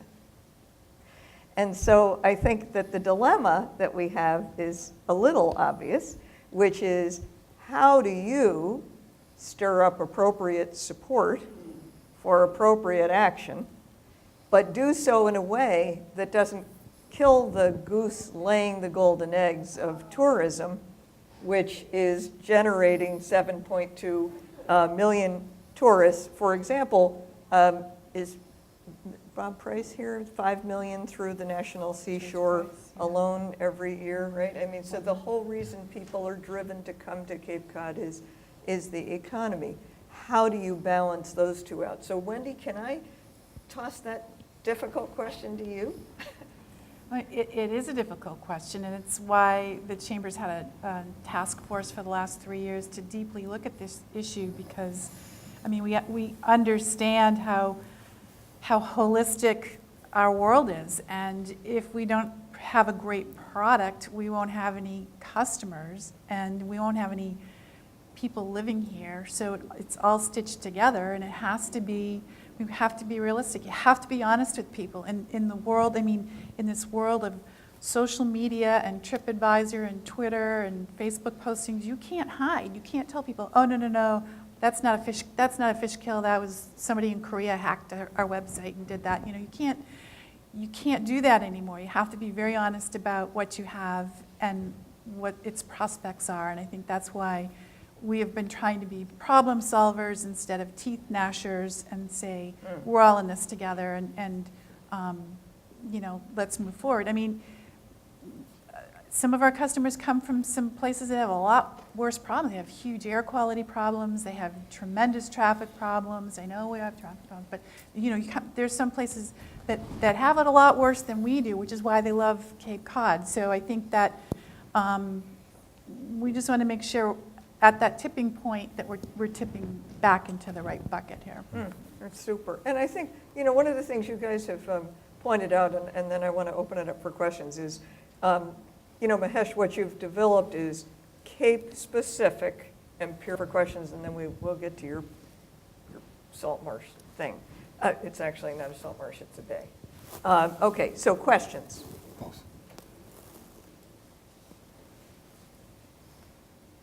All right, then you can tell your story. Oh, I'm sorry. There's a microphone coming your way. Sure. Sue Moran, I'm a Falmouth selectman.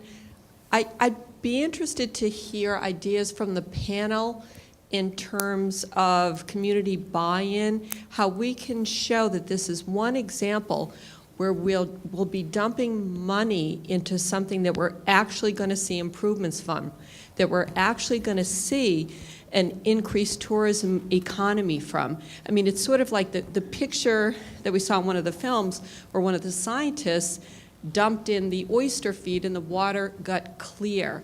I mean, this is going to be Cape Cod better than ever. And if we build it, they will come. I mean, it's sort of, the concept is very now in terms of what we're developing. We're using, you know, results that we're currently experimenting in Falmouth on all sorts of things, and we're using it the next minute. So I guess I'm interested to see in all of the, you know, the business field, you know, we'll get young people to move here to work for all of your industries as this grows. There's nothing more self-fulfilling and more sustaining than this very idea, which is kind of what Wendy's been saying.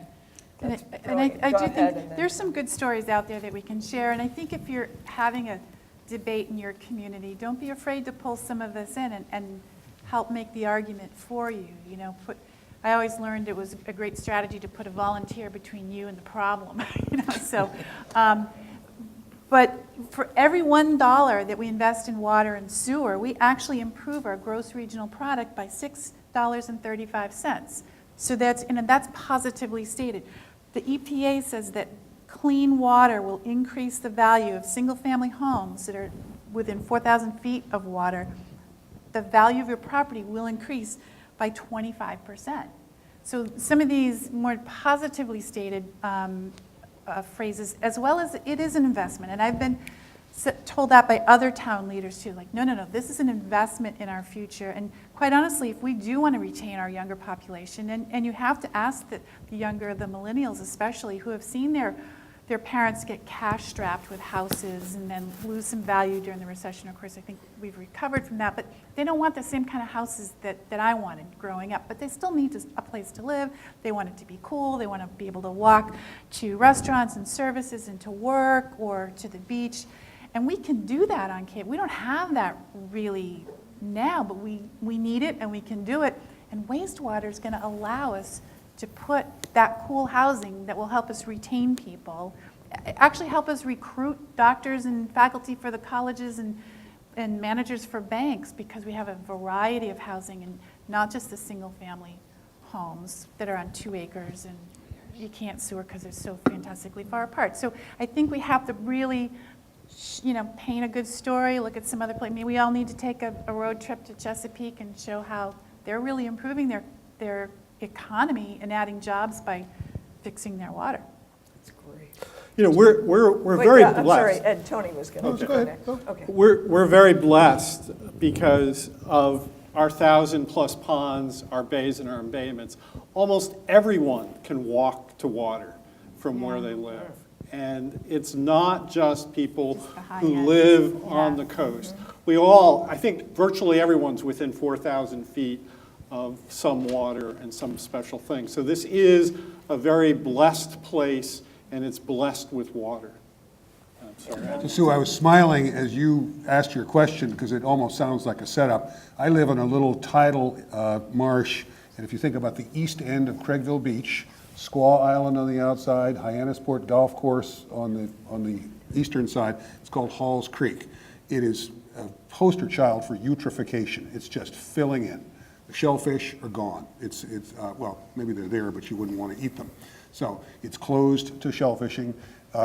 It's filling in year by year. You can see the bands of grass that are just growing in. Each new year has 3 or 4 feet of new bank that just appears. So absolutely fascinating. All the residents got together around the place. They've got a couple of real firecrackers who are leading it. I'm not one. I'm just part of the group. And it's great. We've put together the beginnings of a public-private partnership. They've signed up people to participate in this. We've actually got the town of Barnstable very interested in this, and the first step will be dredging, putting in a culvert to allow some flushing. How many gallons of water does an oyster pump each day? Isn't it hundreds, Ed? 50. 50. So that's one oyster. I guess that's why they call them bivalves, because they pump in and out. We are known, where do you go in America where you can't run into Katuitt oysters or Wellfleet oysters? But what if we had West Hyannisport oysters? It's pretty exciting. So why we are not having more fun with oyster farms, bicycle paths, ecotourism, and saying, and here's my parenting speech. We're in charge of Cape Cod. When you're in charge of parenting anyone or anything, the worst thing you do is bring up all the examples of what your child did wrong. You're not going to make them any better by beating them to death with what they did wrong. You need to bring up what they need to do right. So let's start thinking about all these opportunities. I can't wait to eat a Hyannisport oyster. Wouldn't want to eat one now. I want to finish on that, and we've come to the end of our time. So Ed, Tony, Mike, Bob, Mahesh, and Wendy, thank you so much. Thank you all.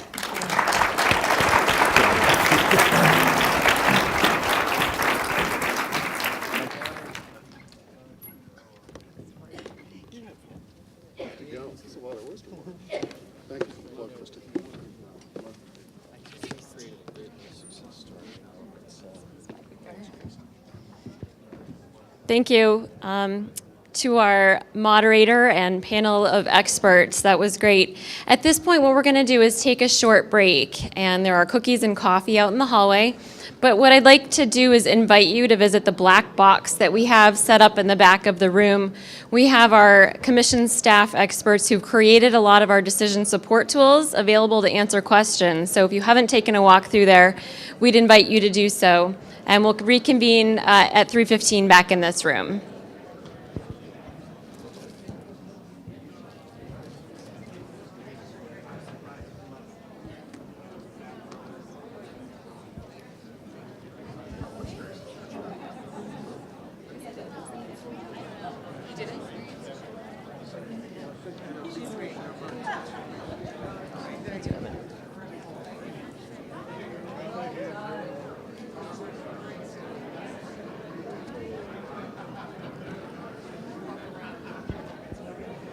Yeah. It's the apple, it's leaking. Yeah, actually.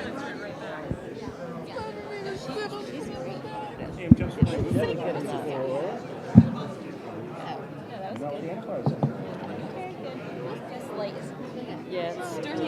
You might move fantastic. Shouldn't like see anything going on here. That's good. But she was like,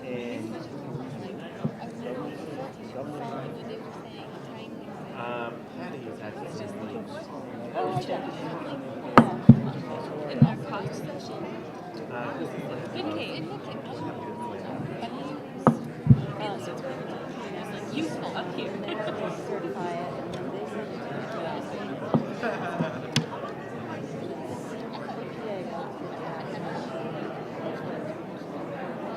I was just going to bring that up. But it's 100% true. the destination seeking January 23rd. And the fund was operated. Immediately this whole takeover.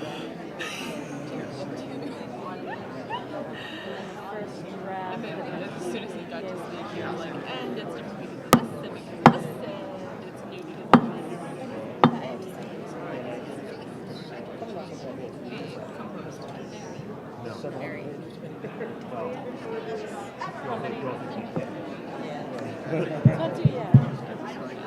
That was oh. But his whole like spiel, and then he kept going. Well, we handed out to her. You want to quick definition? I'm gonna go see him. I think I have it. Oh, this has to be it.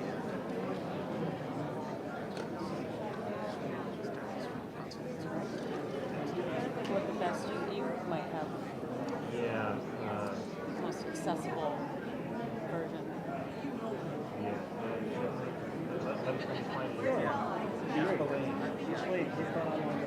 Nice to meet you. Yeah, I'm sure we'll be speaking again.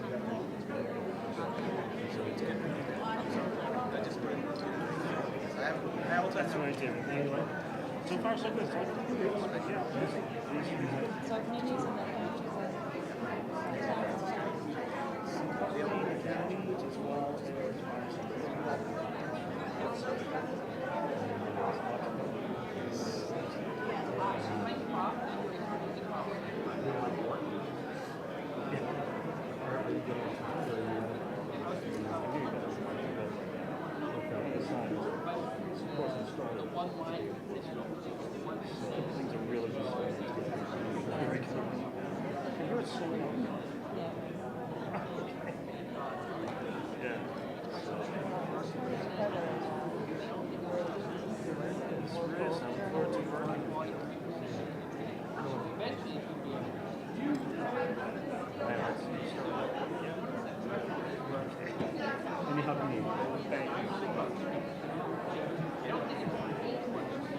It's going to be a breath of fresh air, I think. Okay, so this I'll find it. So it doesn't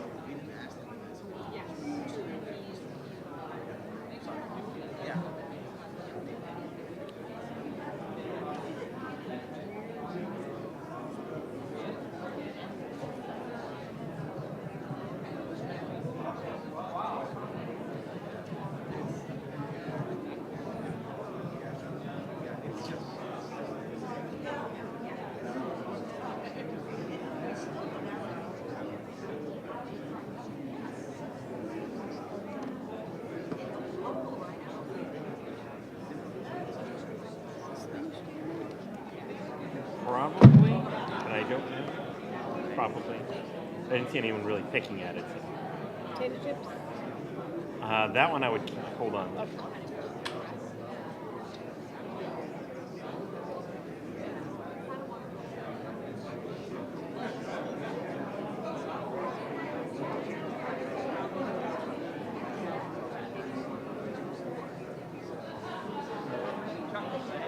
When they were in the panel talking about that.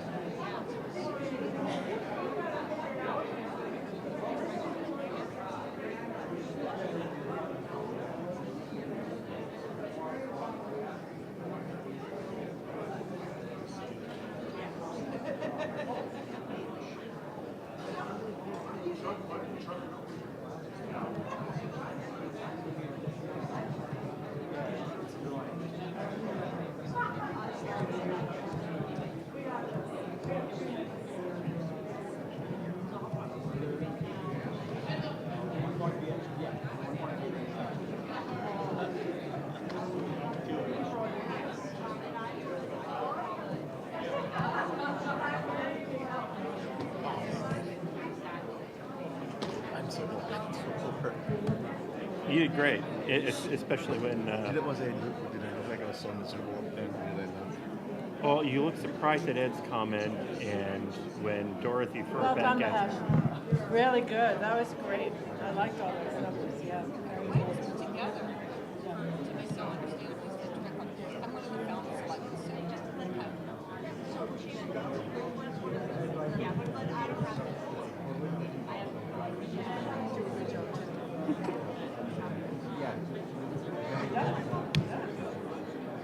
Bye. Thank you, Pat. Yeah.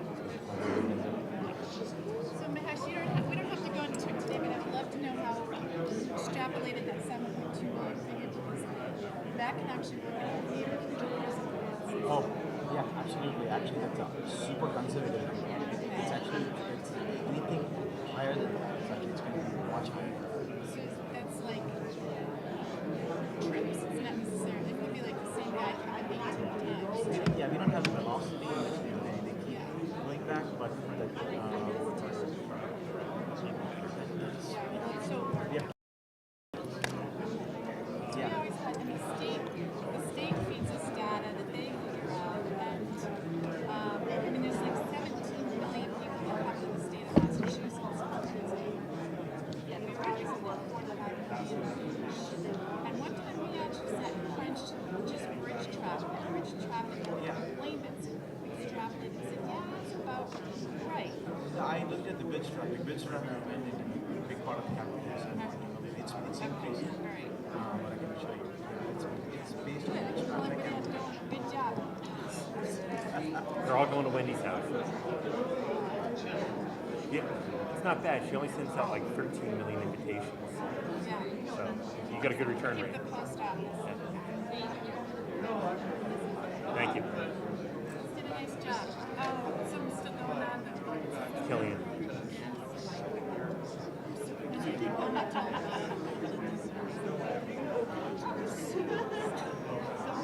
Oh, that was effective.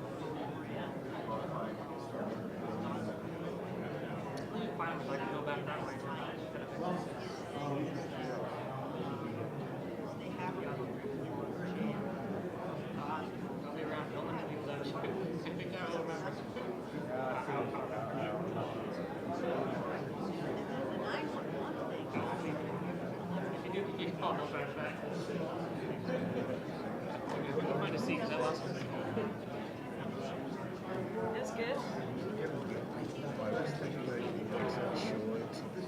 Only, no, I mean, I was shifting. No, that was not. I know you're nervous because you were still. Anybody? I'm more comfortable with presenting and speaking than just sitting I think you there. were more nervous on call when you started.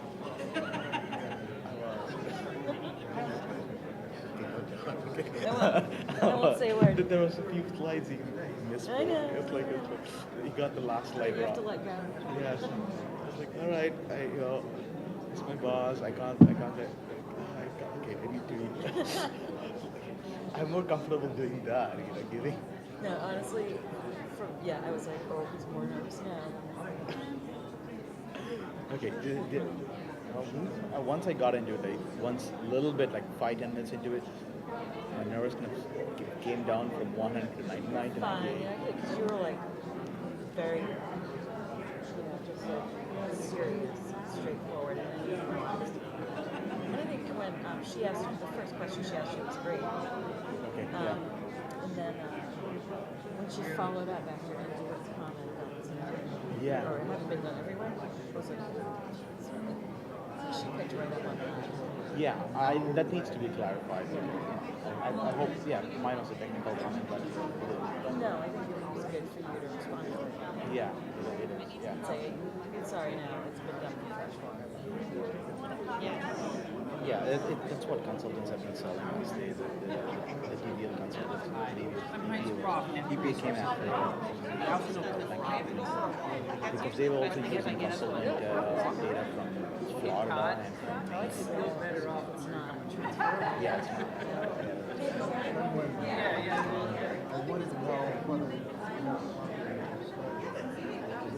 It is going to be made available online. Yeah, in a few days. Get in touch with the commission. I'm an economist who worked 5 years for and I think it's like, I'm going to give you my card, and when it's available, if you can send me an email, then it's available, I'll immediately forward you a card. I'm not an environmental economist, but I've been interested in environmental issues for 30, 40 years. Oh, great. It'll be nice to chat and get your feedback. Yes, I'd like to see it. Thanks very much. You're welcome. See you then. It's me, you, and Upper Cape stakeholder. These lights are Yeah, very it seems like raised. I've seen him somewhere. That's right. Yeah. I'm going to retreat from these lights.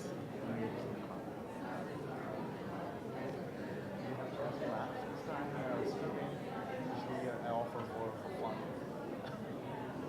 No, I'm interested in education. That's what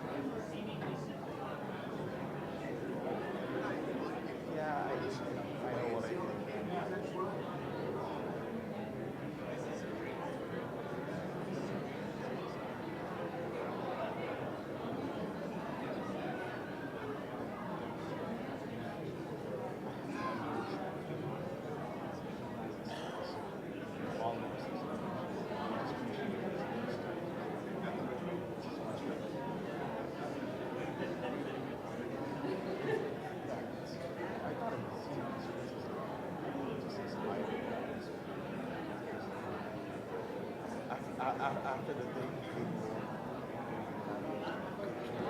like, okay. Yes, he was so nervous initially, but I hope I was just, getting feedback. I really did.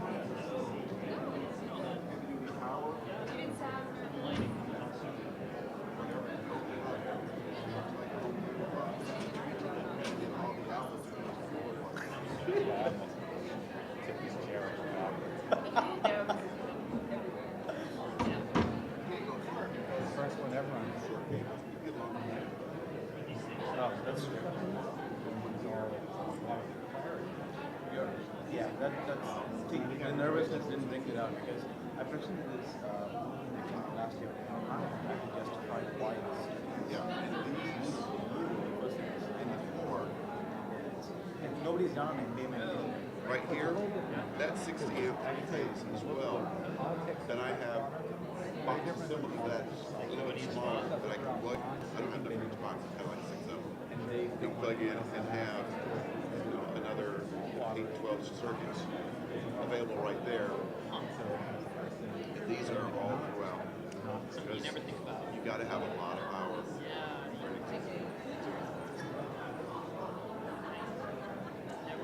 It's one of those that's not soon to come in. Maybe plug in the extension cord. Think about it. Well, right now upstairs in the other building, there's a scrapbooking room coming in. There are what? 40 tables in the room. They all got. You know what it takes to set that much power? That many, because you can't just daisy chain one. It was a full day just running the power to everything. I'm glad I didn't. Because they're going to be right now. I thought I saw the Death Star showing him for a second. I thought maybe, but it might have Instead of getting this struck and adding you giving it 10. Maybe I did actually. I haven't tried. You get me better than that. If you had laser in my eyes, like you're being suspicious now. That's the hotel property. The screens, the drape, the projectors, the stands, the cabling, the tape that I can start. I'll be throwing. I used about $20 a day for the show. I buy my tape from a place called BuyTape.com, and I normally get the 3-inch round, and it's called AV tape, just for it. It's a little bit, it's not quite as good as Gaffer's tape. It's designed strictly for green. They're going to give us what software.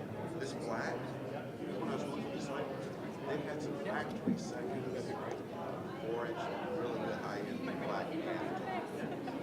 But because slightly different cuts, or it had a cut so it's like it's not seamless. People are in there, they're supposed to be asking about stuff. Right. It wasn't commercial. But it was like half price. I'll take it. Just to see. They only had the 4. I would have much preferred the 3.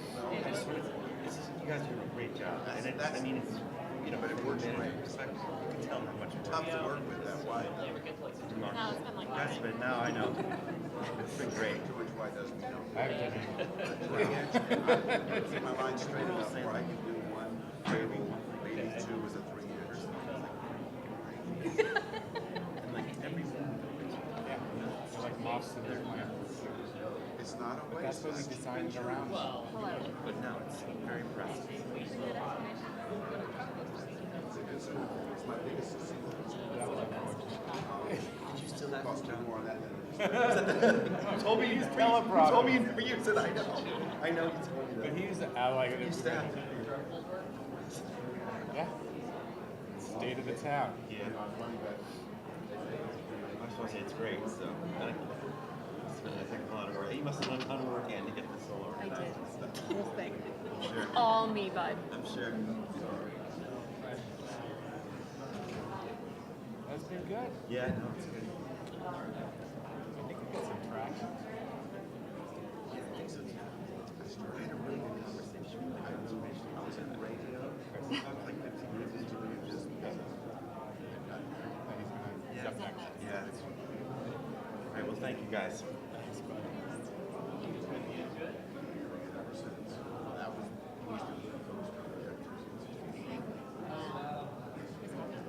Some people have stayed though.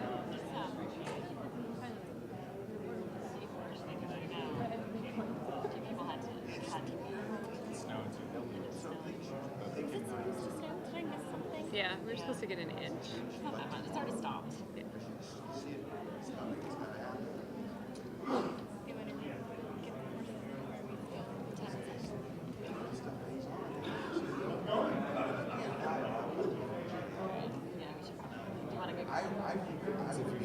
Yeah. Yeah.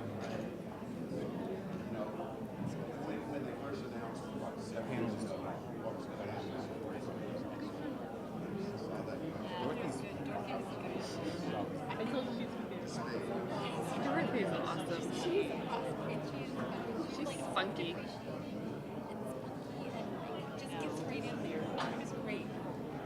She's great at kind of cutting people off. Yeah. She has like question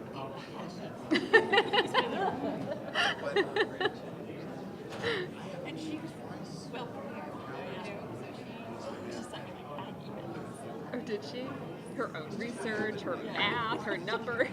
She's like, oh, she's very prepared. It's great though. Yeah, the panel did well. I thought Mike's comments about were the most interesting. Well, they were all good. I mean, if we had to do it again, I would run it the same thing, right? But self-contained, no questions from the audience, and you know, 30, 45 minute segment, like 15 minutes, or 30 minutes. Because they all had done their homework and knew what they were going to say. So it was, even though, given her disclaimer, it was kind of coordinated. She had sent them all the questions. Oh, she had. Yeah. And then that she can put all of right before it started. Oh, she, of course.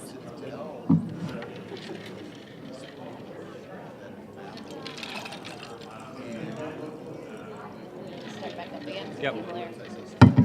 Let's go. She's at region 1. Ready? Who's gonna? Yeah. Let's do it. Where's Chris? I think Aaron's. He'll go out. Yeah, Oh, no, here here he is. Yes, you have to. Up until one point, this model here, this serial number, use this adapter. That moving on, use that adapter. Fred does. It just asked if you can come by Friday and pick up a hard copy. I said no. Oh, be a hard copy. That's fine. I said, but sometime next week. Yeah. Okay. All right. Okay, Aaron's just getting got Chris. Yep. He's on mic. There we go. Should we just get started then? Yeah. You got that? I know. I think there's some people at home. Yeah. Pull them all back in. He's on Zoom.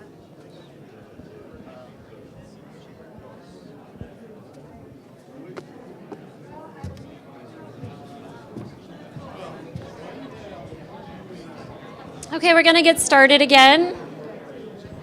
If everyone just want to make their way to their seats again. So next we're pleased to introduce Christopher Killian. Chris is a senior attorney and director of Conservation Law Foundation's Vermont Advocacy Center and Clean Water and Healthy Forests program. He's responsible for leading CLF's Vermont office and New England-wide advocacy program addressing protection of forests, water resources, and wildlife. Mr. Killian has significant experience with state and federal environmental laws, including federal Clean Water and Clean Air Acts. And so some of you did have the opportunity to hear Mr. Killian last evening, but we're hopeful that he'll be able to provide some further insight in his closing remarks today. So please join me in welcoming Chris Killian.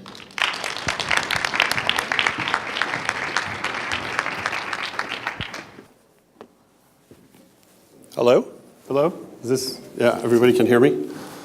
Well, I have to say that in some ways I still can't believe I was invited to this event, let alone the fact that I have a mic on and I actually get to say my piece. I will ask that some of the folks at my table noted that there's a lot of these apples around, and I brought one up.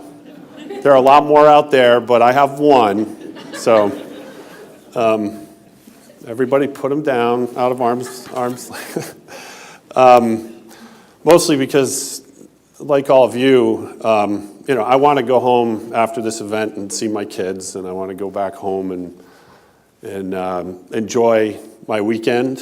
We're all in this together is how I feel about it. We all play our roles on these sorts of things. As I mentioned last night, I've been coming to the Cape since I was a kid, and it's not like living here. I understand that. I live in Vermont. We have a tourism-based economy in large part as well, and as dependent as everyone is, it's different to be considering these sorts of issues from the perspective of living here and owning that part of being a part of the community. But I love the Cape. And it was kind of ironic, actually. I thought the last panel was amazing. Having business leaders recognizing the connection between the economy and the environment in that way is so immensely powerful and important and true that was very inspiring to me. I happened to check my personal email during the break, and the very top of my Gmail account was a home away recommendation with regard to Cape Cod rentals. Because I'm here, clearly, Google knows that, but also because I've rented here so much and am planning a trip, as I mentioned last night already, with a bunch of friends, striper fishing in May. I love it. That's what brought me to this issue. Me personally, CLF goes through a much more complex process than that, figuring out what we're going to do with the staff resources we have. But CLF has a Massachusetts origin and legacy. We're based out of Boston. We've been understanding and watching things unfold on the Cape and the islands and really all of the estuaries of Massachusetts for many years, and I and my staff have been trying to figure out where to deploy our resources to try to make a difference, and that is what brought us here. And to the extent that people think of us or refer to what we're doing as serving in the role of sword of Damocles, I guess to some extent I feel proud of that. We want outcomes. We want to see these issues addressed, and we do fully recognize that for a place like Cape Cod, but really in so many circumstances, Boston Harbor waterfront being a perfect example, clean water is a great economic investment from so many different perspectives, and that couldn't be more true than here. I want to talk a little bit or put some perspective on what has been referred to as the litigation and the settlement.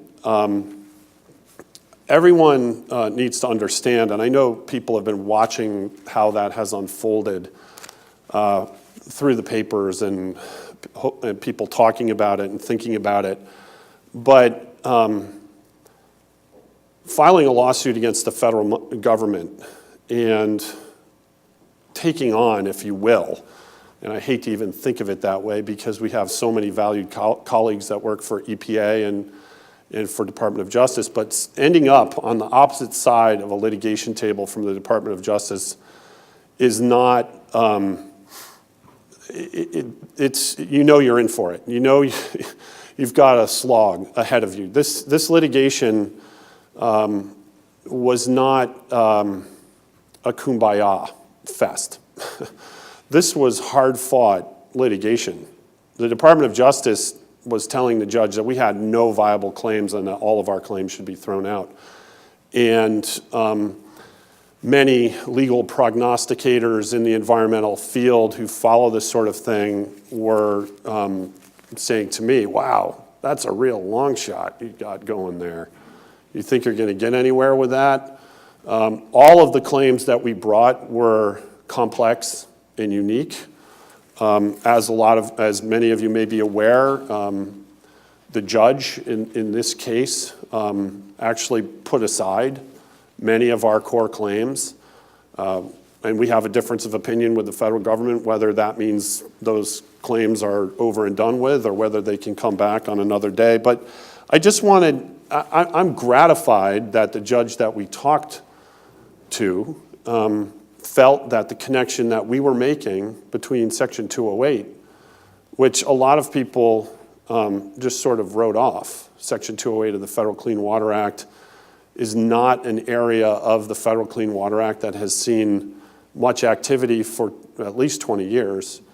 And that's in part because the core funding for that program went away. But what is important, was important to us in looking at this as a potential tool is that despite the fact that Congress had defunded the program and that a lot of folks had moved on, the law was still on the books. It was still in the federal statutes, and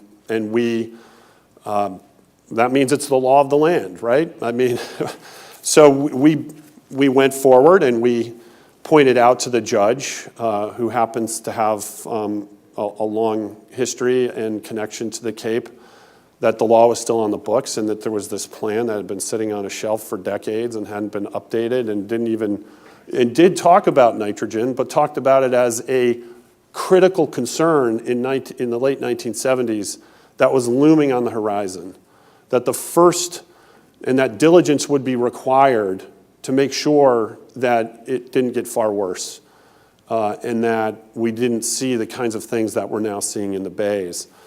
So I'm gratified that Judge Wolf, saw the connection and basically put the parties in a posture where we had to talk and we had to figure it out. And as has been the case in so many other circumstances in my work with thoughtful colleagues at the local, state, federal level, in industry, once we all get that message and there's a need to sit down, that's when productive dialogue starts, and that's what happened here.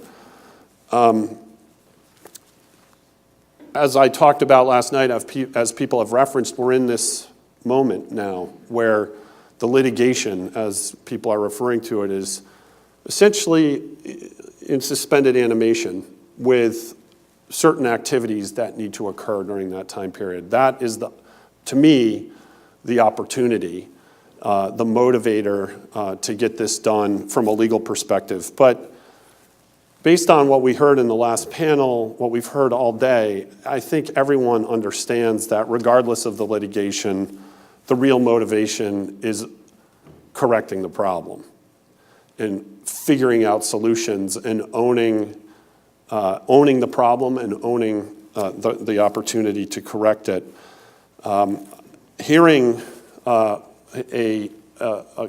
leader in the economic vitality of any region stand up and say that we could be looking at the demise of the Cape Cod economy as we know it with this brown, green, sludge economy is a fundamentally motivating statement, I think, for a place like this.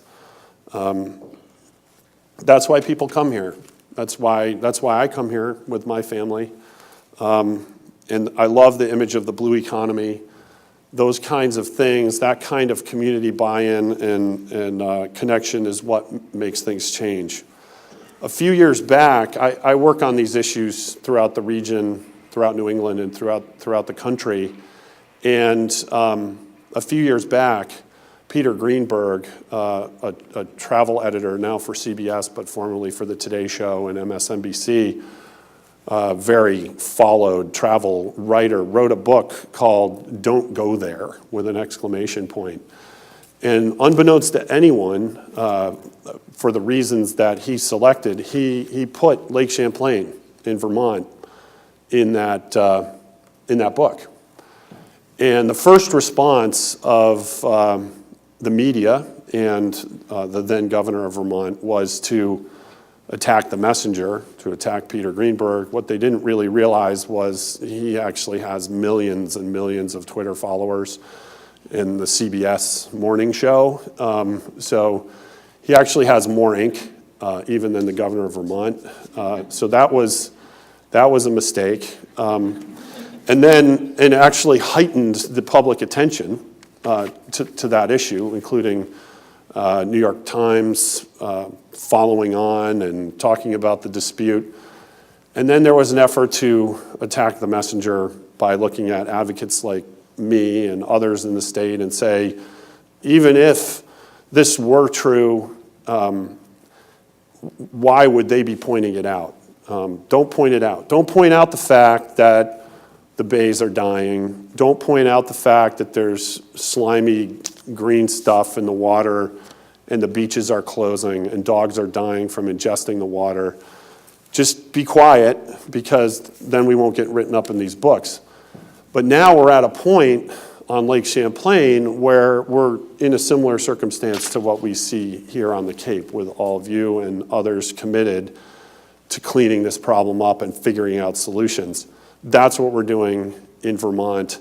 I think that the kind of leadership that we've seen today in the prior panel throughout the course of these 2 days is really critical in getting ahead of where that kind of story could go for the Cape, because that's the last thing that anyone would want, I think, with regard to the Cape and the Cape's economy. I feel like I was surprised when I got the call from the commission to come and speak. I hope that it's symbolic of a transition where we can be seen as part of a dialogue around the solution and really assisting in an effort to deal with the problem. I also feel that once I saw the agenda, I thought, wow, they're giving me this slot right before Paul at the end of the second day. And then I realized that really I'm kind of setting a baseline and sort of the ghost of litigation future. and then Paul can get up, I can duck the apples or whatever, and then Paul can get up and he's going to look great. And there's truth in that. Unfortunately, as I was writing my remarks, I was like, I'm walking right into this. But I want to talk a little bit about what happens if we don't get ahead of this curve in the next. Unfortunately, when the settlement was agreed to, we were thinking we were looking at a year. And because of the delays in the court system or whatever, it took time to get the settlement approved by the court. EPA is on top of their obligations, and I mean the 2 letters that were sent are the first step in them implementing their required actions under the agreement. We're gratified to see that. It's great that things have just progressed on the Cape, and I don't feel that time was lost there, but we now are in this moment where we need to see action. And I say we, I'm really talking about my organization looking at what prevents us from ending up back in court. And that obviously is a driver only to the extent that it matters to all of you. Certainly our mission, our supporters, our board of trustees, our state advisory board sees getting ahead of this problem on the Cape as a top priority. So we're not going anywhere. If things fall apart, the things that we're looking at are in some ways blunt instruments. They're not necessarily narrowly tailored.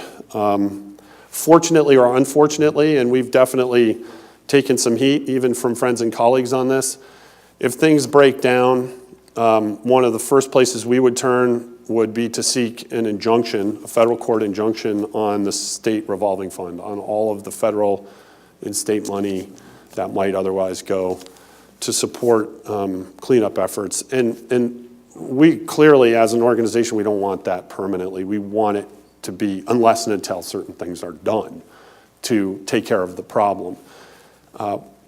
One of the things we're scratching our head about is that even though we brought this up in the context of the Cape's area-wide waste management plan, all of the area-wide waste management plans for the Commonwealth were put on a shelf in the late 1970s. This problem exists throughout the Commonwealth. And so we're in a position where if we go back to a federal judge, we're suddenly talking about the whole state revolving fund and essentially asking a judge to take that whole program into receivership unless and until certain things happen. I think to the extent that the state and EPA get ahead of that curve, and the Cape is the current subject matter, that puts the Cape in a great position. Because to the extent that the problems are solved here and there's an example that can show the rest of the Commonwealth how to do it right, arguably that puts the Cape ahead of the line or at the front of the line with regard to how to access that funding and how to seek that money to help. But again, the outcome there is as a result of the way the law is written, because it can't necessarily be more tailored than that. We would ask the judge for more specific injunctions as well. And what we're looking at is how can we build on that injunction by seeking some maintenance of the status quo? How do we get at asking a judge to say no new or increased septic, no new or increased stormwater connections, things that are motivating and meaningful for as long as that would need to last. And who knows if we would be successful, but that's where we feel we would need to go. One of our attorney advisors said it really amounts to no new toilets on the Cape. That's one way to look at it. And then the other piece that I think people have heard about that's currently on hold is how do we figure out how to start sweeping activities into a regulatory program, into permitting, where there's real permitting requirements and real enforcement. And unfortunately, that isn't something that necessarily lends itself, although we're trying, to big picture legal consideration by a court. It probably means figuring out how to make cases and prove specific cases at specific activities on the Cape. Neighborhoods, large commercial systems, municipal systems where we can sue somebody and prove a case that will then, by example, sweep in a lot of other activity. Federal court lawsuits obviously are intensive financially and work-wise, so we don't take that on lightly. But in the end, and I guess I would also mention that the last thing we want, I'll state it in the negative, is an MWRA-type imposed solution on the Cape. All of this, again, the ghost of litigation future here, I'm not intending to be inflammatory. I'm not intending to sort of pound the table, but we want action to clean these waters up. And we only have certain tools as an advocacy organization focused on the law, and these are the tools we see. And so we have this moment between now and September, from our perspective, to see real progress and get things done. So I implore all of you to solve this problem. The last thing I want is to be back in that mode and to have all of the delay and complexity and unintended consequences and unfairness and imperfection associated with that. All of this is going to be imperfect. We understand that. But real action towards solutions is what is required. And the only ways that we see to get there are for the towns, working with the commission and the state and others, to embrace the solution process and make it happen, or to have some sort of enforceable imposition by someone, in this case, our view, a federal court judge, to make it happen. So with regard to that, even on the panel last night, I've heard a lot of questions and a lot of discussion about what kind of specificity do we need to satisfy EPA, which I think is really fundamentally the focus. We are not a regulatory agency. We are a private advocacy organization. We're going to be kicking the tires on whatever's submitted to and making our own decisions, and we have certain actions that we can take. We want to be convinced, obviously, but embracing the solution and figuring out how to enter into the kind of agreements that you're all talking about that are watershed-based, with specificity, with clarity, and getting into the details as much as possible is the best avenue to avoid that other potential future that I was referring to from our perspective. We are not of the view that some demonstration of good faith effort between now and July is going to work. And last night I was asked a question about 15 towns all committing to become management agencies, and would that satisfy us? And my answer was no. I didn't see that as a viable solution. And I just want to be clear, what I meant, I think 15 towns stepping up and saying we all want to be designated management agencies is an immense and critical first step. But the point I was making is that there are places on the Cape where I do not think solutions can be efficiently and cost-effectively implemented without intermunicipal agreements and towns working together. That's the point. So if that's missing and those components are missing from the plan, that is going to be a major marker for us as we look at this. So that's kind of where I guess I would leave it. I don't want to leave on a down note from our perspective, because this is an extraordinary meeting. And people have been telling me that, in addition to telling me that I'm a brave person for coming down here over and over and over again. And I'm kind of walking around saying, the food's good, I love the Cape. I don't want to feel like I'm going into enemy territory when I come to talk to people here about important issues, and I don't really. Everyone has been very respectful and open to our views, and I understand that it's a very broad dialogue. I am very hopeful, and I think it is significant when after, some of the most, I have very close friendships, including friendships with folks in business and industry that were forged entirely through litigation.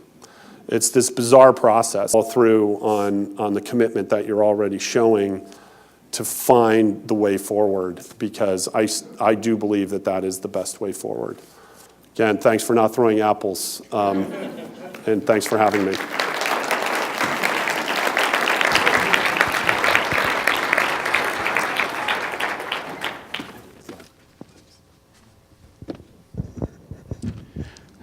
Okay, we've come to the end of the day, so I want to thank everyone who showed up last night, showed up this morning, and has stuck with us until the end of the day.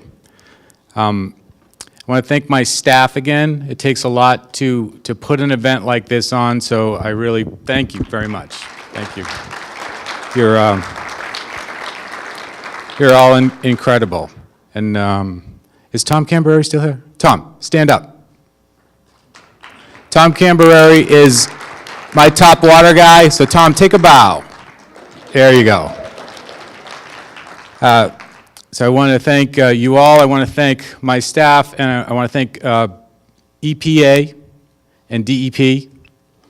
The state showed some incredible leadership on this issue to try to help us find a new way, and I want to thank Chris Killian for his comments. Too much of this discussion over the last 10 years has been based in fear and intimidation.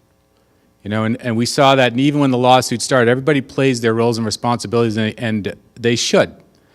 But it didn't make sense to just wait until a judicial resolution, because we knew there was a problem.